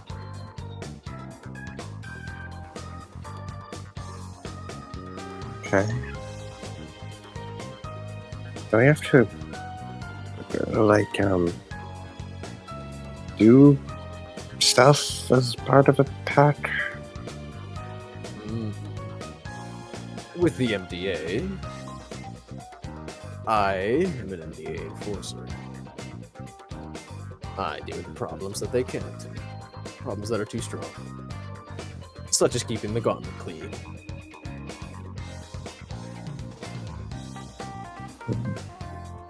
I also lift things I just- closely. I don't I- think I make a very good detective. Neither am I. I can get by, of course. But I also do most of the other things in the MDA. Masogi and Gen are pretty much the only two real detectives. And with our totem, D, our spirit of mysteries and detectives, he can certainly help you out. Give you a little boost if you need.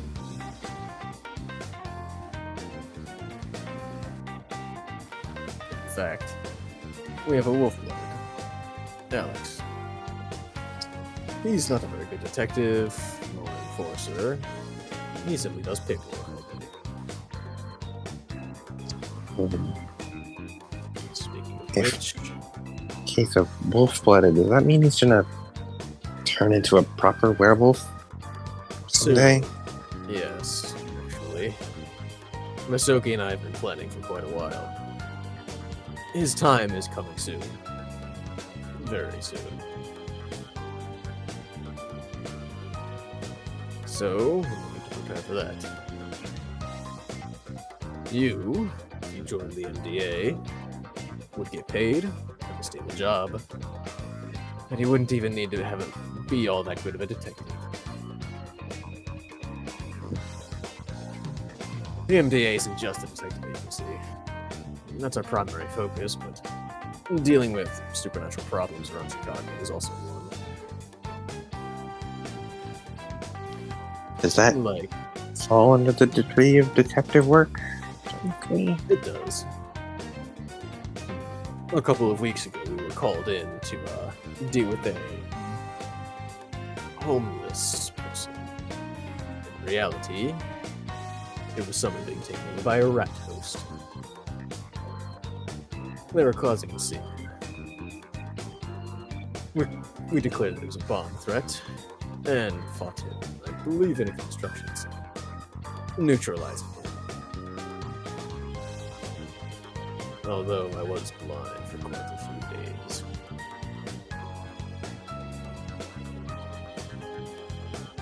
Chicago is a very densely populated place with supernaturals. You'll find one, of course.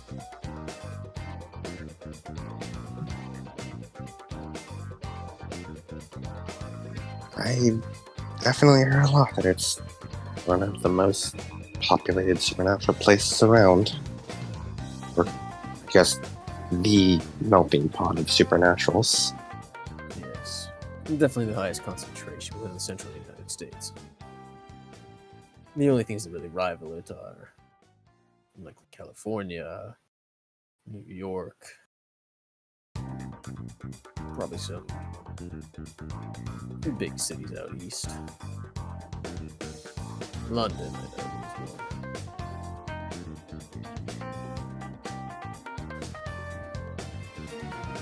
Regardless, you'll have no short of work or purpose here. And we'll slowly introduce you to all the different contacts that you're in touch with. Black market dealer, Morian, you name it. All of our associates. You hear detectives and have a black market dealer? Well, more supernatural market dealer. Cameras that can detect ghosts. Anything you would need that the mundane cannot suffice. It's a little bit of a black market dealer. She does just sell straight up guns. He is, yes, also a black market dealer. She does a lot of illegal shit.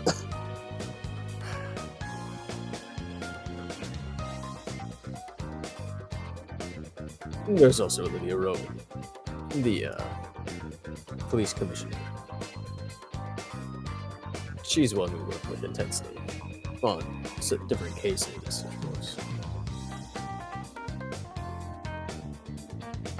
A lot to memorize. As You guys drive off camping as you tell her essentially MDA lore. mhm. He also Got it. didn't he also didn't buy he bought like a hot plate to cook things instead of like having a burning fire.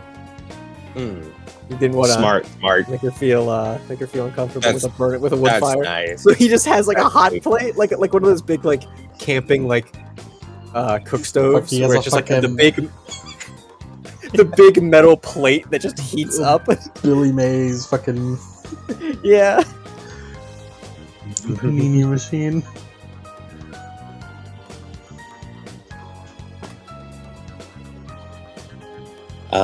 And there was this one case with Gen where he ate a guy. It turns out that the real culprit was, and then like his car noises. The real couple was he like fucking semi truck goes past. Did you know that me and Gen have a true crime podcast online? That's canon. It is. Here, let me put it on. As you guys listen to you listen to Will and Gen's True Crime podcast for half the journey. These are real cases, but for some reason Spotify lists them as fiction. It's weird. Masquerade at it again. Wait, did that really happen? Mm-hmm. It really happened.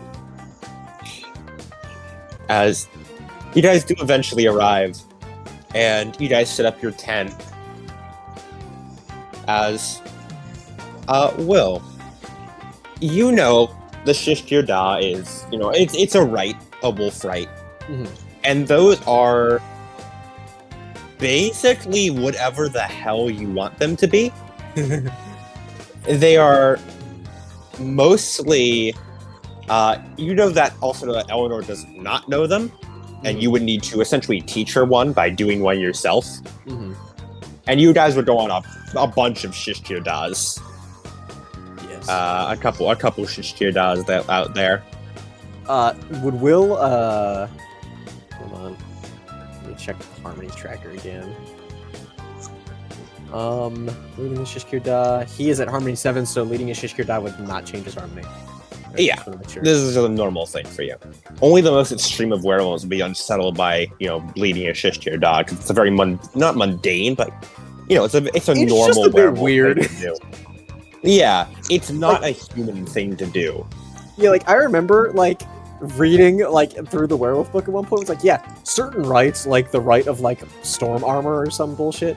We're just like, yes, one may like just sit like on a roof in the rain and like set up lightning rods or whatever, or just stand in the rain and collect rain and like water and then drink it or whatever. Some other ones fucking strip off all their clothes, stand naked, dance in a circle, and fucking chant wildly. Yeah, Like weirdos. it is a right can be literally anything. There's not even a dice pool for rights, because if you fucking come up with them, it's literally anything. Yeah. As you notice time you set up the Shishtir Da, and what that the symbols are hunting, prey, weapons, blood, things like that. So what do you set up as your right? It can be literally anything. Just trying to hunt a deer so we can cook it for food. Mm-hmm. That's it. Well, that's an objective, but what do you use to symbolize that? What is your right for that? So just like add keywords to it. I mean, like, do you what is? Because you do have to do some sort of symbolic thing for it. It can be a mundane symbolic thing, but it has to be a symbolic thing. So just what action does he do for it? Yes. Like, do you carve a path? What do you take a stick and like sort of write down with the stick, carving through the dirt, a path you will travel? Do you draw a symbol of the deer in the dirt and then cross it out or cut apart choice pieces of meat from it? Do you sharpen like a knife that you will use to cut open the deer, or do you do a symbolic cleaning of the plates and forks you will need to eat the finished meal? Things like that. They don't have to be extreme, like dancing around a fire, but they do have to be symbolic of something, because it is ultimately a magical rite. Gotcha. As Will is going to sharpen like a cleaning knife, as then he takes a stick and he's going to draw like a cartoon deer in the ground, and he starts like cutting like the dots, like the cow cuts in there. Sure, fucking ritual. He's got their glory. That's enough for a Shishkir Da. Flay the skin, take the antlers as a trophy. And I'd like you to roll me a strength plus survival roll for this. I'm good at one of those things. You're good at one of those things. I'd also accept wits plus survival, but I'm sure your strength is higher. No. However, you are not doing this alone, because you are the right master, but you do have a right follower, who is Eleanor. She'll aid you as a teamwork action, as you lead her through the actions.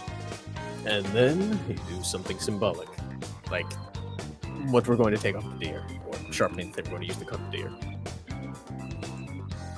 Okay. She is apparently naturally incredibly good at this. She got 5 suts.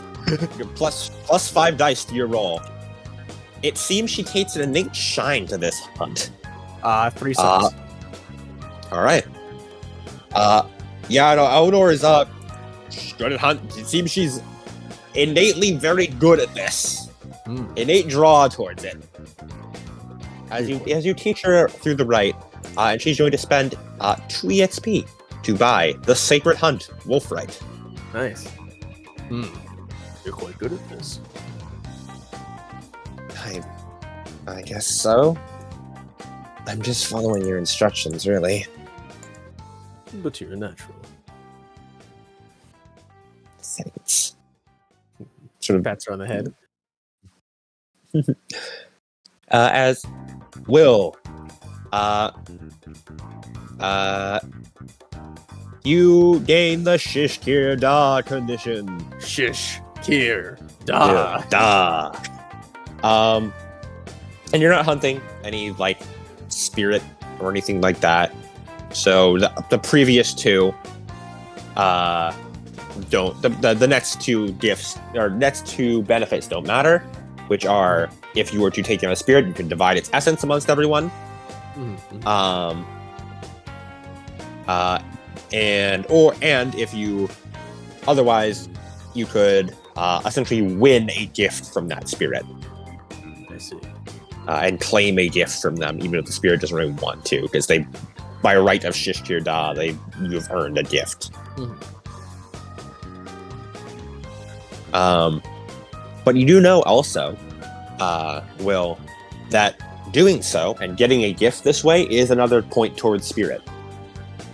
So, getting Stone to diversify herself and win herself a new gift It would piss off a few spirits, but spirits already hate you guys because you don't let them feed on the essence of of everyone in the And real we also world. don't let them come across the barrier. Exactly. You don't let them come across the barrier to feed on everyone's essence, so they already hate you, so it doesn't change much. And it doesn't kill them. It just, you just fucking yoink their power and take their power up like a Mega Man boss. But they do live it. It doesn't kill the spirit. Mm-hmm. Oh, no. It also, fun fact, does not give any essence, because you spend all your time just taking the shit. Mm-hmm. Once we reach back to the hound's hair, once you have a bit more spirit, we'll also get you a couple more gifts. As in, when you defeat a spirit, you can take one of their gifts. Say, Just that easy? not really easy. They don't like you after, but then again, they never like you anyways, as you're Forsaken. But it is a breaking. It is a movement towards your spirit side. The scale tips. And it gets you a gift. I have weather, and I have death. I would be able to obtain inspiration if I found the right spirit. Or at least part of it. We could diversify your arsenal a little bit.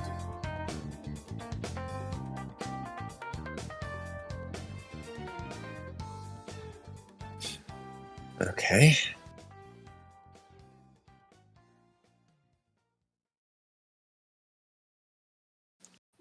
But for now, let's get dinner.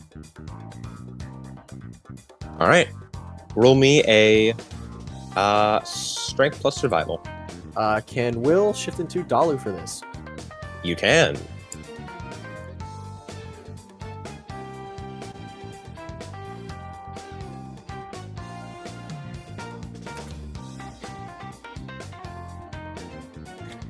It is in the middle of winter. Towards the afternoon. Near Christmas. No one is out here.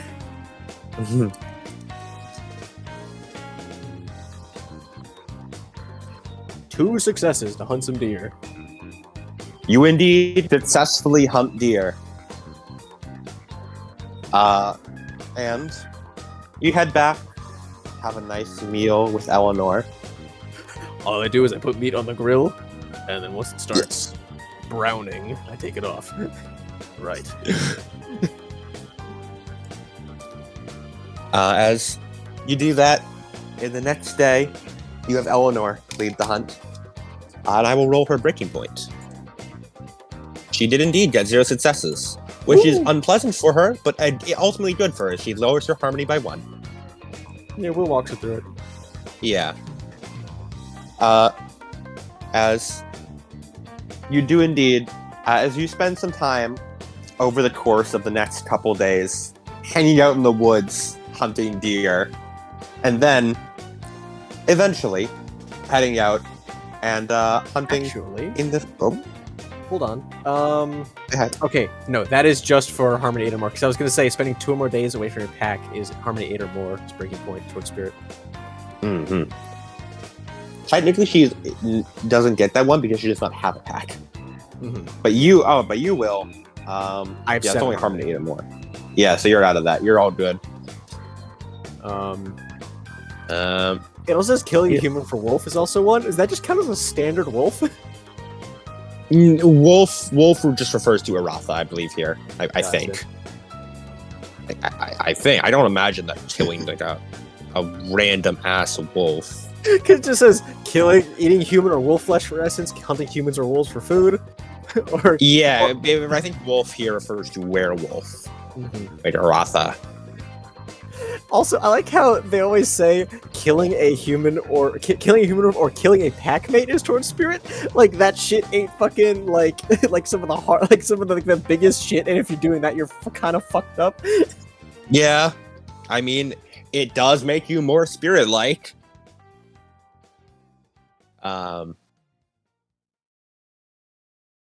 And yeah, as you go through that,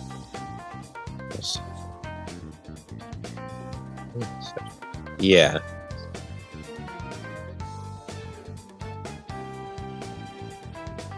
And eventually you head back. Throughout this entire time, the MDA loses their van for a bit.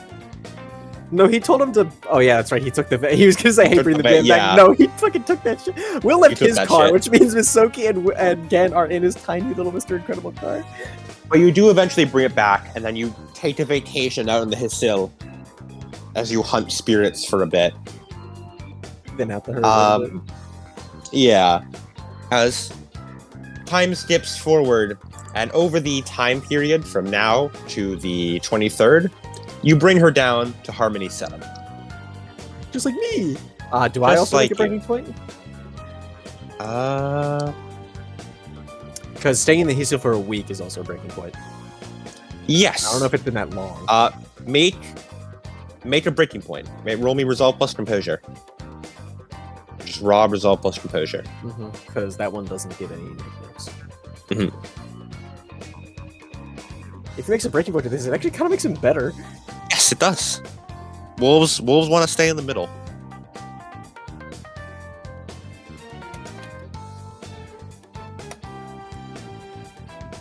Three successes. Unfortunately, you are very, very firm in your standing. I thought this would improve me. I suppose not. Maybe you'll spend more time out in the fucking Hisil. Yeah, maybe he'll go. It's like, all right, I need more. I need more gifts. All right, I've saved the world. All right, I'm gonna go. Hang out and I'm going. Misogi, I'm taking a vacation.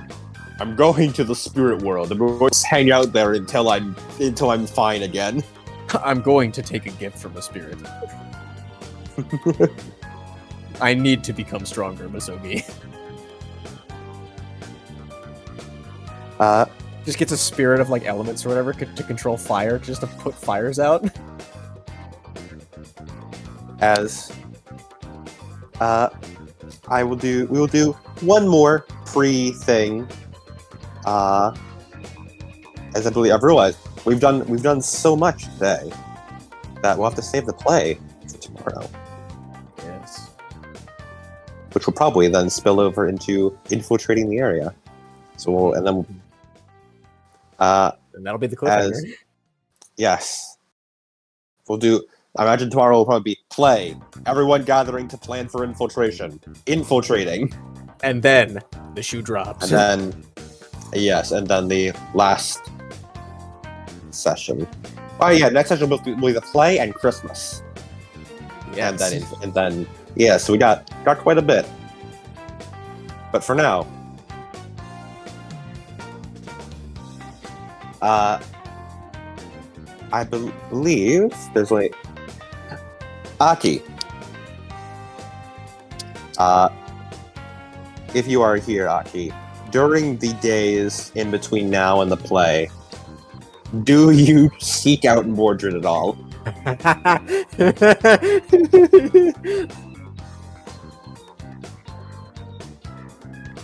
I believe Aki may not be here. Okay. Aki!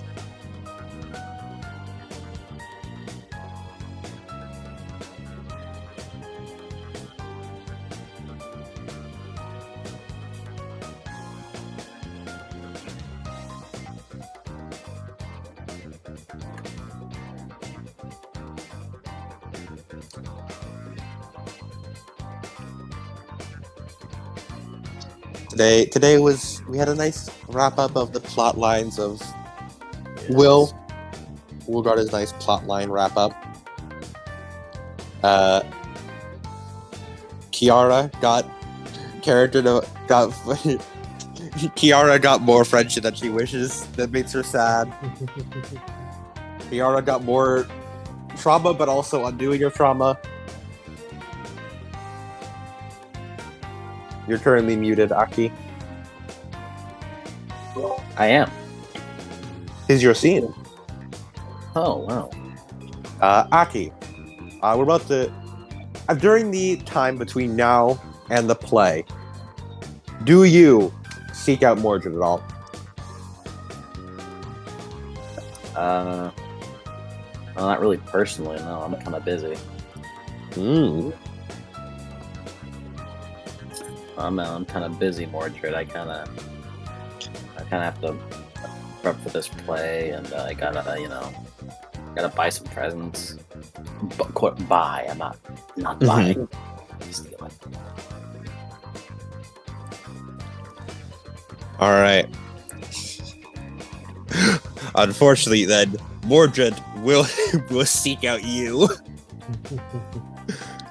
Well, as I'd imagine, I'm not looking for you right now. As let's get some more music. Let's see.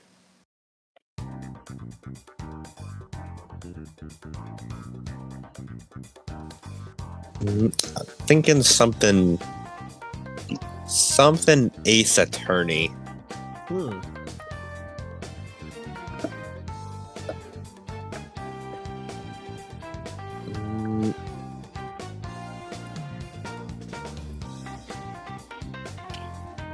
I need to prepare more like casual music because I don't have much casual music. Yeah, casual music. You always plan for the big bombastic ones, me included, and but no one ever does the casual ones.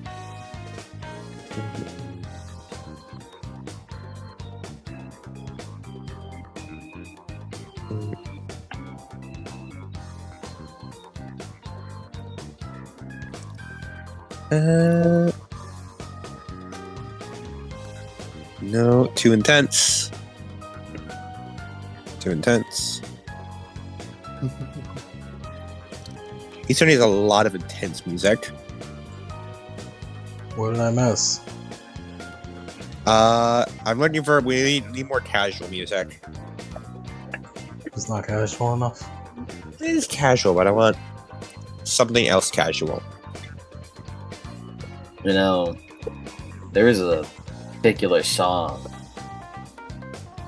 It starts with an S, ends with a theme B. Yeah. I don't know if Shinigami will be. Die. If you play Shinigami, we'll be able to kill you. Oh, we're back to so stiff.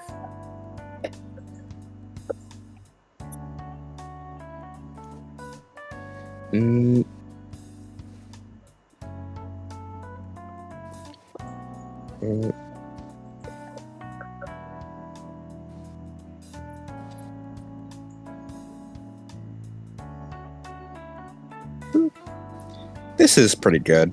The one we're listening to right now, honestly. Good. We'll work with this.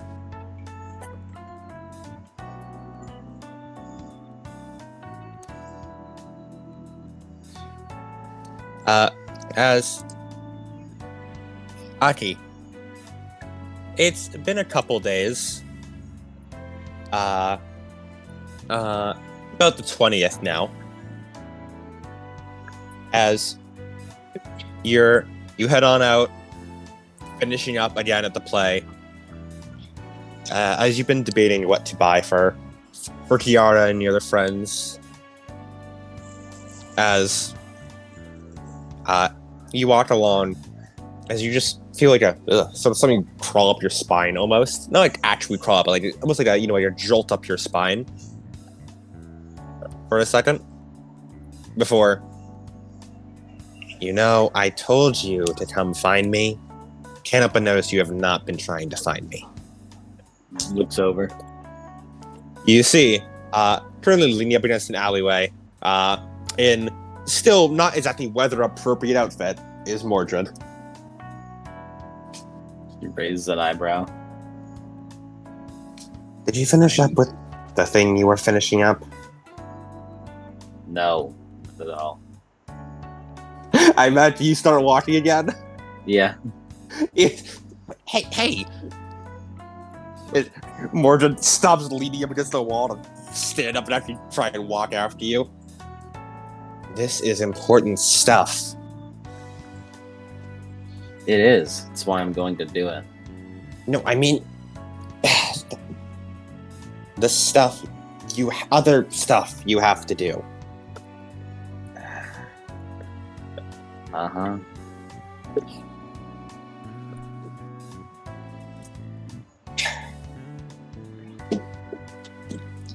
Look, we still haven't even had a proper introduction. So, if you can spare a moment, and you will spare a moment, I need to talk about that sword.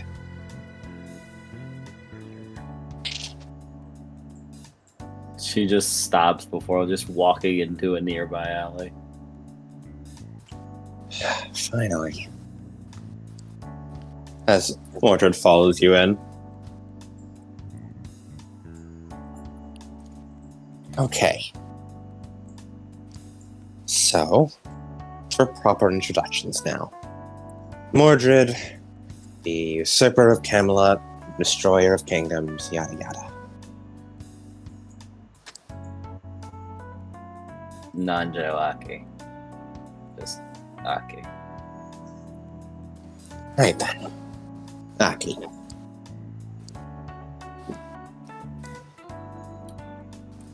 How little do you know about sword fighting?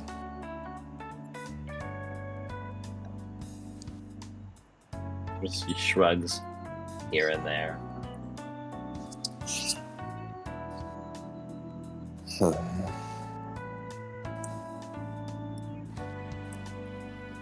So, no real sword fighting experience, magic sword,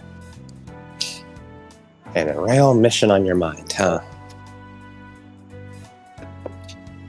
Yeah.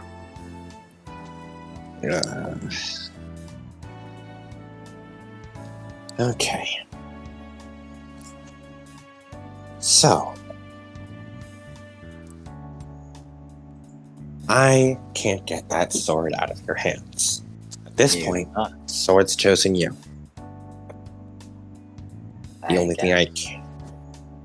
Which means the only thing I can do is make sure you wield it responsibly. Right. And first step to that is teaching you to wield it properly.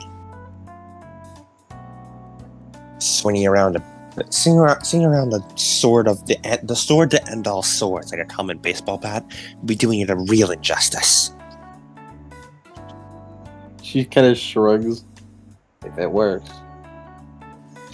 Do not say if it works, knave.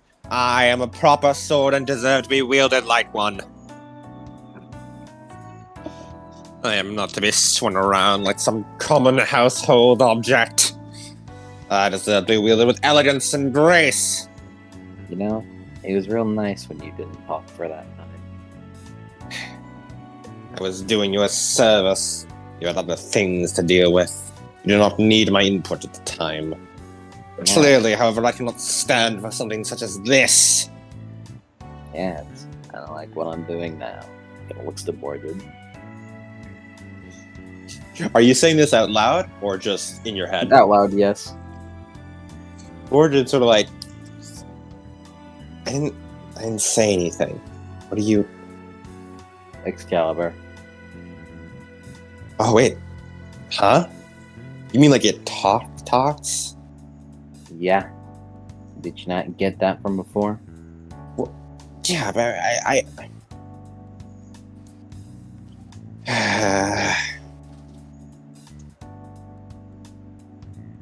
Look, just still not used to that. Scabber didn't do that before. Only partly because you never listened, other knave. So, you need to learn how to wield a sword like a proper knight.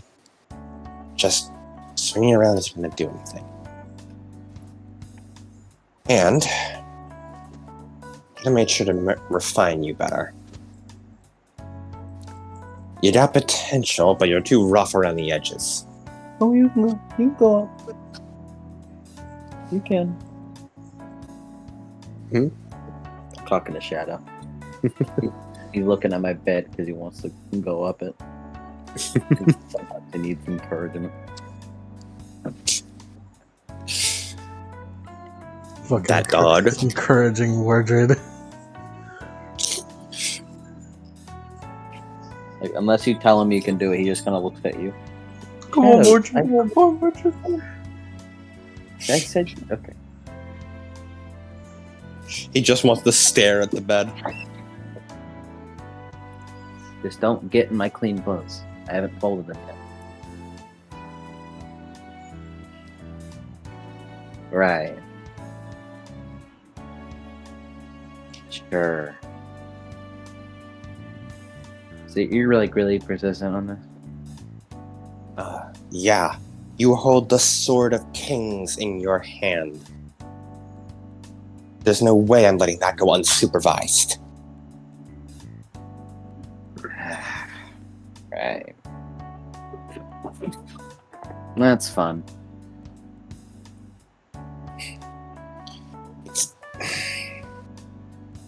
This is important.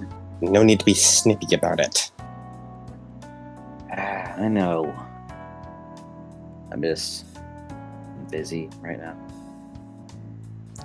I'm just- Everyone's always busy.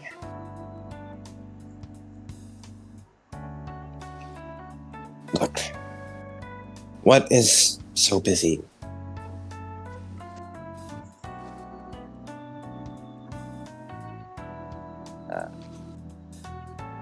She kind of stopped, like, thinks for a moment, like, do I really want to like, talk to her about this? Do you want to open this can of worms? You know what? She shrugs. You've lived for how long? Somehow? About 1,500 years?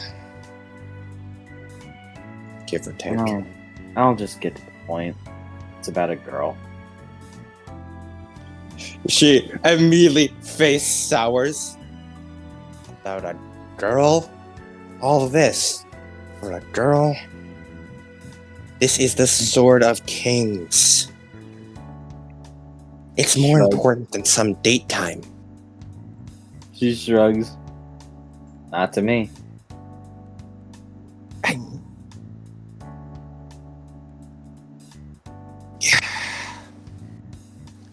Just.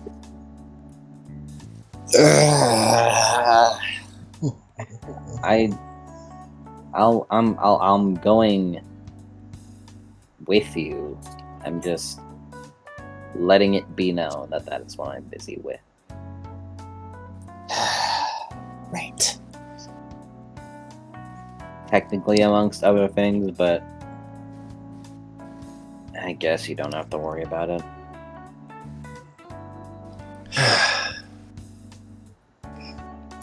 Since you seem to be more interested in the sword than anything. Of course. That sword is one of the most important artifacts in the history of humankind.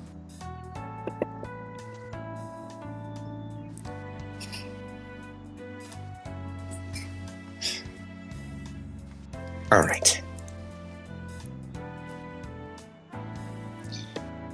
Let's start with something simple. I need to get to know you better. It's the only way I can make sure this sword is in proper hands.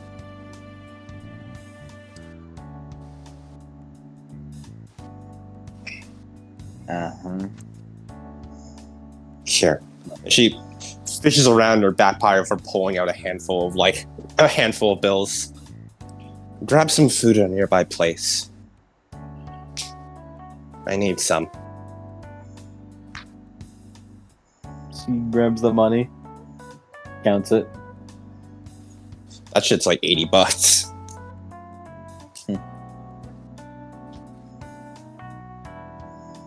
She shrugs, pockets it, walks off.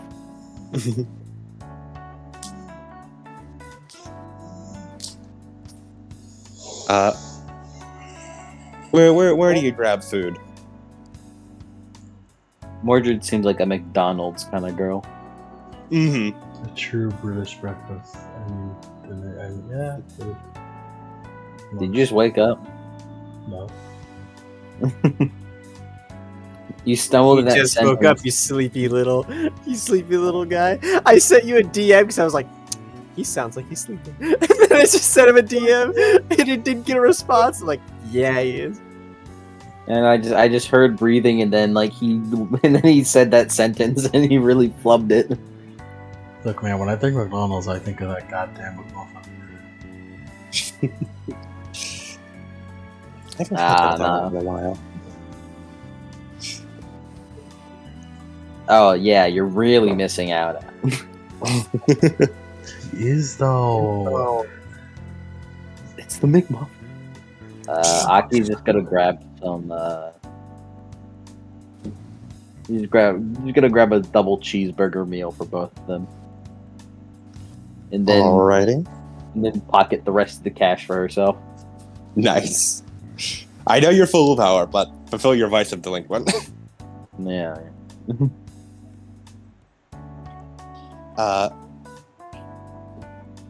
As you bring it on back, as you find word once you had tucked away in like some small, not easy to find place.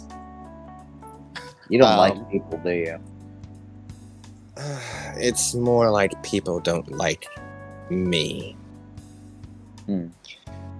Trust me, this is a lot easier. She shrugs. She puts the food down next to her. Alright. As you just unwrap the burger and bite into it. Tastes like McDonald's. As you hear like a crunch, some like crunch tear noise across from you. As you see Mordred bite down, wrapper still on, and eat all of it. Like, she bites in with the wrapper still there, eats burger and wrapper alike. Like, he just looks at her. Like, You I hear don't it know- crunching and sort of tearing in her mouth. Like, I don't know what you are, but, like, you're supposed to take that off. She looks at you. You are? Yeah. That's not supposed to be eaten. That's just a wrapper to protect the food. Even that fucks up still. I thought it was like the shell, you know? No. It's fast food. They wrap everything. What are you gonna tell me? That you think that the little plastic forks in the bags in little restaurants are actually little pleasantries that you have? They gave you snacks. No, I know what those are for. I know how to use utensils. But what if that was wrapped in a wrapper? Do you think you could tell? She frowns at you. Bites into the burger again. Wrapper's still on there. Oh, now you're just doing it. Now you're just doing it to be annoying. You see the slightest sort of smirk tilt up at the corner of her mouth before she goes back to neutral. I don't know what you're talking about. She keeps eating at the burger. she eats her fries with like a pet peeve type of glared at her. As we're just going to shift to a Mordred POV here for a second. As we're going to listen to Mordred's inner thoughts. God damn it. God fucking damn it. God fucking damn it. Okay. I look really fucking stupid right now. I've been doing this my whole life. You can salvage this. You just try to get to know her. Just figure this out. Just figure this whole Excalibur business out. Okay, what's that thing humans do? Icebreakers. Okay. Fucking, say a fact about yourself. As she finishes off the rest of the burger and wrapper. You know, this burger isn't coming out the other side. And wrapper? Yep. Yeah. Eats burger and wrapper. She Do you, put it up. do you like your burgers with or without the peel? She likes her burgers with the peel. She referred to it as the shell. Yeah. You know, this Say that isn't again. coming out the other side. My body digests 100% of the food, so I don't shit.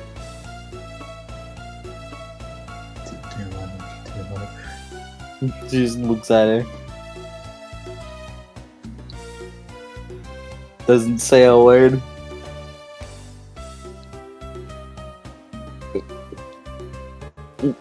This is the part where you say a fun fact about yourself. I thought fun facts were supposed to be fun, not uncalled for and completely disturbing.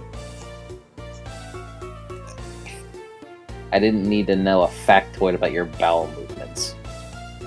I don't have bowel movements. That's the fact. Yeah.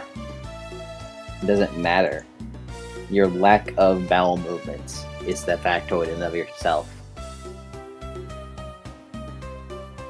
Okay, for first starters, whatever the fuck you just did, don't do that.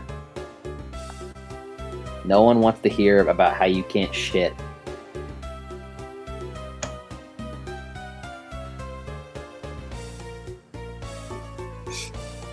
You see her starting, like, awkwardly look away.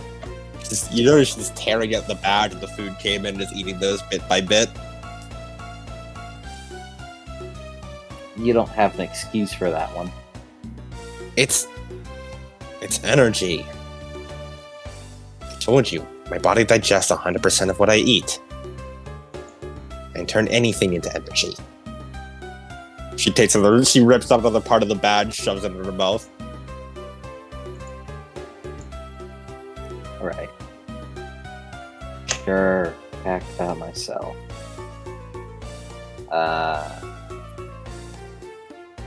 I am 60.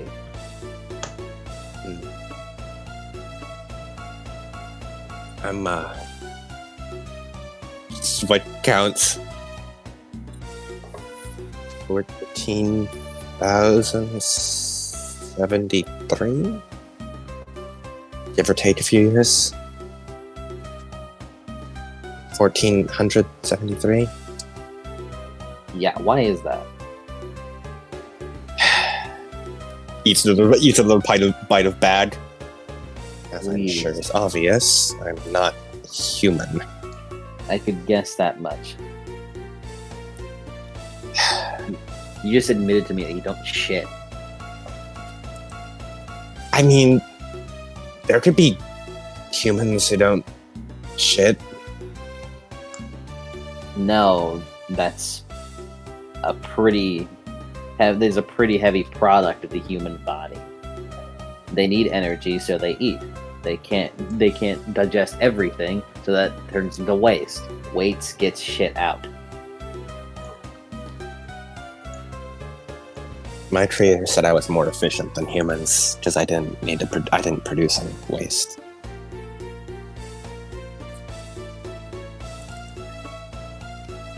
What are you, some type of lab thing? More than you know. But yes, I was, actually. I guess you could call me an artificial human. A mimicry of one, made in a lab. I was made in the image of the king. Let's see, look exactly like that. Pretty much. People who would know us both would be able to, well, probably tell the difference, but face structure, hair color, even the length, we were, well, like identical twins, pretty much. Made exactly in her image. That's weird. My creator's a weird person. Huh.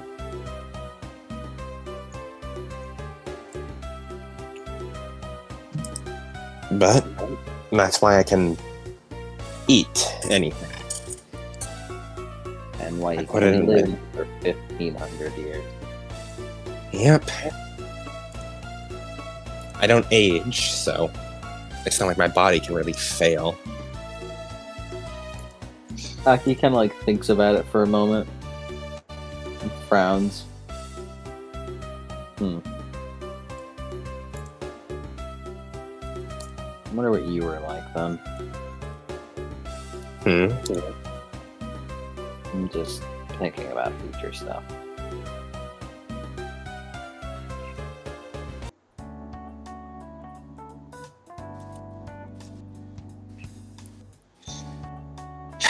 I was an idiot, is what I was. When I was a sort of scrunches her face up kid, I guess. It's not like I ever aged. I've had this body since I was created, so never looked any different. But I mean, I guess if you can think, you can mentally age. oh yes, I did. When I was created, well, I had the brain of a toddler. It developed over the course of a month, but I was pretty much a child for the entire fall of Camelot. Probably mentally 6, maybe. Jesus. There's a joke I'd want to say there, but I won't. I don't feel like. I think that might be too insensitive.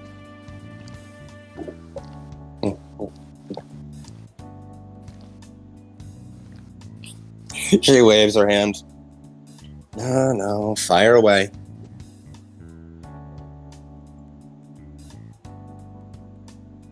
Well, I suppose it's just surprising to hear that the fall of Camelot ended on what is essentially a temper tantrum.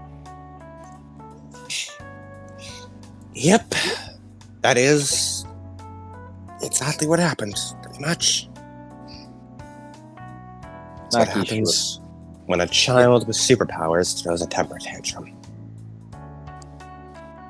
Aki shrugs. Yeah. Not really judging you on that one. I mean, You probably should. she shrugs. I mean, to a certain degree, everyone as a kid is an asshole.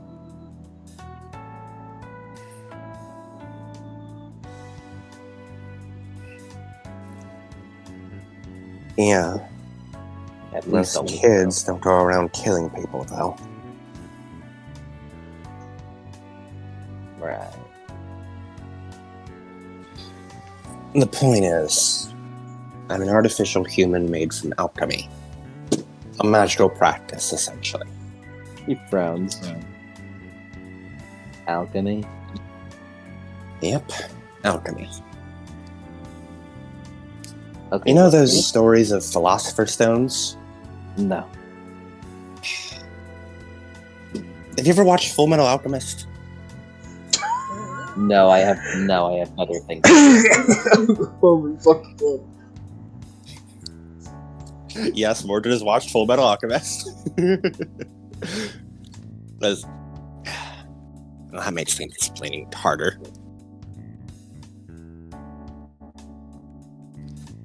Okay, imagine if you had a chunk of rock Uh-huh. and you made some magic potion and turned that into raw gold. That's alchemy. Alchemy is changing one thing into another. Shouldn't it not be able to do that? Yes, it shouldn't. That's what makes it magic. Right. Alchemists use a thing known as pyros.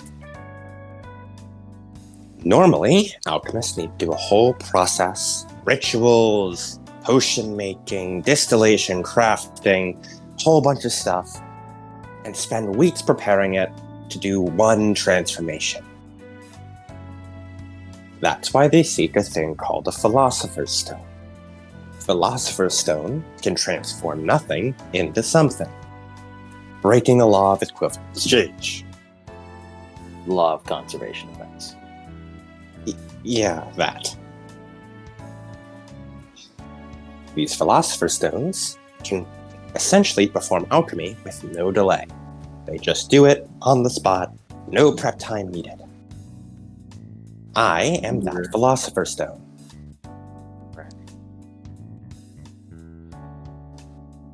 Well, obviously that could go as planned. No, it didn't. Alchemy is dangerous. It destroys body and mind alike, especially destroys everything around us. Using too much alchemy in one place leads to a lot of destruction.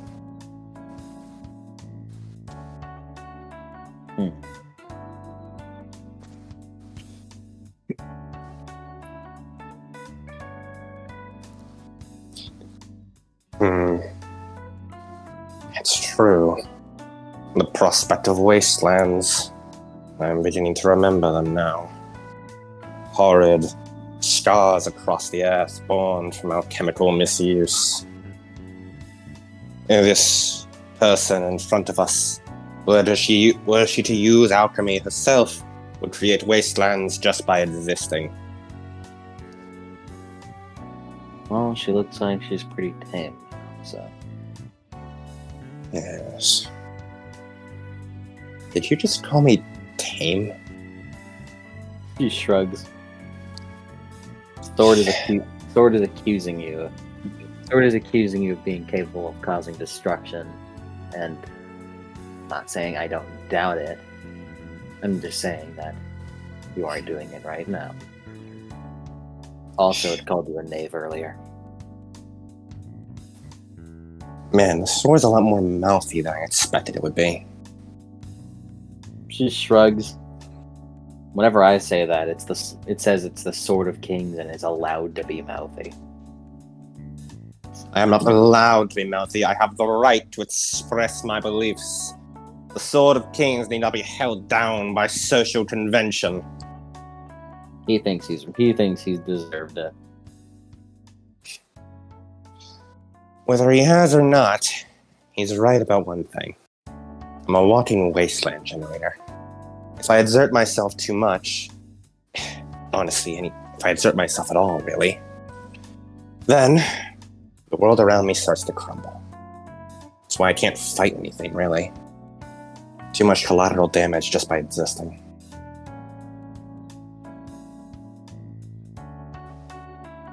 And the person who can't fight without blowing up pieces of the street, the one. What'd you say, Aki? You cut off for most of that. The one who can blow up pieces of street without while just fighting is the one teaching me how to sword fight. She smirks a bit. Blow up pieces of street. I'm honored how much you underestimate the destruction I cause. But don't worry, it's only if I start trying to use alchemy. As long as I don't overuse my transmutations, then I can fight fine. I just can't push myself. Why are there so many damn supernaturals? Wake up one day and it's a big surprise. There are these princesses and light and dark and bullshit. And now there's werewolves, vampires, whatever the hell Haruka's mom is supposed to be. Oh, just you wait for the fairies. She They're the frowns. worst. She frowns. This fucking sucks. By the way, don't ever make a deal with fairies. Never met one, probably won't. Good. But I'm one of the rarer types. You aren't going to see many... What's the word you use nowadays? I think Promethean is the word.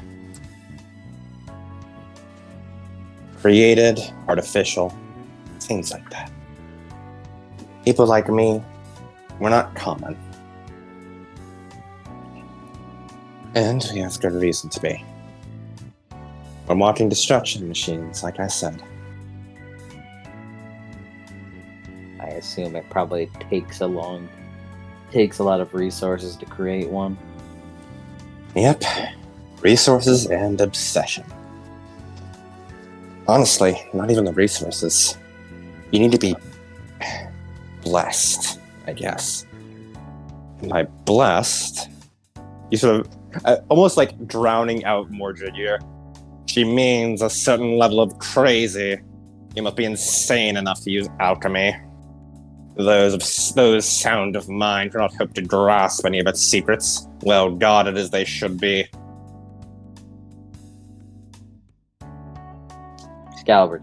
Excalibur just said that crazy people make you.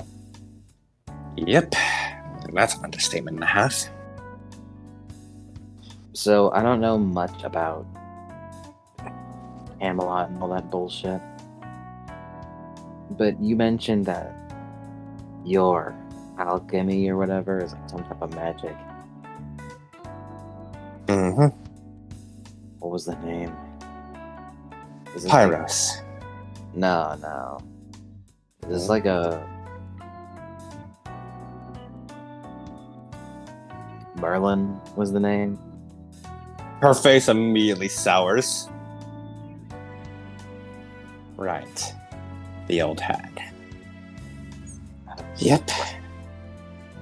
That's the evil son of a bitch you made me. Huh?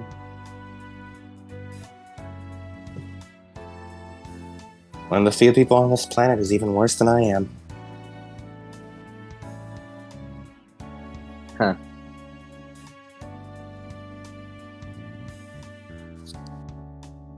So, is a woman? Yep. Oh, fucking course. She and the king were both women. Oh, fucking course. Fucking everyone was a woman. Well, not everyone. But there were a lot. A lot. She sort of narrows her eyes a bit. A lot. Like Sir Lancelot. And Sir That Yvain. And Sir Blodwyn. Just about it. There were a lot, weren't there?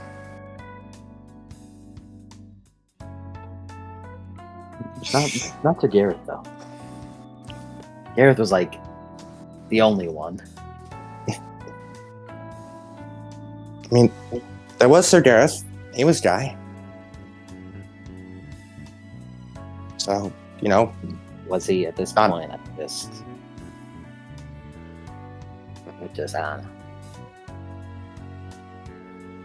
I don't really know, or I didn't really know or care much about Arthurian myth before recently, but after learning about all this shit about King Arthur, and then learning that apparently the true story was that him and 70% of his subordinates were women, I don't know. Now I'm just starting to believe everything I fucking hear. I don't like that.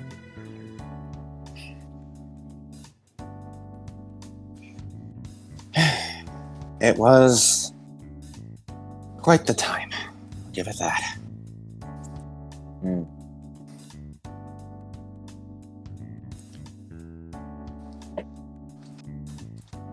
So, It was half the creator- shit you hear of it won't really make sense, to be honest.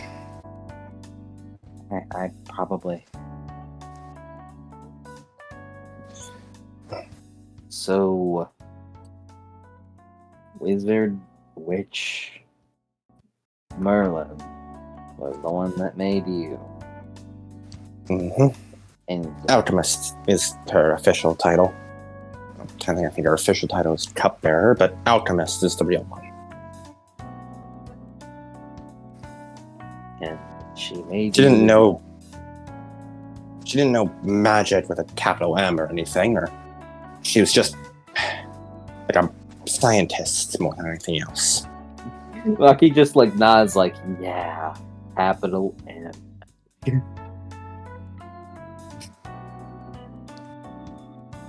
So, she made you in the image of the king. Yep. She frowns. She thinks for a moment. Hold on. Sword, is that what you were talking about? Pardon. She thinks for a moment. Oh, brother. Hey.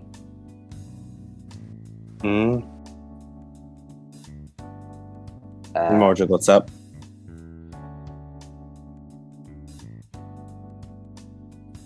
The sword mentioned something like a week or so ago.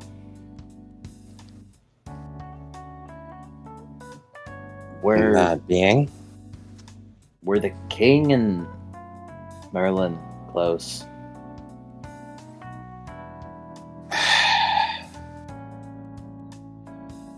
I remember. Yes, and it's what you're thinking of, yes.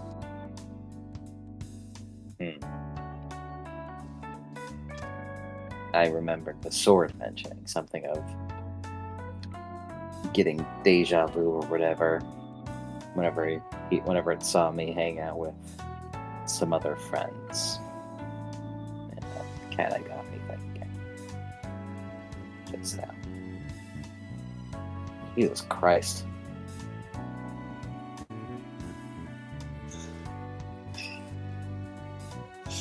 Merlin sort of side eyes Excalibur. You've got real bad luck, buddy, don't you?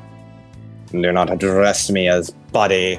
I am the Sword of Kings and shall be addressed as Excalibur or the Sword of Kings. He's being a dick. Yeah, I figured as much.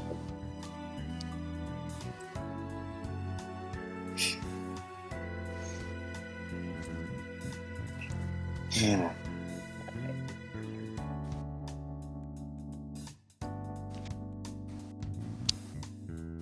Who knows? Maybe this time it won't be such a tragic ending. She gotta like. I said something wrong, didn't I? I can see it on your face. I said something wrong, didn't I? It's not necessarily that you said something wrong, but it's like this shit is built in.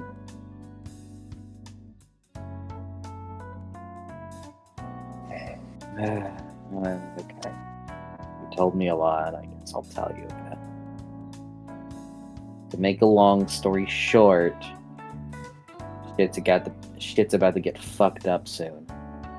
And I and this girl, my friends, and the girl is from the future, trying to stop said bad shit. And no matter what happens, it's not going to end well for her. Even when we win.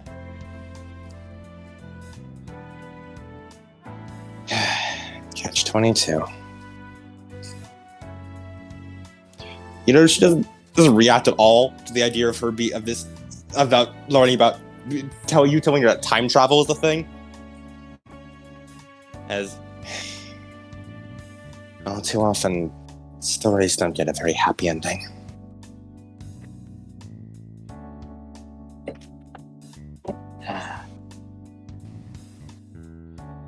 I'm making it happy. Are you? There may not be a damn thing I can do about her. Since if we win, he's gone for good.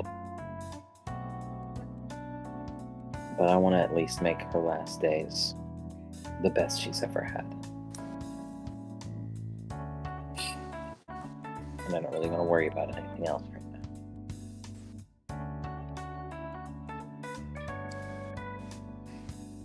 I see. What you said when you meant they had something so important going on.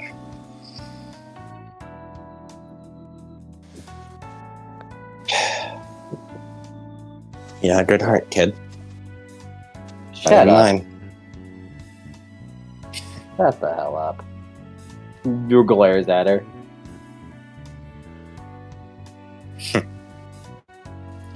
Still got an attitude problem, though. Just clicks your teeth at her. Definitely an attitude problem.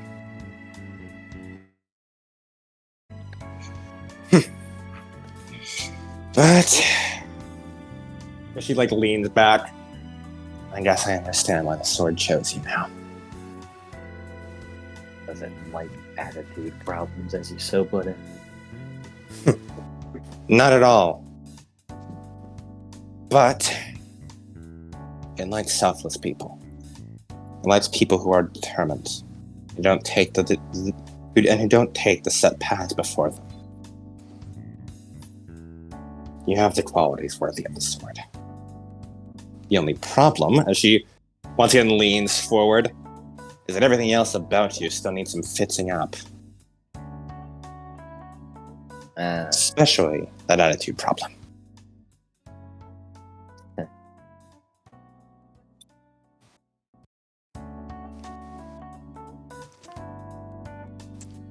So, Good fucking luck with that.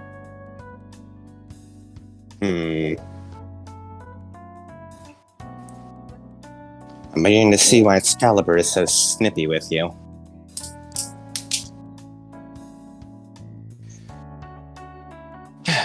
Okay. Well, the girl is important. Without a doubt, I can see why that's your number one priority. That's good.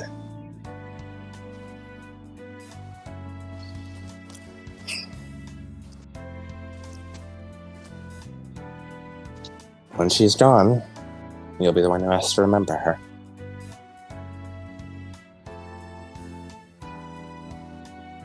That's all the living can do for the dead.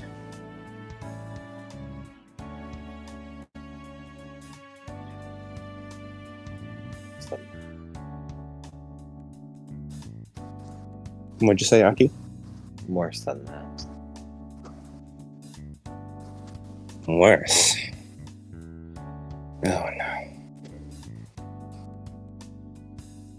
After Time travel fate bullshit. Yeah. After we're done, and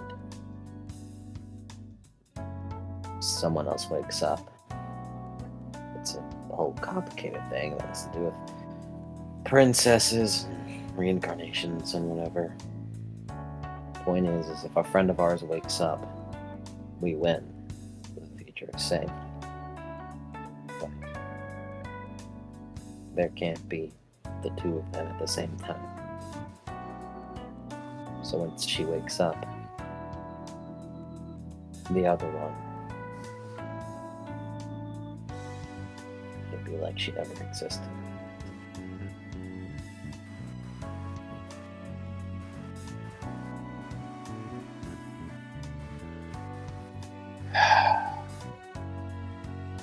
Some real time travel fate bullshit.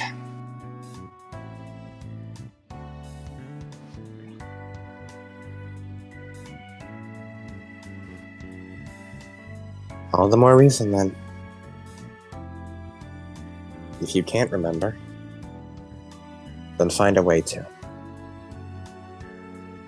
I was already doing that. And what have you come up with, huh? Don't worry about it. I wouldn't forget her about her even if I dreamed about it.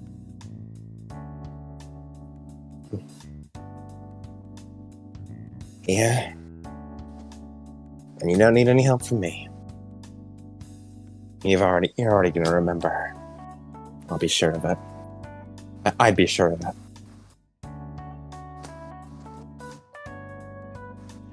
You've cheated fate once. No reason you can't cheat it again. Raise an eyebrow. Hell do you mean? Come on. You're wielding a sword that's already been destroyed. A sword that's destined to return to a lake. And one that needs The one that needs to be approved by an entity outside of the space-time continuum to actually wield. You cheated all of that and are wielding it anyway. You broke the rules you didn't even know they existed. Like he just kind of looks left and right and back to Mordred. I mean, it's not like it's the real thing. Maybe.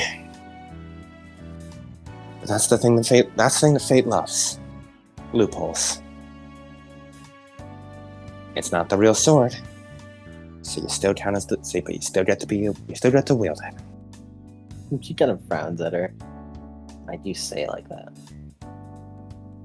You said it like Say like fate- what? You said like fate, some type of entity watching us.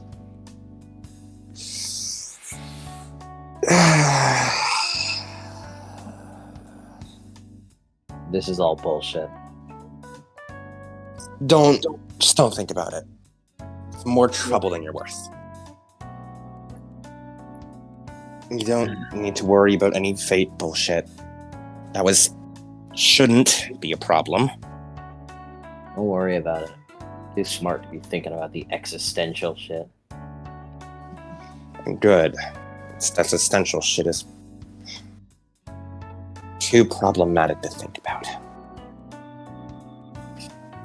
already spent enough time worrying about existential shit. Hmm.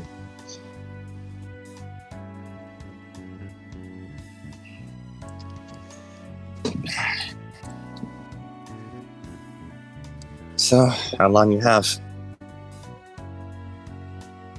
I'm getting Christmas with her. We have till the end of the month. But that's not really an issue. To be honest, we could have all been done with it. Could have all been done with it a week ago. But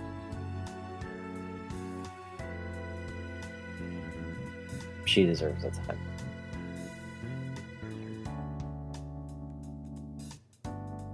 That's all she has left.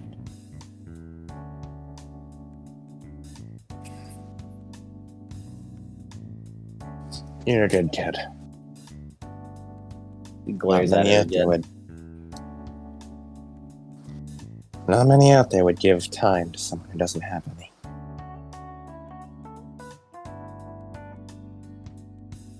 Especially for someone doomed like that.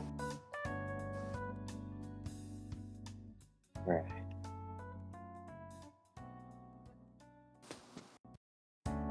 Your memories of her are important. Cherish them.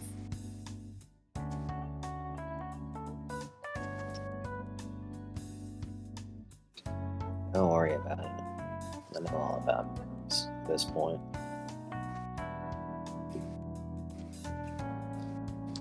Good.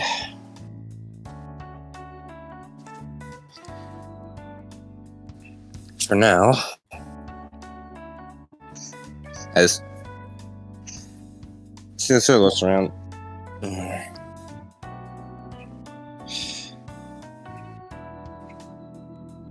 So, you're buying Christmas presents for her. Yeah. That's what I was doing. You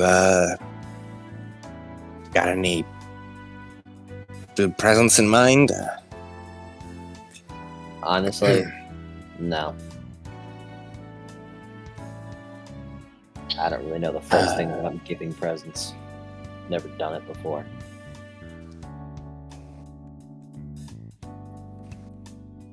I've really done so either. What's something she likes?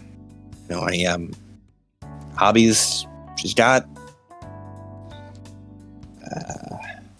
Well, he likes edgy shit. Like swords? No, she's more of a guns person. But it's not like I can give her a gun. She already has her own. And if she wanted one, And if you wanted one, I could just get some from our other friend. Got like a fuck million of them. I don't know if kids should be having guns, but She looks at her. Yeah, and I don't know if people should be artificially created. a little out of left field, but all right. Fair enough.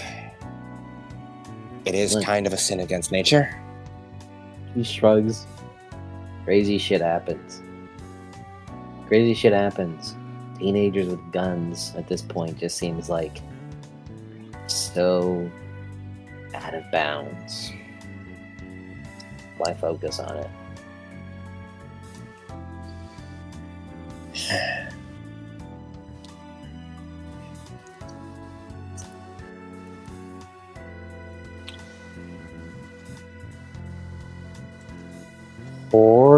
Horses?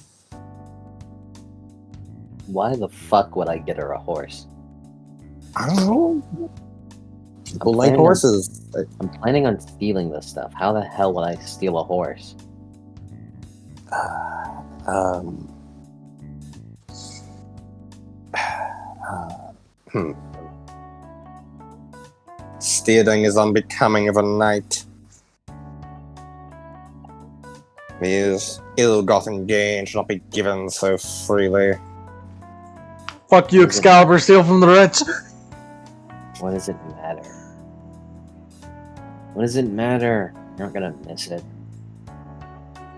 So I Oh. might have the money to pay for it.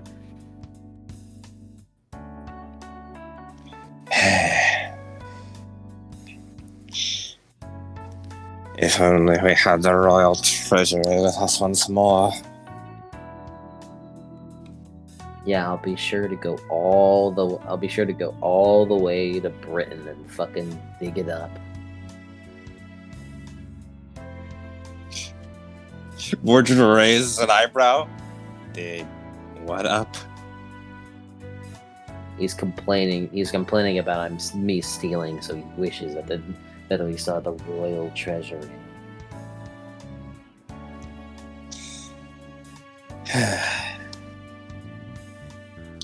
Yeah, most of that is gone.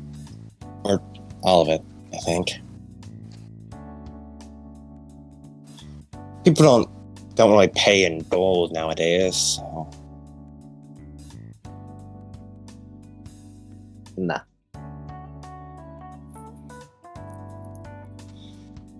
hold on. Mordred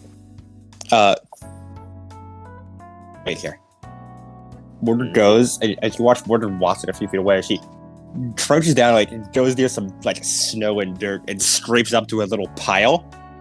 She just holds her hands on it as these like lines pass through the snow and dirt before it poofs into a big ball of money. She scoops up a bunch of money, tosses it towards you. There you go. Heck is it? The hell? I told you, transmutations. I didn't turn anything into anything else. Did you just say you didn't want to do that?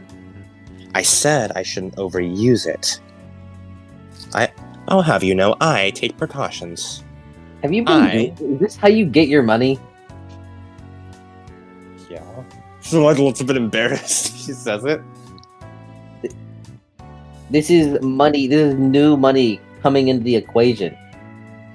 Oh, don't worry. It turns back into dirt and snow after like a day. I don't stay in one place for enough time for it to be a problem. So whenever you pay for something and then people look in their register the next day and it's full of snow and dirt, that isn't some type of breach. You'd be surprised what people can get away with.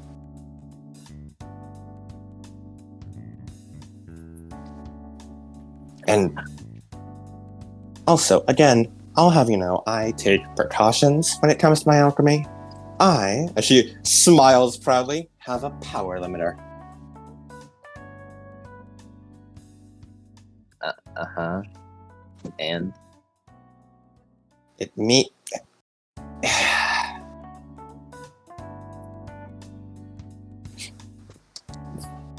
means I'm not going all out. I don't spend all my pyros. Yeah. That's just lovely. Look, I know what's safe and what isn't for pyros. And what I just did is good enough. I mean, I'll need to wait a few hours to let the pyros in the air dissipate before I do anything like that again. But that is the limit of what I can do safely. You know, I was about to ask where you got your money, and for a moment there, I thought you were some type of bounty hunter with a lot of connections or whatever.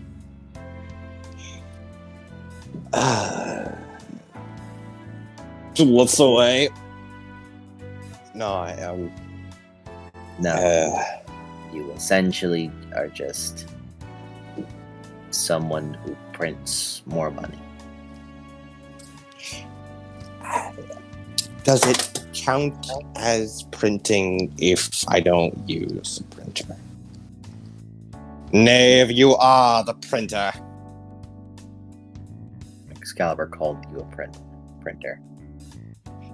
Bold words coming from a letter opener. Uncalled for, knave. Oh my god, ladies, please stop.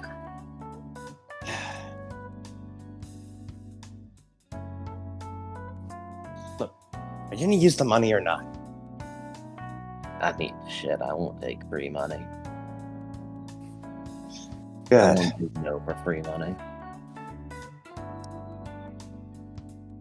Just be a bit careful where you spend it in one place.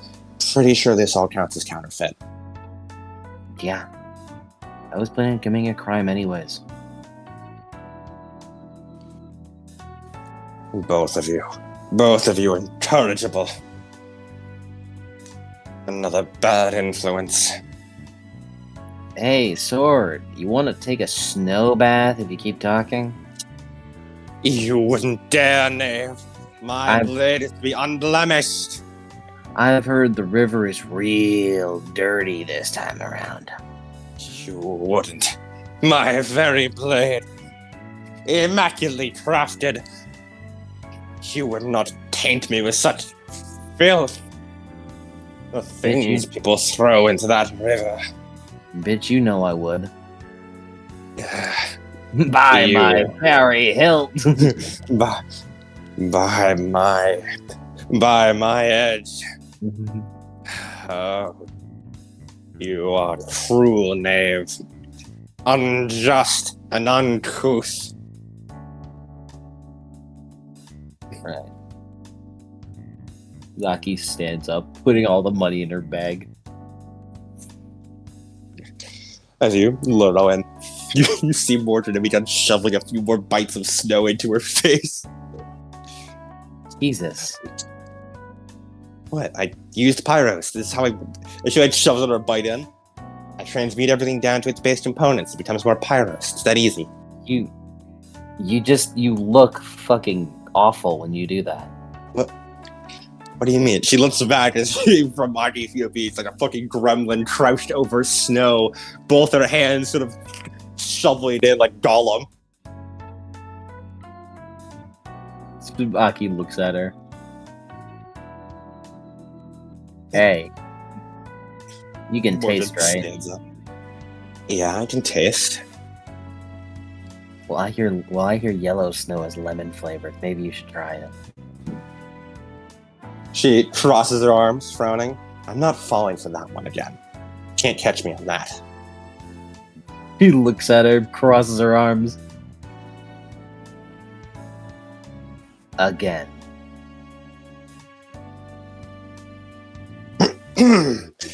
Well, you best be off. What do you mean falling for it again?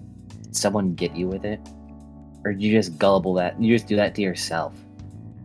I think you best be off because that snow, money snow is on a timer. Right. Hey, One, chew. Right. Don't run into a mirror and get frightened at it while it's gone. That's some wild animal. Fucking act like it. Fucking act like it. Like, Watch your mouth, kid. She rolls her eyes, waves at her as she walks away. You roll your eyes and walk away, off to go buy some things for the crew, for presents, with a backpack full of alchemy money, Full of snow money. full of snow money. Can you take great pains to organize the snow money into one place so that you know to get rid of it when it's about to turn into snow and dirt again, so it doesn't muck up your bags? Akian stops for a moment, for frowning. Oh, you motherfucker! She picks up the 80 bucks that she gave her for food. It's just more snow, isn't it? You watch as it turns to snow in your hands.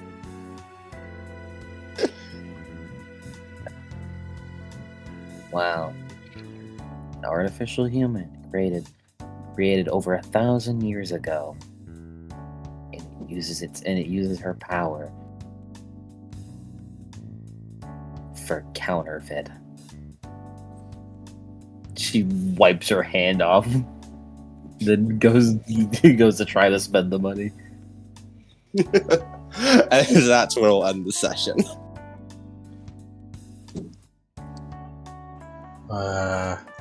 Mordred, come on, you're my daughter. You could make money that lasts forever. I know you can. Unfortunately, due to her using basic transmutation and not using the Merlin style transmutation of making a distillation, her money that thing she transmutes only lasts a short time depending on how much pyros she spends. I mean, come on, girl. I know you can do better than that. I don't want to do better than that. I just want to make fake money out of snow and dirt. Because if she were to prepare a proper distillation, she absolutely could make permanent money. She just chooses to just spend some pyros and turn a glob of snow and dirt into a pile of cash. Young lady, what did we say about fucking over the economy with your fake money? Not to fuck over the economy with fake money. Exactly. It doesn't matter if it lasts long. The registers will be wrong whenever you go to use it. They'll take into account that money that they now don't have. So you gotta make it They last. won't know. That's why you gotta make it last forever. But it's hard. It's so much easier to just grab some snow, you know? You can grab the snow and make it into it. You just need to make the snow last forever. I don't want to make a distillation. You could be... Merlin spent weeks making distillation. She spent all her time making distillations. I want to just do alchemy. She never spent any time with me. Shut up, moms! Really? I wish you spent less time with me. young lady, go to your quarters. Young lady, go to your tube. You will not be fucking over my economy. And that's how the fight happened. That's how Shyamalan happened. Yeah. That reminds me of a fucking...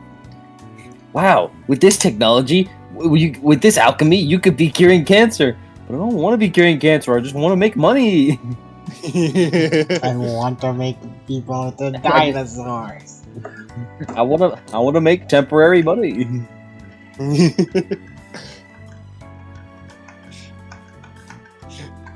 And I love that Mordred's line about, like, people don't use gold anymore to herself. So, like, saying it implies that for a long time, she just fucking would turn rocks into gold and give huge chunks of gold to people to pay for shit. We're off the good. Ever since that motherfucker. Ever since that motherfucker took us off the gold standard. I don't know why. I don't think this was correct. I don't know exactly history like that, but I don't know. I just thought the thought of Mordred like clenching her fist and then like fuck it, like Timmy's dad and Fairly Odd Parents at Dinkelberg just going like, Richard Nixon, Richard Nixon. I don't think that's the guy who got rid of. I don't think that's I the was guy who also got rid of going Gold to say Standard, I but was also going to say Nixon. you know Nixon's a pretty hateful guy. Damn that Nixon. Dinkelberg. Dinkelberg. He is Nixon. I love that with every successive appearance, Mordred loses more and more of her intimidation. But she's still the best character. Mordred's a little dark. She likes Full Metal Alchemist. Have you watched Full Metal Alchemist? No, I have God- better things God, to do I with my wish. time. God, I wish Sophia was here. It's funny how well Sophia and Mordred would get along. I wish Sophia was here. Yeah, I do alchemy. You know, like in Full Metal Alchemist Brotherhood. Oh my god! Oh my god! Those fucking flash steps in And front of then front of Sophia just Mordred. starts yeah. fucking saying the laws of alchemy. Yeah. I love For the what can match the value of a human soul? Human soul. I love Aki, that why Mordred can't you calls be it the wrong? law of equivalent exchange, and then Aki goes, "You mean the law of conservation of mass?" Yeah, sure. Static, by the way, pretty intense static. That's his wasteland. That's his wasteland. And A computer's an exotic object. fucking Mordred, I have a power limiter, and Suki goes, "Holy shit, that's so cool!" Holy shit, he's holding back a greater power. Oh my god, that's Yeah. so freaking Your cool! power. Yeah, it's called living. Yeah. I do love that Prometheans do have a built-in power limiter ability, Mm-hmm. where they can choose to set their Azoth lower than it is in order to make sure they don't, so they're weaker, but they don't start wastelands everywhere they fucking go. That's great.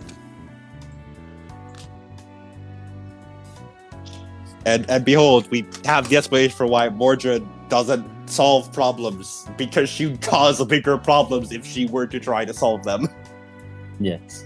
The answer to where were you on Halloween has been found.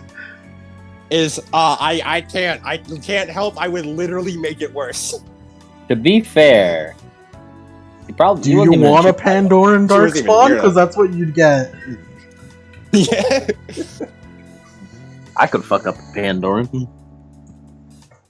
But a what if it Pandoran were also Darkspawn? darkened though. Oh no, man. Oh no, man. Giving the all-consuming darkness a vessel that actually all-consumes. Oh no, man. Yeah, that was a session. I think I need to give Shadow a better bed for my room. I don't think he likes it. Doesn't like the dog bed he has. No. It's an old one.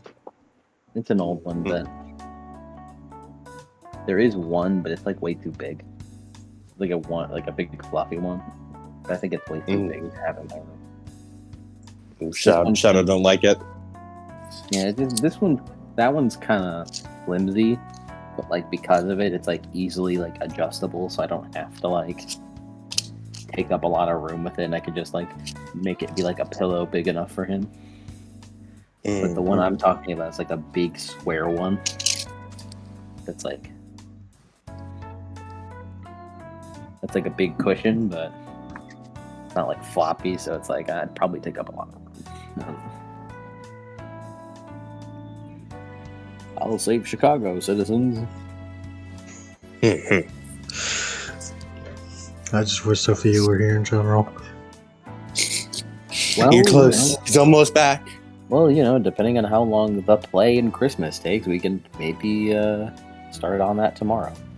Yeah, my guess is probably 2 more sessions before end of Chicago. Which is wild to Probably. think about. Well, not end of Chicago, end of Arc 2. Yeah, it's still wild. Yeah. Considering that we have Christmas and the play, we'll probably need to just do it the epilogue essentially next week. And do like a Friday epilogue or something like that. Just to monopolize all the time we can. Could start early tomorrow, depending Good, on yeah. how sleeping is. Mm-hmm. Yeah, it's everyone's got their little fucking social links going on. Hey, man. Mine was quick. Mm-hmm. You know, like I feel like my social link right now is PR. We got that though. We got that. You got So that now up, just- yeah. It's not Now I'm that. just talking. Now I'm just talking. I'm ready to kill myself. Let's go. Okay, but what if we smooched before then? Sure, I can do that. One last smooch before the end. I can. My depression is cured. I can finally kill myself. Yeah.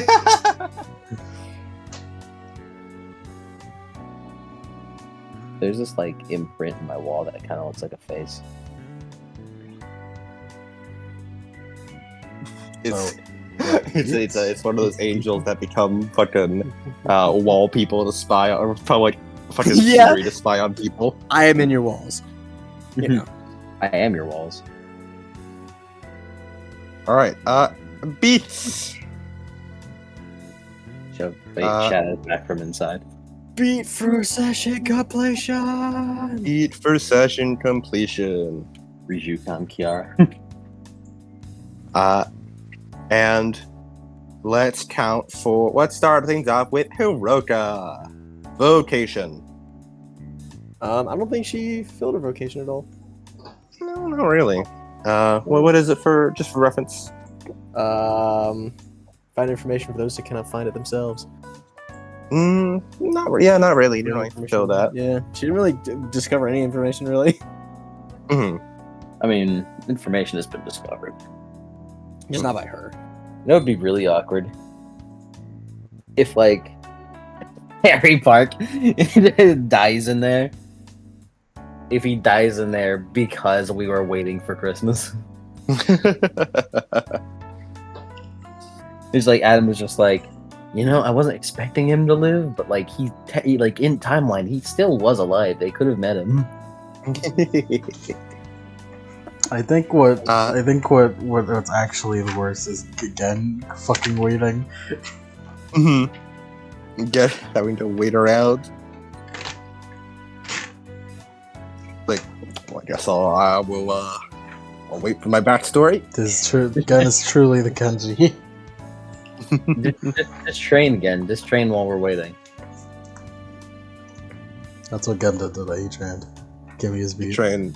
Yeah, he trained for fucking 8 days. He trained for 8 days and got yoked. Does the MDA have their own little Christmas? Yes. And your aspirations, Hiroka? Learn more about supernaturals. No, not really. Cool. Protect people from those with evil hearts. Not sure I did. No, not really. Well, I'm in justice for the death of her No. father, which no. So Nope. she didn't fulfill any of her aspirations. nah. It was a relaxed day for you. It was. She didn't really do much except for just. By the way, did we gain all our wisp sap back over the course of those days? Yes, you did. You guys are full of powerful wisps, all damage shields. Imagine needing wisps, unironically. Shut up. Shut up. Imagine not just giving yourself resistant lethal every time you want to use a power. Whatever, loser. Bro wants to be the free spirit so bad. Has to wait for his fucking healing time to go off. He wants to go Camelot so bad. Aki. It's not. I immediately went to Adobe and I got face to face with the fucking werewolf sheet. It's not Aki. Not key. True. Protect the people around their vocation. Oh yeah, absolutely. Emotionally so. Maki, you're so good at this fucking. You're so good at this whole thing. Fight for her happy ending. Absolutely. You are trying to give her Christmas. She didn't fight at all though, so like. Yippee! Figure out the mystery of Mordred, Camelot's End. You had burgers with her. You And now figured out- that you figured she- out Sir Gareth made burgers. She hasn't Now- mentioned that Sir Gareth made burgers yet. You don't know that lore yet. Yeah. Uh, But now that she hasn't figured out the mystery, but I feel like she's learned enough. So now that aspiration, I'm gonna make it. What's the deal with Mordred? Yeah. What's the deal? Well, Mordred. What's up with her? Something's deal? wrong with her. Something's weird with her. And then overcome herself. Yes. I'll give that to you. Yippee! An experience for me. Experience for me collection. Oh, I got me an experience. I got me an experience. Fuck's up with Solomon over there. Due to talking with Mordred and yeah. Get the forget you fucking. It's hard to do an authentic Irish. My Irish like always either eventually turns into either Canadian or Midwestern.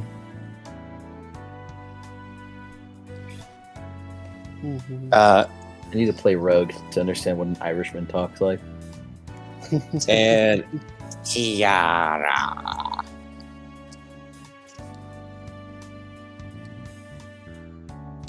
Tiara. It's me. Vocation. Save everyone.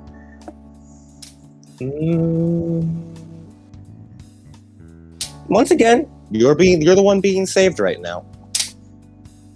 So I won't give you that one. I didn't get to say it because I didn't find a good time because everybody kept fucking talking to me. But I was gonna have Tiara go off and be her usual edgy self and say, "I'll save everyone, even you, world ender," referring to fucking Darksmon Sophia. Oh, you That's fucking fucking edgy funny. little fuck. You know what? Get it. You get your luminous beat just for that, buddy. You get your You luminous edgy. beat just for that. You I edgy love little you. fuck. I love you, Kiara. You silly little She would girl. absolutely just call her the world ender. The world ender. You edgy little fuck. Oh, I love that. That's great. All right, aspirations.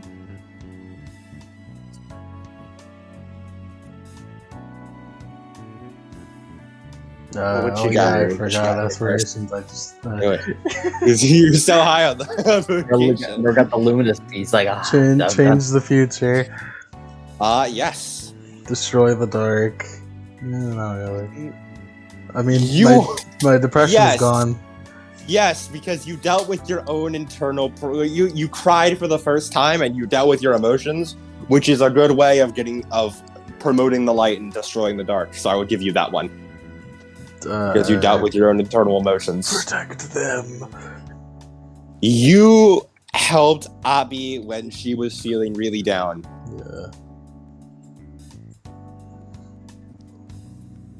You assured her of her worries and made her happier.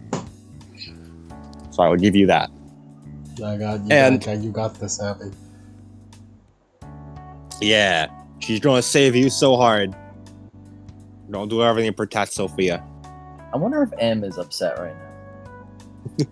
If he's, Man, like, they just kind of sitting stalled. in- No, if he's like sitting in his office and he's just like, "Are we getting BM'd right now?" They just stopped. I feel like they're like, you know, in a video game, Talia, where they teabag your body after they kill you. Why are they not we are making progress as we speak, but they are not doing it. They've done nothing. Are they doing a fucking filler arc right now? Is this all a part of Misugi Tanga's plan? I see. Subarashi. Am I getting the Umi dropped?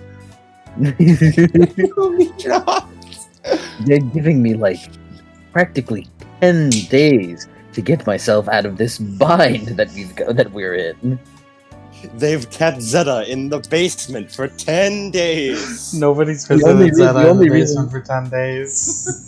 The only reason we haven't rescued him is because, well, I mean, I guess they've earned it. We don't really like Zeta, honestly. Like he was a good guy to use to do shit for me, but like, you know, I think they earned Zeta. Like they got him. They got him. They got And him plus- fair and square, no take backsies. And plus, he never properly put my pill dispensers in the right place. I need my pills to be properly maintained for In Monday through alphabetical Sunday. order. Monday I always through have to Sunday. double check them. But if it's Always you, forget some too. Talia, they're emoting on us.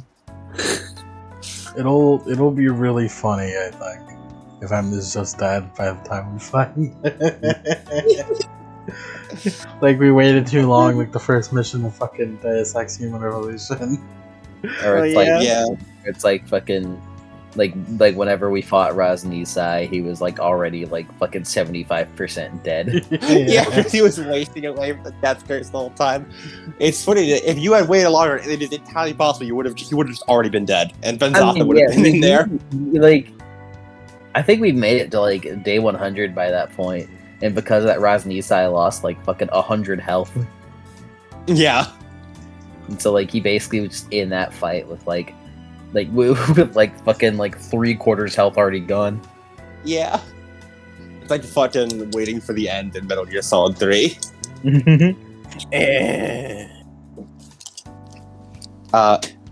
And now, the detectives, you guys were technically here. Misogi, Jen, and Will, you all get a beat first session completion.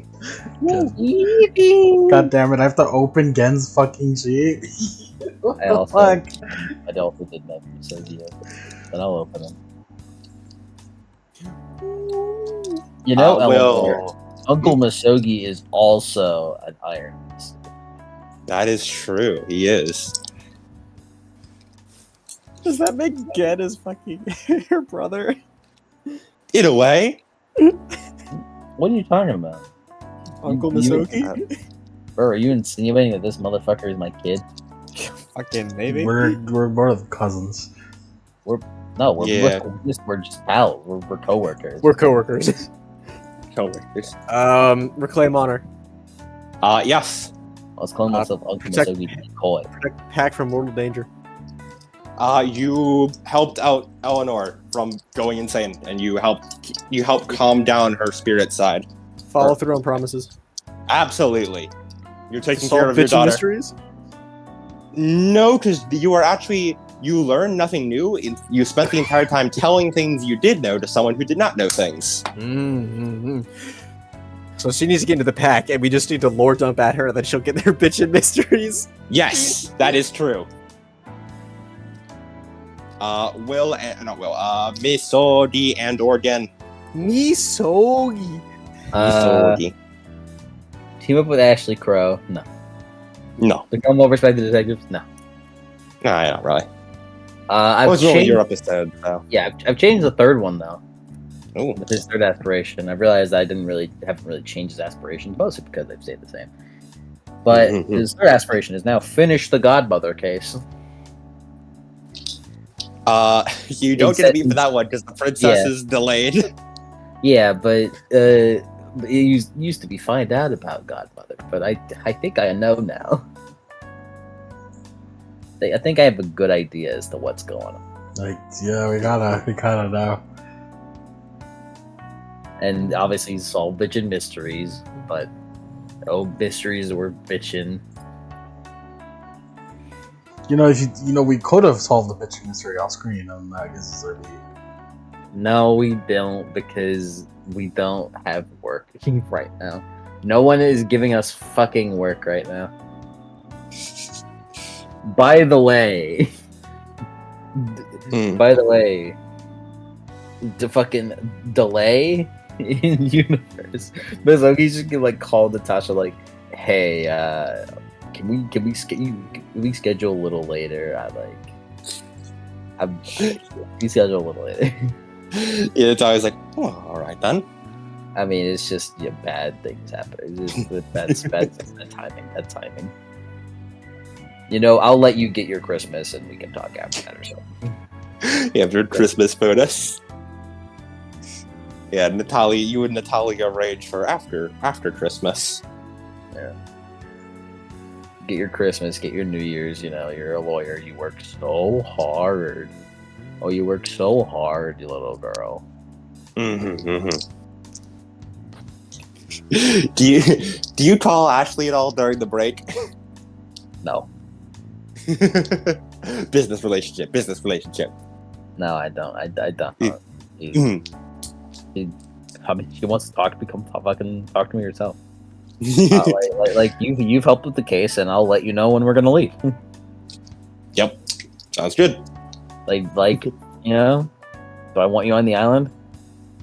I mean, kind of don't. I mean, at this point, I think it's respectful to bring you since you've been a good piece of the puzzle, but also. Anyways, yeah, you get and go. Get and go.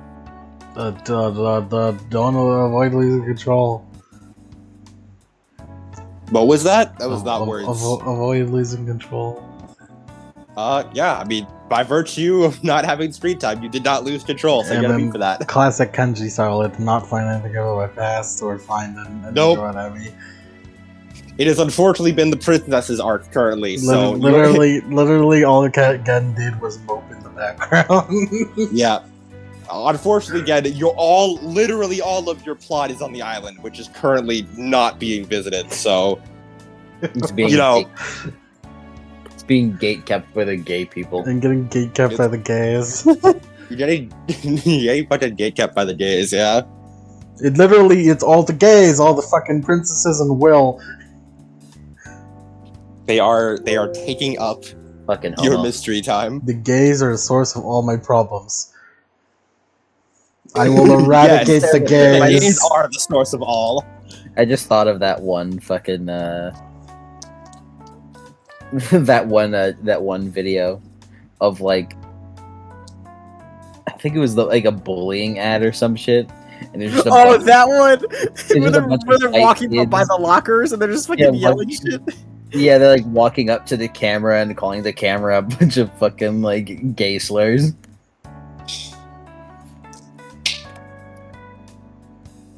Alright, but yeah, that's all for this session.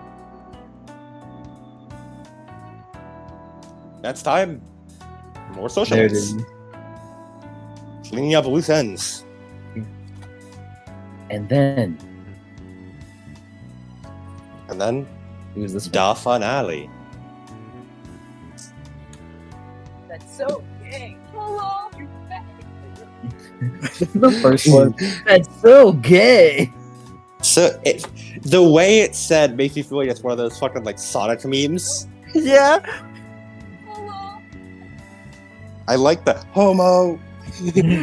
Say you're queer, aren't you? Homo! That one guy, Hello. that one guy with the striped shirt and the sunglasses was so passionate about it.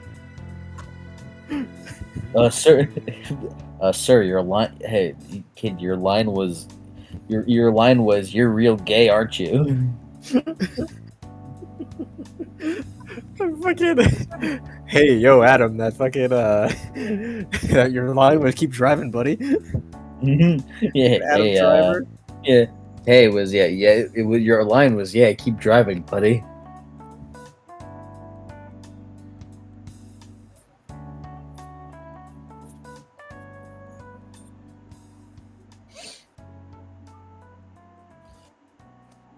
Well, Alright, yeah, that's very good well, session. that's all she wrote. Yep. And tomorrow, more social links. So many goddamn More. social links. It's the time in Persona where you're getting everything done. before Everything before on you goddamn island!